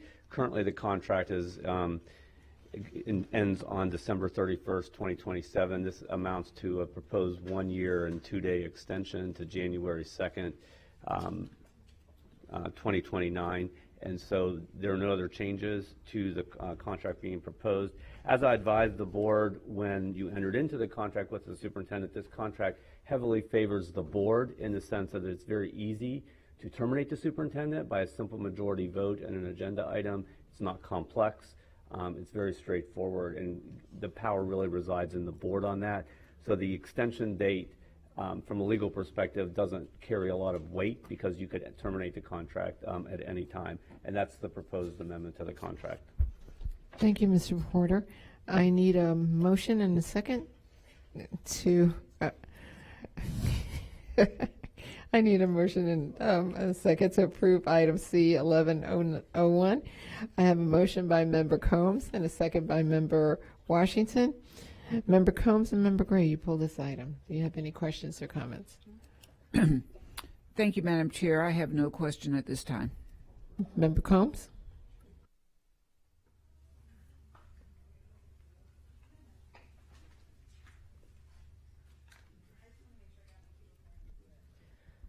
Okay, thank you so much. Thank you, Mr. Porter. A couple things before I go over some of your accomplishments and some of the things that you've done. One of the things that I was looking at is right now we're going to renew your contract for an additional year. Obviously, a while ago we talked about extending it even longer. One of the issues that I have as a school board member is to make sure that we're able to advocate for what's right for the school district. So Pablo, this is currently on the Senate floor as a consensus part. So Pablo, if you'll do the PowerPoint, why Hillsborough County should keep an appointed superintendent, okay? So right now on the Senate, on the consent agenda, which will be probably approved in the next week or two, we are going to have possibly an elected superintendent. So the national standard, the vast majority of U.S. school districts use appointed superintendents. 48 out of 50 states use appointed superintendents. There's only 2 states that don't do that. That is Alabama and Florida. It's extremely rare nationwide. Fewer than 1% of districts, out of less than 1% of the nation has an elected superintendent. Out of 13,800 school districts, you're looking at less than 1%. The largest districts appoint. Florida's largest district all across. For example, Miami-Dade, Broward, Orange, Palm Beach, Duval, Pinellas, all of those actually have appointed superintendents. It ensures the most qualified leader. An appointed system allows school boards to conduct a national search for the best and most experienced educator. The elections politicize education. Electing a superintendent forces candidates to run for political campaigns, raising money and appealing to political groups instead, rather than being chosen by professional qualifications. And then the voters already have accountability, okay? The voters elect the school board, which then hires and evaluates the superintendent. And finally, Hillsborough County is one of the largest school districts in America, okay? The 7th largest, we are looking for an educational CEO. We are not looking for a campaign winner. So it is so important that we look at this and wonder, across this state, why is Hillsborough County the only one that's asking to do an elected superintendent instead of appointed? Why is that happening? We're looking for you. If I want to fire you next week, I can fire you. If you're elected, you can do whatever you want with the schools, with the contracts, with the vendors. with the property that we talk about.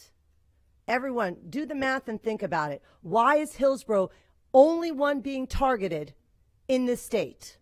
That's a big issue. And voters need to wake up and look at this and think about why this is happening. We're looking for somebody who's going to lead this district. I'm not looking for an elected official. I am an elected official.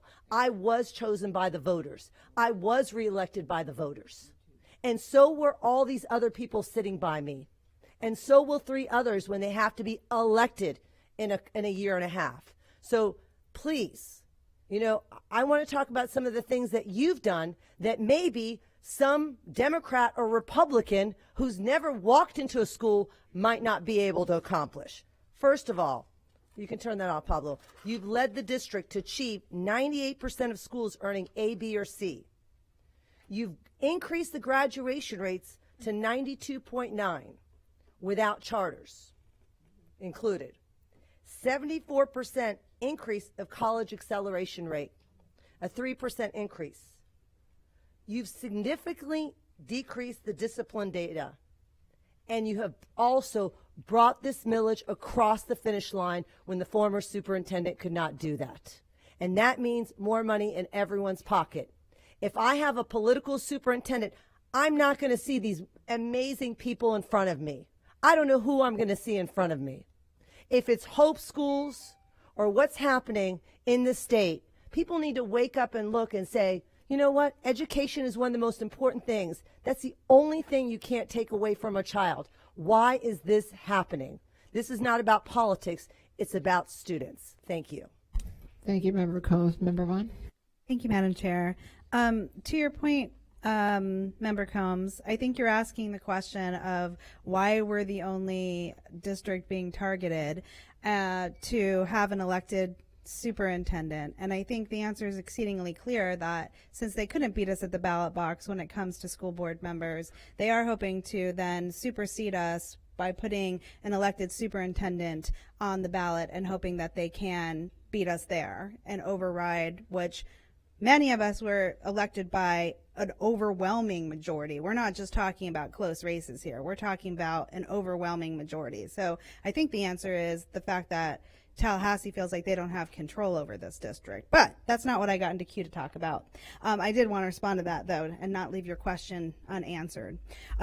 So this is a little bit of a confliction for me as far as, not because I don't think we should renew your contract. When I think of the alternative of number one, the superintendent I had previous to you, my experience under your leadership has been drastically different, more engaged, more connected.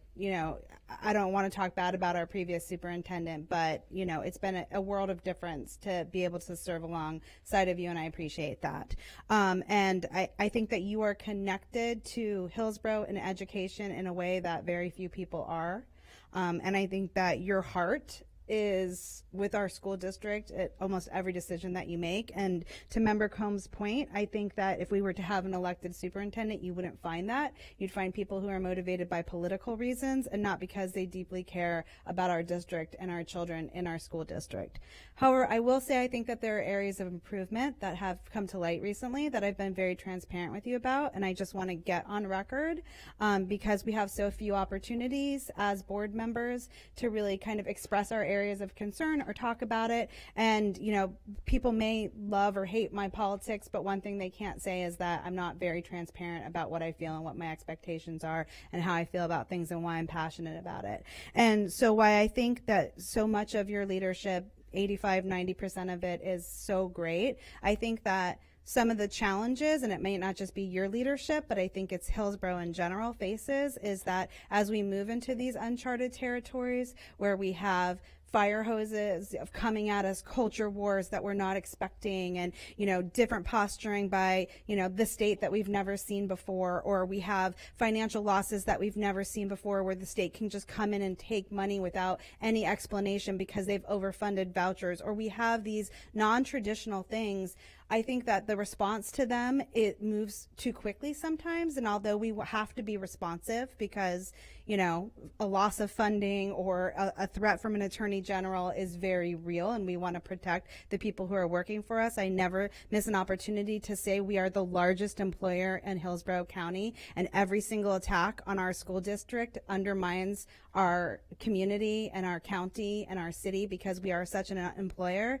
I do think that, I have to say going forward, I would like some more thoughtfulness in some of the bigger issues, whether we're talking about our response to books, whether or not we're talking about financial losses and just making sure that the board understands what's going on when it comes to unit, whether it talks about communication and making sure our communities feel like they've really been heard when we're talking about boundary changes. Again, I don't think this is any misintent, but I do think that there is an opportunity that I want to make clear when I talk about, because renewing your contract is a conversation about your leadership, which I think, like I said, for the most part is fantastic, especially from where we've been. But I want to point out that I think there are still, aside from my evaluation, areas of improvement where there could be better communication, more thoughtful decisions, the decisions that we made being broadcast to the people who are, having to carry out those decisions and getting their buy-in, and that transparency and that trust built a little bit more. And I want to give you that feedback before I move forward on this. So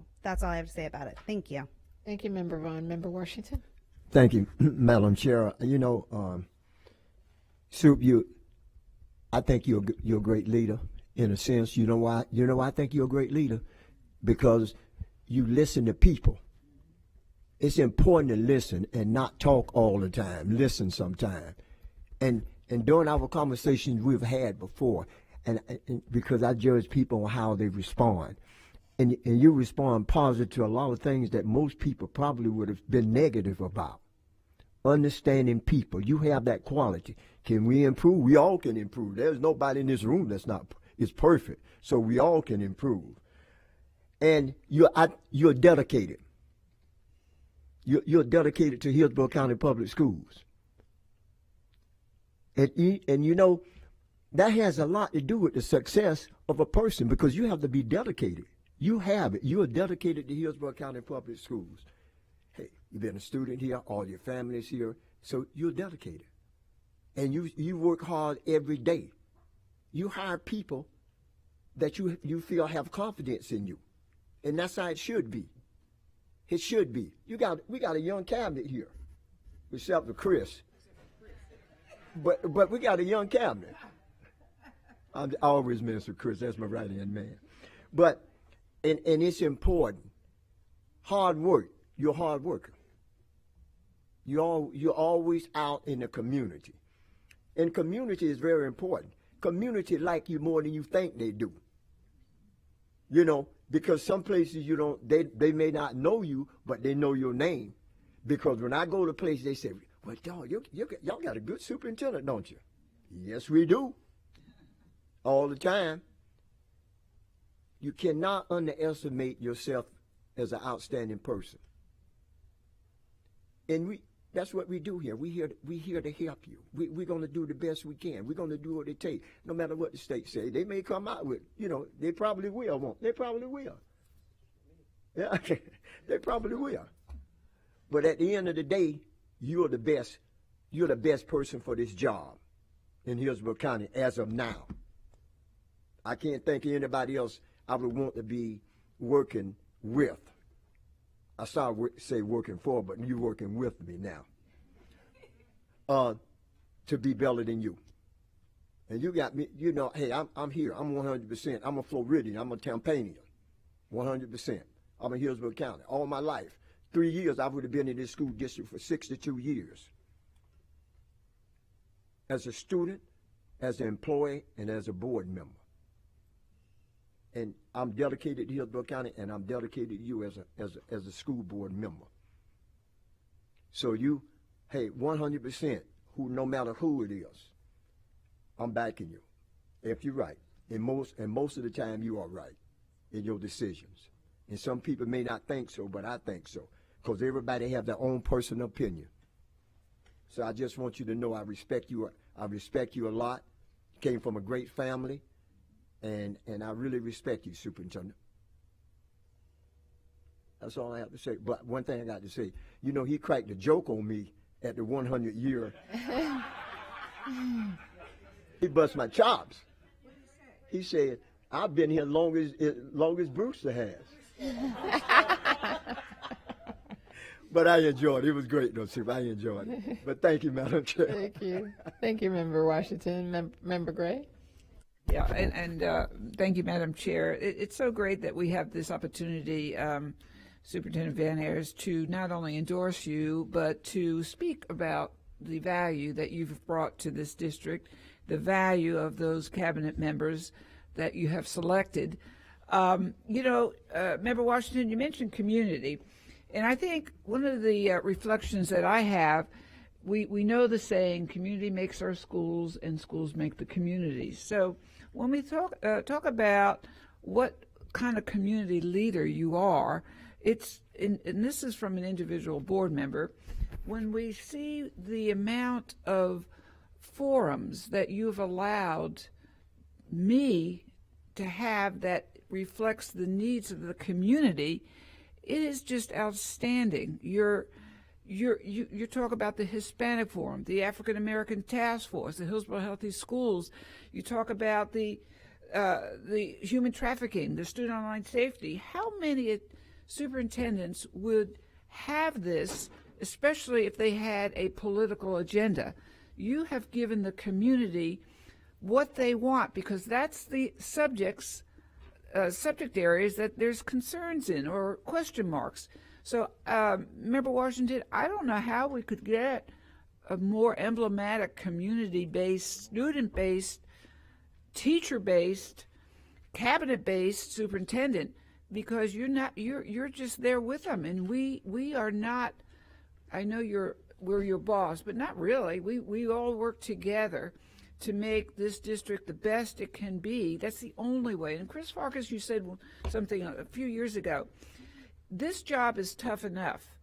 It only takes one board member, maybe a cabinet member, to make things so much more difficult. And then it could break this team up. So, and Member Washington, you speak about teamwork all the time. And you have brought the team together, Superintendent Van Ayers. So this idea of elected, all of a sudden I wouldn't have my committees. Maybe we would, some of our town halls that the members love to have, they might not have that ability. So your value is just way up there. And I'm glad, Member Combs, I'm glad that you made statements like that, because it gave each of us and gives each of us an opportunity to brag on our superintendent. And I think that's the space that we're in, and thank you for everything. Thank you, Madam Chair. Thank you, Member Gray. Member Hahn? Thank you, Chair Perez. So I echo everything my board members have said. In spite of the challenges that we face within education right now, you set the tone for a very positive climate and culture, and we see that when we go out in schools or if we're with you at certain events. We see the connectivity with the community. You've built a lot of trust in this community. It's because of what Sheikh said, the dedication you've had to this district since you were a student in this district. And then, we're potentially, maybe yes, going out for the reauthorization of the half penny. And, you are the one who's positioned himself to share that message. A promise made is a promise kept. And you can share that message wholeheartedly because people do trust you, both inside and outside of this district. This is a time to show that we have stable leadership moving forward with this reauthorization. And it's a 10-year maybe reauthorization. So, stability is very important to show in our leadership. We've had an awful lot of good things happen. We've moved the needle a great deal in the last year or two. And that will all go a long way in the messaging of what we need to demonstrate to the community to continue to trust us with their tax dollars. So, I am going to support this contract being extended tonight. because I think it's more than just what you do. This is going to have more meaning than just what you do on a day-to-day basis. This is really about taking that next move that we need to make to continue to stabilize our finances for longevity in this school district. Thank you. Thank you, Member Hahn. And I'm going to echo basically what everybody said. You know, you bring, because you were here in this district, not just as a teacher, but an educator, but also as a principal, as leadership in our schools. You bring that educational leadership to the table, so you understand what our principals are going through. You understand their needs, and that's what you bring to the table. But you bring specific skills relevant to our district's needs. You're not thinking outside what everybody else. You understand what the 7th largest school district needs and requires to sustain it. And also, you're focused on our educational outcomes. Look at where we are, 92.8% graduation rates. The communication that we need to move our students forward and what matters. But keeping you where you are will mean stability and continuity for this district. And I think right now, where we are, we need that. And I'm speaking for myself, but I think from what I'm hearing from the other board members, that's what I'm hearing from them as well. So, and this work towards a little bit more long-term with regard to our educational strategies and what our students need today, for stability. So I thank you for your leadership. I thank you for opening the possibilities for us to be able to speak to your cabinet directly. I know they probably don't appreciate when I call them. Sometimes so early in the morning. But I appreciate it. So, but thank you. Thank you for your leadership. And seeing no further questions or comments, please vote when your lights appear.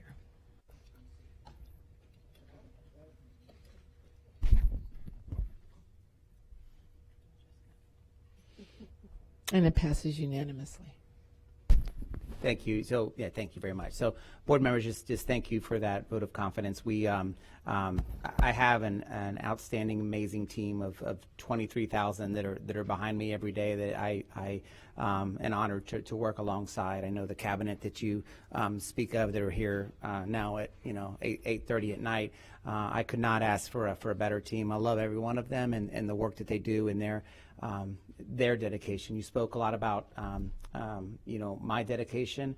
I will tell you this: every one of them across that front there has that same dedication that they bring to the work every day. They're all experienced in what they do, and we have an incredible team.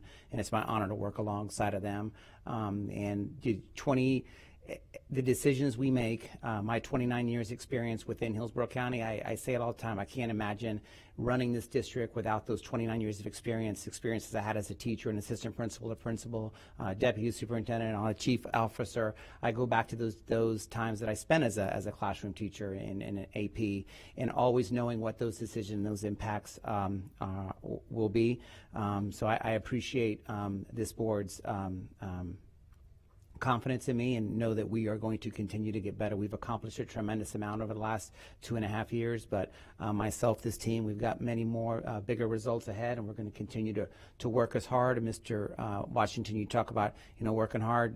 We will continue to work hard for the school district to make sure that we're continue to get better and be the very, very best district in the state of Florida. And thank you all for your confidence in that. Thank you. Thank you.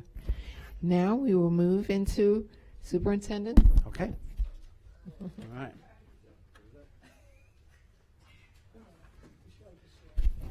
All right.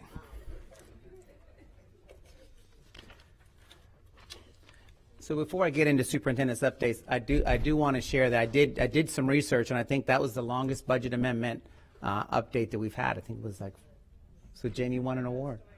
This one was a budget amendment. That was the longest one we've ever had. Kept going. Take a sizzler. So my updates this evening are just some of our updates. And I know, board members, I'll see a bunch of you tomorrow evening. So this is our March's Theater, Art, and Music in our Schools Month. These programs ignite creativity, teamwork, and critical thinking. This month-long celebration highlights the importance of these programs in our school. So tomorrow is our 2026 Elementary Fine Arts Festival. This event will take place in two parts, beginning with the visual arts exhibition at the Tampa Museum of Art from 4 to 6:30, and then we head on over to the Straz Center for student performances in music and dance at the Straz at the Performing Arts at 7. So I will see all of you there, board members. I know it's a great event. I've seen all of you in each one of those, and look forward to seeing our students' performances. We all know what great theater, art, and music programs we have in our school district. No doubt the very, very best anywhere, and showcase tomorrow with our art and then our theater, our elementary students, fine arts tomorrow. All right.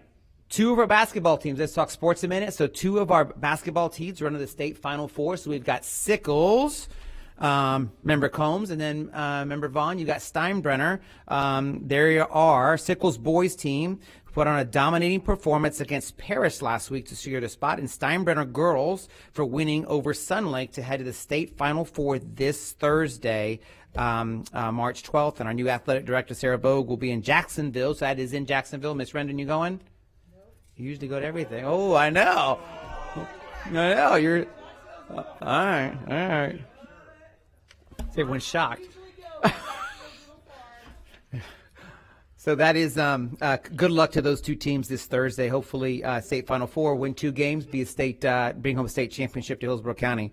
So wrestling state champions. This is a neat one. Congratulations to Isabella McFarland from King High School and Alcidir Ortiz from Steinbrenner for winning state championships. They already won state championships at the FHA Wrestling State Championships in Kissimmee this past weekend. So congratulations to them both, our wrestling state champions there. And on to academic excellence. I know all of you are aware with Strawberry Crest and their culinary. So congratulations to them who walked out of the 25th annual Florida Pro Start competition in February with first place overall, first in culinary, first in restaurant management, complete sweep of the 2 categories that send winners to the National Pro Start Invitational in Washington, D.C. More than 330 students from nearly 40 schools made the trip to Orlando, not for your field trip, but to compete under pressure in front of industry judges for real scholarship money. And board members, I know you all know Chef Paul Bonanno over at Strawberry Crest. The next time you see him, congratulate him. Both teams headed to nationals to represent Florida, and they will be going in April. And did they? Gaither wins it again. They win it. So Gaither has just won the 2026 U.S. Navy JROTC Academic, Athletic, and Drill States competition held at Spoto. They are headed to nationals on March 25th to compete against the best in the country. So I got text messages from some of the ROTC instructors and family and parents and that were there. Gaither's 9th state championship in a row. That ROTC program is absolutely incredible. I had a chance to go out last year and spend some time with them, but for what they have done over there in building that program, dominating 9th state title, and let's see how they do in nationals. All right, board members, I know you were all at the our STEM, so here are our winners. On March 4th, the winners of the 2026 Hillsborough Regional STEM Fair were announced. Congratulations to those who took home the Best of Fair award. So here we go. For elementary, Best of Fair were third grade Marley McCoy from Muller, 4th grade Ruff Rover from Stowers Elementary, and 5th grade Mason Oliver from Roland Park. Middle school, Zoya Punjani and Olivia Rivas Maderos from Roland Park K-8 took home Best of Fair. And in high school, Daniel Park from King High School was the Best of Fair winner. Daniel was joined by Kawana Bazui from Middleton and Tanishka can't get my glasses on, Agave from Strawberry Crest to be invited to the International Science Fair later this year. So just congratulations to all the winners. I know we did it, we acknowledged our STEM fair last time, but now we have our winners that we have announced. More awards here. Cambridge just announced the Cambridge Learner Awards. We are proud to celebrate the outstanding academic achievements of our students for this international recognition of exceptional academic achievement from Cambridge. Across our 19 Hillsborough County schools, students earned 200 Cambridge Learner Awards, reflecting the strength of our accelerated programs and the dedication of our students, teachers, and leaders. So collectively, our schools earned 154 Scholar Awards, 41 Scholar with Merit Awards, 4 Scholar with Distinctions, and 1 Top in USA earned by a student from Chamberlain High School in Cambridge International AS level thinking skills. That student was Clipper Salmon, who graduated last May. So congratulations to all of our Cambridge students, teachers, and school communities on this well-deserved recognition. And Sumner had the most recipients there with 40. All right. Ms. McCray, I know, Dr. Graves, you were here. So, and Member Rennan, I think you were there as well with our Florida Tax Watch. So on Thursday, March 5th, I didn't get a chance to get out there, but Ms. McCray and Dr. Graves were there. Florida Tax Watch announced their 2025 Principal Leadership Award, where they recognized 15 of Florida's most successful principals from high-risk K-12 public schools in 11 counties in the state. The award recognizes educational leaders who are creating meaningful changes in their students' lives while promoting their uniquely effective practices among their peers. So who are they?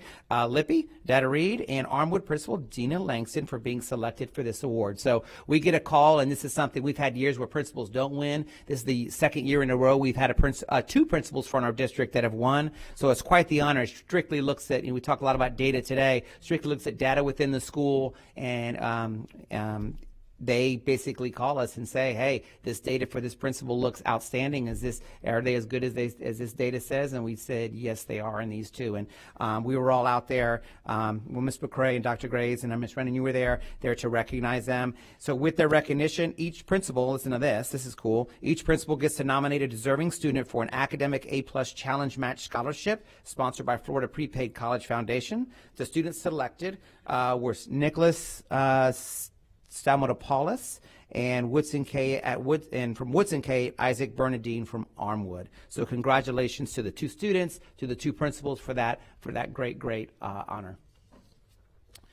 And then, speaking of Miss McCray, so Deputy Superintendent Shay McCray for being inducted into King High School's Wall of Pride last Thursday night. Congratulations. Congratulations, Shay. The Wall of Pride recognizes alumni of King High School, so everybody knows now you graduated from King, Shay, who have made significant contributions to their communities. Nominees must have attended KHS for at least 2 years and must have graduated from King High School at least 10 years prior to their nomination. Shay was nominated for her work as an educator for 27 years and for her tenure leading the Transformation Network. We all know the great work Shay does. And, of course, the first time in school district history since the state of Florida began grading schools at HCPS. As you all are aware, it had no graded F. So, Shay, thank you for all your work. And congratulations to Shay. And that is all put on by the alumni of King High School. I had the opportunity on then Saturday to participate in the golf tournament over at Temple Terrace with the alumni of King. And just to see, and I know, Shay, you saw it firsthand, the tremendous support of the alumni from King. They were out in force for their golf tournament. So all that money that they raise, I think, from the Wall of Pride and then the golf tournament, that all goes back to students at King High School. So, Ms. McCray, congratulations. Yep. All right, and our Magnet School Choice Window application, window closes March 27th at 11:59 p.m., and that's our second window.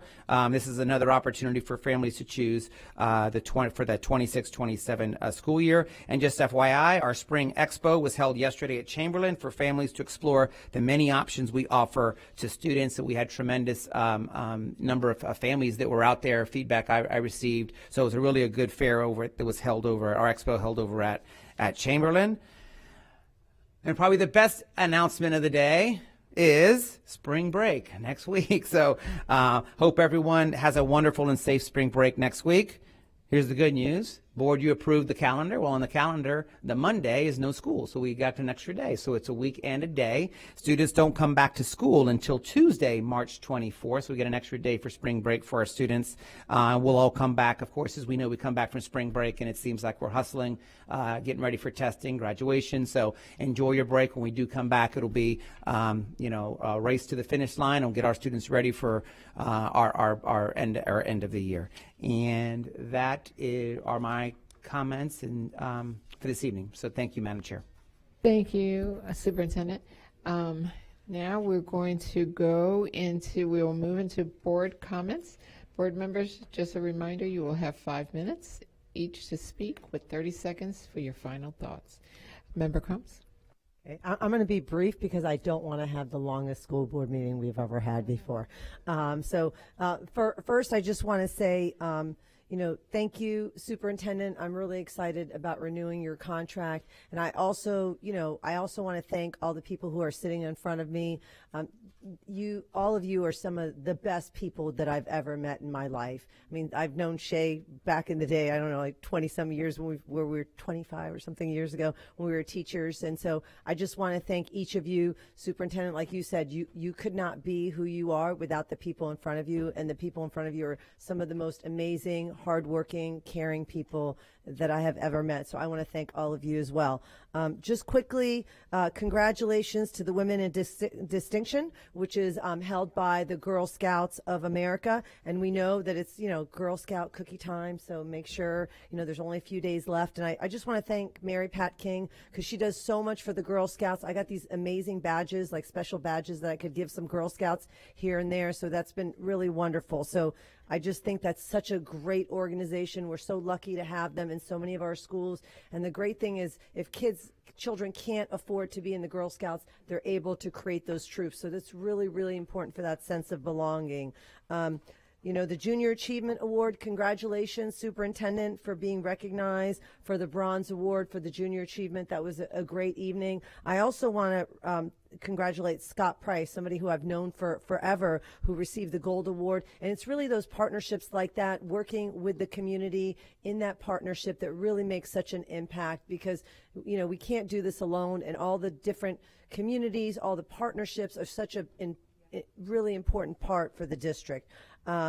Finally, History Fair Day. I want to thank Eric Gavin, who did such a great job. I was out there seeing, our public school students, our charter schools, and Gary Brady was out there too with me. Private school students competing in history. I was a former social studies teacher, so it was so great to see so many kids excited.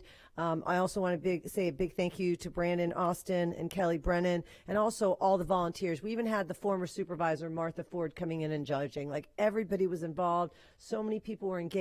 It's just very exciting to see students so excited about history.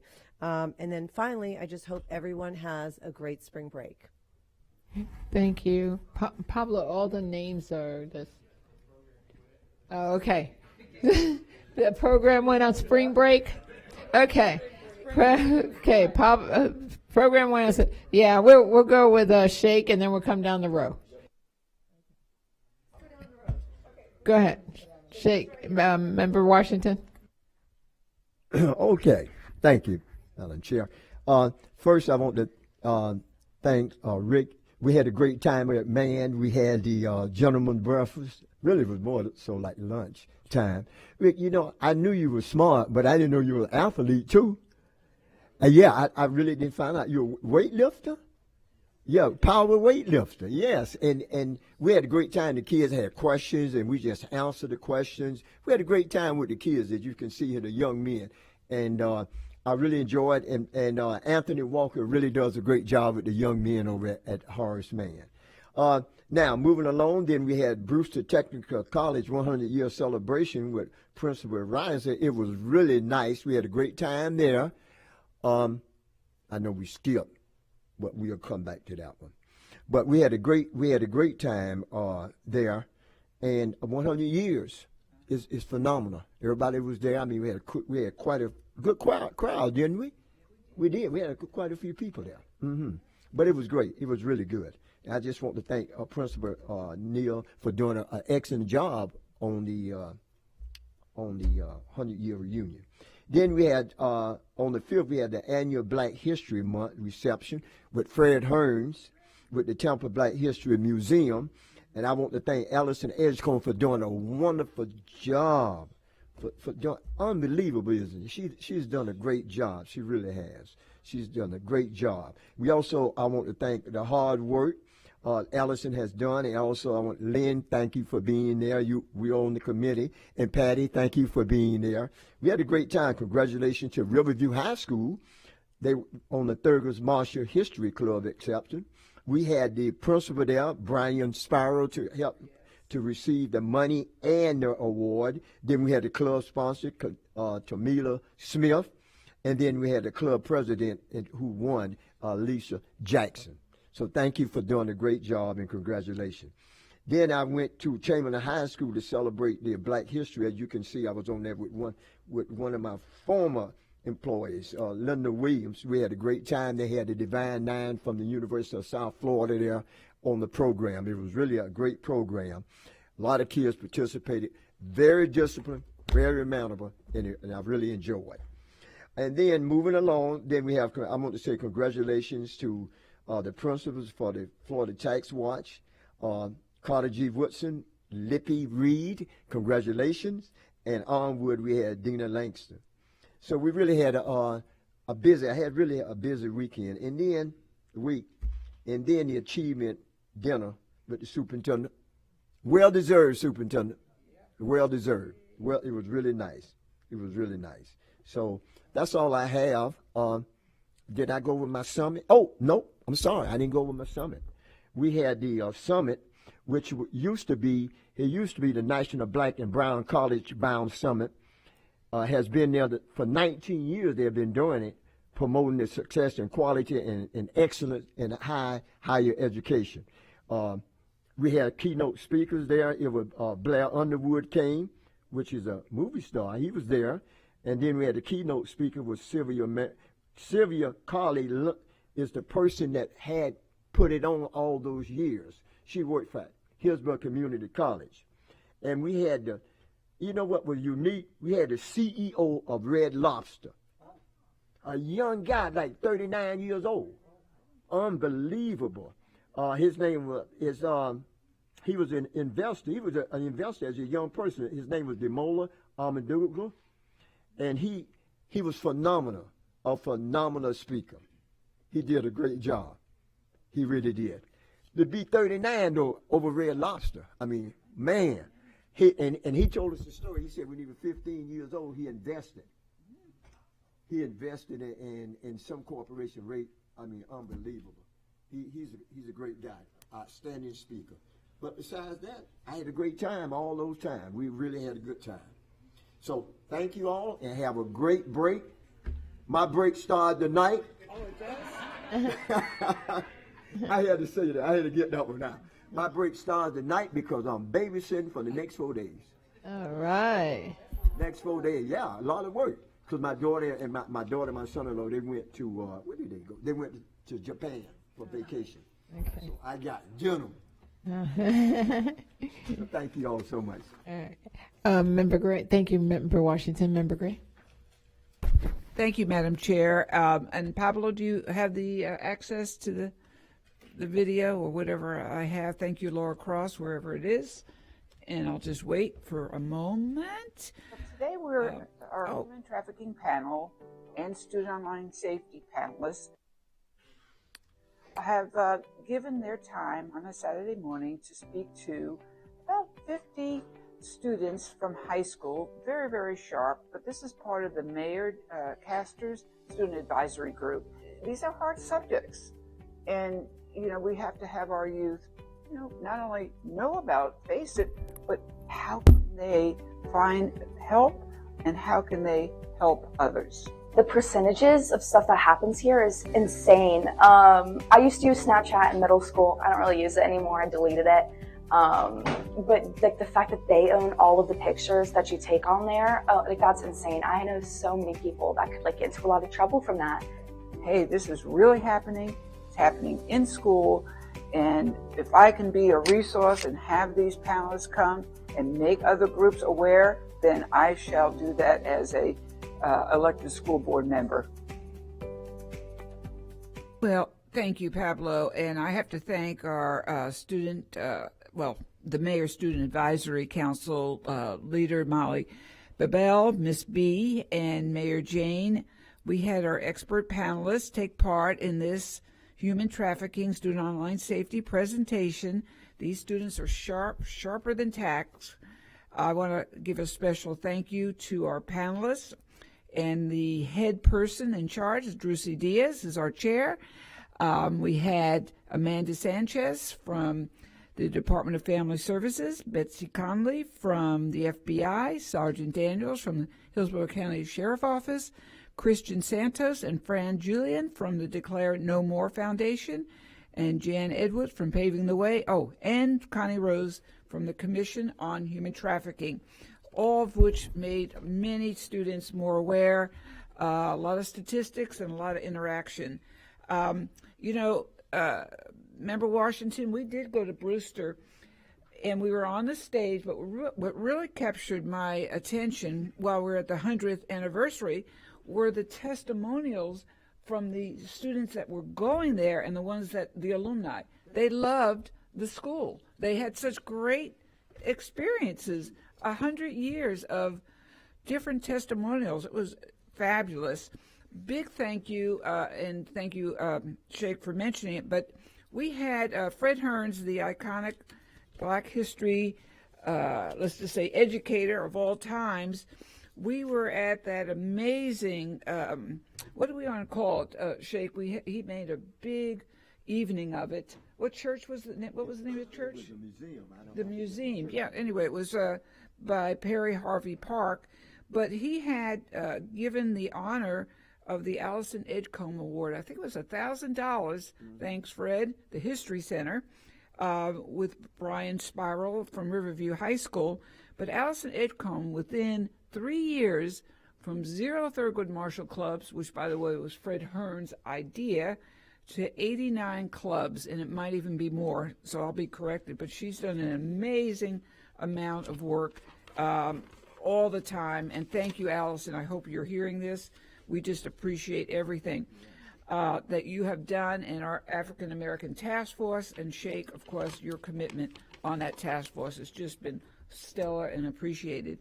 I did take a note, and I know Superintendent Van Ayers already said it, but the students from Strawberry Crest High School earned statewide recognition in their culinary, not only in their culinary, but restaurant management.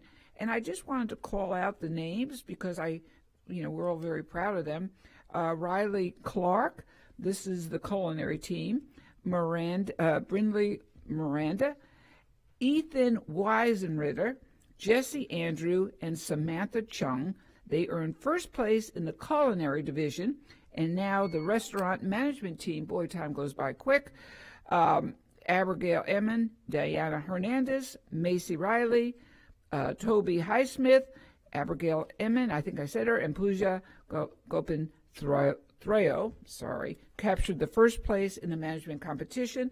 I wish everyone, our great cabinet, you have a wonderful, relaxing spring break. Our teachers and all staff and our wonderful board members, I hope we will come back renewed and refreshed, and our superintendent. Thank you, Madam Chair. Member comes. Okay. Member Hahn. Did you have any comments? Okay. Member Rendon. The cue crashed.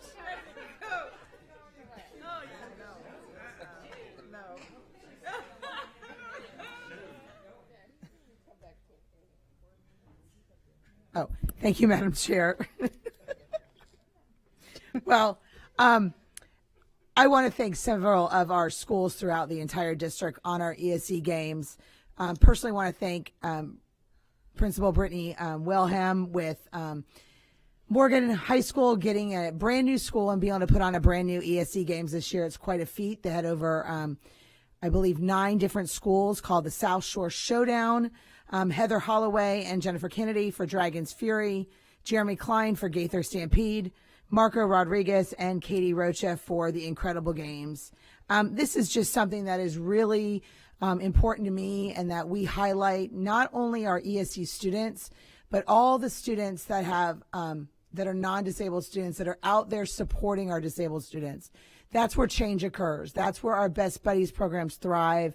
That's where students recognize seeing value in another person that may not look the same as them or act the same, but really being able to identify what they can do for another person. And so because of that, that is just so meaningful to me. And I want to thank all board members who were there, all board members that supported it with different things. I want to thank Aetna, Bus Patrol, and my mind just went totally blank. Aetna and Bus Patrol and Briggs Foundation as well for so many of their support this last year and everything they do. Oh, Tico, the Tico Foundation also supported the games, as well as I know Panera Bread did. I know Tijuana Flats, I believe, did. Pop-Up Bagels did. The Rough Riders.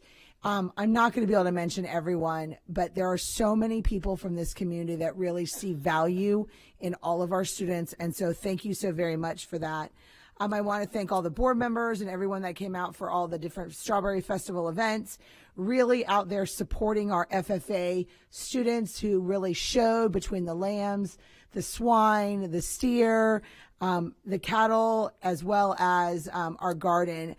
So many of our FFA advisors were there all during the week of these the fair and the showings of these animals and their plants, and what they put into these students is just phenomenal. So I want to thank our FFA partners throughout all of our schools and what they do. Agriculture is the second largest workforce industry in the state of Florida, and it's the one thing we all need 3 times a day. And so we really want to make sure that we continue cultivating that within our students. I want to highlight the Crisis Center and the Cup of Compassion. Many of our board members, thank you to Mr. Porter for allowing us to come and support that. The Crisis Center is such a supporter of Hillsborough County schools and our students, making sure they have a safe space to land every single day when they are in crisis. And so thank you so very much for that. Starting right now, another program within Hillsborough County for our unaccompanied minors, really finding them a safe place to show them housing, support as they move forward in their life. And so many of our board members are there. Our staff have been there to support them along the way. And so thank you, Member Gray and Member Washington for the African American History reception. It was a wonderful event. Great community attended, as well as everything else. Superintendent, congratulations on your Browns Awards from JA, as well as your contract renewal. It is an honor to serve with you by your side as we move forward in this challenging time within our state, and really able to bring student success to the forefront in everything we do. I appreciate that. To the cabinet, thank you so much for everything that you guys do. A well-deserved spring break as you move forward. To all of our teachers, our office staff, our principals, our administrative, all of our schools, your dedication and commitment to our students is second to none. We cannot thank you enough for your dedication that you put out there every single day. We appreciate you. We see you. We hear you.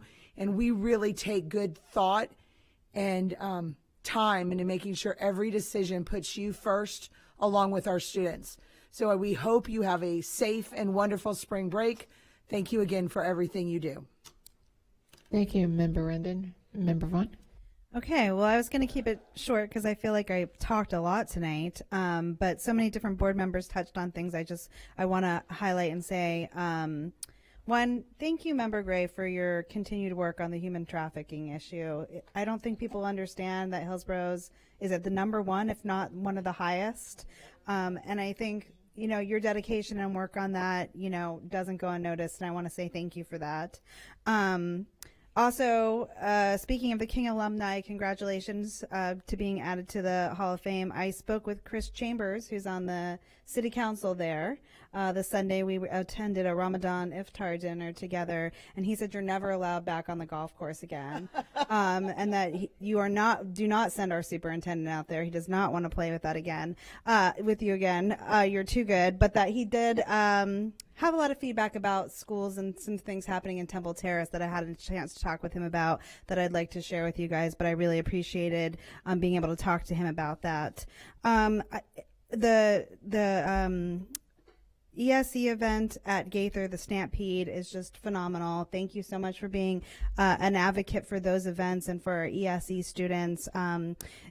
We spoke about the buddies and the students themselves, so excited and proud to showcase what they can do and so enthusiastic, but even just their teachers, having an opportunity to, show off what their students are doing and to be so proud of them after advocating for them so hard throughout the year and supporting them. It's just such a great event. And I feel honored every time I get to attend that, especially since Gaither's is the longest. Not that it's competing. So I appreciate that.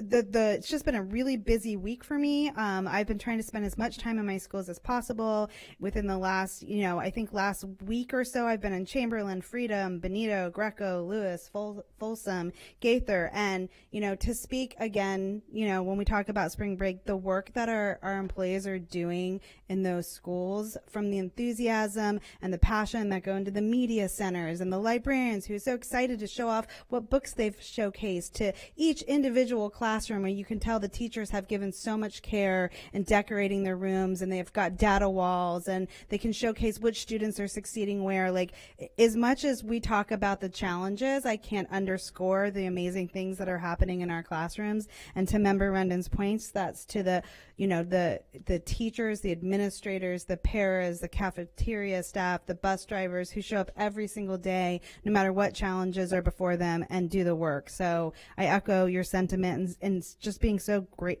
having so much gratitude for that, and wishing our employees just a really great spring break. Shout out to my Student Advisory Council. District 3 Student Advisory Council is going strong. Those students show up. They're passionate. They bring forth challenges in our schools. They're respectful of each other. They engage in planning the meetings and doing all of the work. We've had to utilize no staff and no schools. And so I'm really proud of them, and I want to shout out to them and their hard work. I can't wait to showcase. We might have a policy to bring forward in the next policy cycle. We're working on that. So I just wanted to highlight that. And I think that's all that I have. So I feel like I've talked a lot. I'm wishing everybody just a really nice spring break as a chance to recharge, because the work never stops. Thank you. Thank you, Member Vaughn. And I feel I've just been hectic, crazy, busy. So I got an opportunity, along with the superintendent, to speak to the Tampa Chamber, about the incredibleness that is going on in our schools, and about the partnership that we have with the business community in lifting our schools. And then also, we were at the Strawberry Festival, along with, I think, all of us, and Member Rendon. My favorite part of the Strawberry Festival is the strawberries. So I'm just saying. Okay, and then I also attended the scholarship, the Black History Scholarship, the recipient, for the scholarship recipients breakfast or lunch. It was like a brunch type thing, and that took place. It was a Legacy in Bloom history brunch. And that was very well attended as well. And then also, where else did we go? We did a few things. And I think there's a picture. Yes. And our amazing superintendent. I want to congratulate you, Superintendent Ayers, on being awarded the Junior Achievement National Bronze Leadership Award. This is all due to your dedication in providing students with experiences that they need to be workforce ready after graduation. Your leadership plays a key role in bringing JA's programs to life for our students, including entrepreneurship, financial literacy, and work readiness. So congratulations, and it's a very well-deserved award. And eat more chicken. and otherwise, and then we had the back to school at Blake, the School for Hope. We had a lot of folks supporting there in Blake. And what else did I do? And we were at Durant. It was an amazing. The students did a culinary luncheon. Yes, it was awesome. Me and Member Rendon and her hubby, yes, were there, and it was great. It was fantastic. So, but I also want to mention to you, I did a podcast with one of our librarians about, she was educating the parents how to count their minutes, for the reading. Yes. And so far, that podcast has received a little bit over 8,000 views. Wow, that's awesome. Yes. So what it's letting me know, Superintendent Ayers, is that our parents need some guidance, and they're looking for that guidance. So I'm going to continue doing those podcasts to to help our students and their parents understand that piece. I also brought them on the radio to explain it, because the radio has our Hispanic families that listen in English as well. But yes, it's almost 8,000 and counting. So we'll continue educating our families every way possible in every platform, and supporting this district as much as possible. But everyone have a wonderful spring break. Thank you for all you do, and rest, because there's still more to come. And with that, this meeting is adjourned.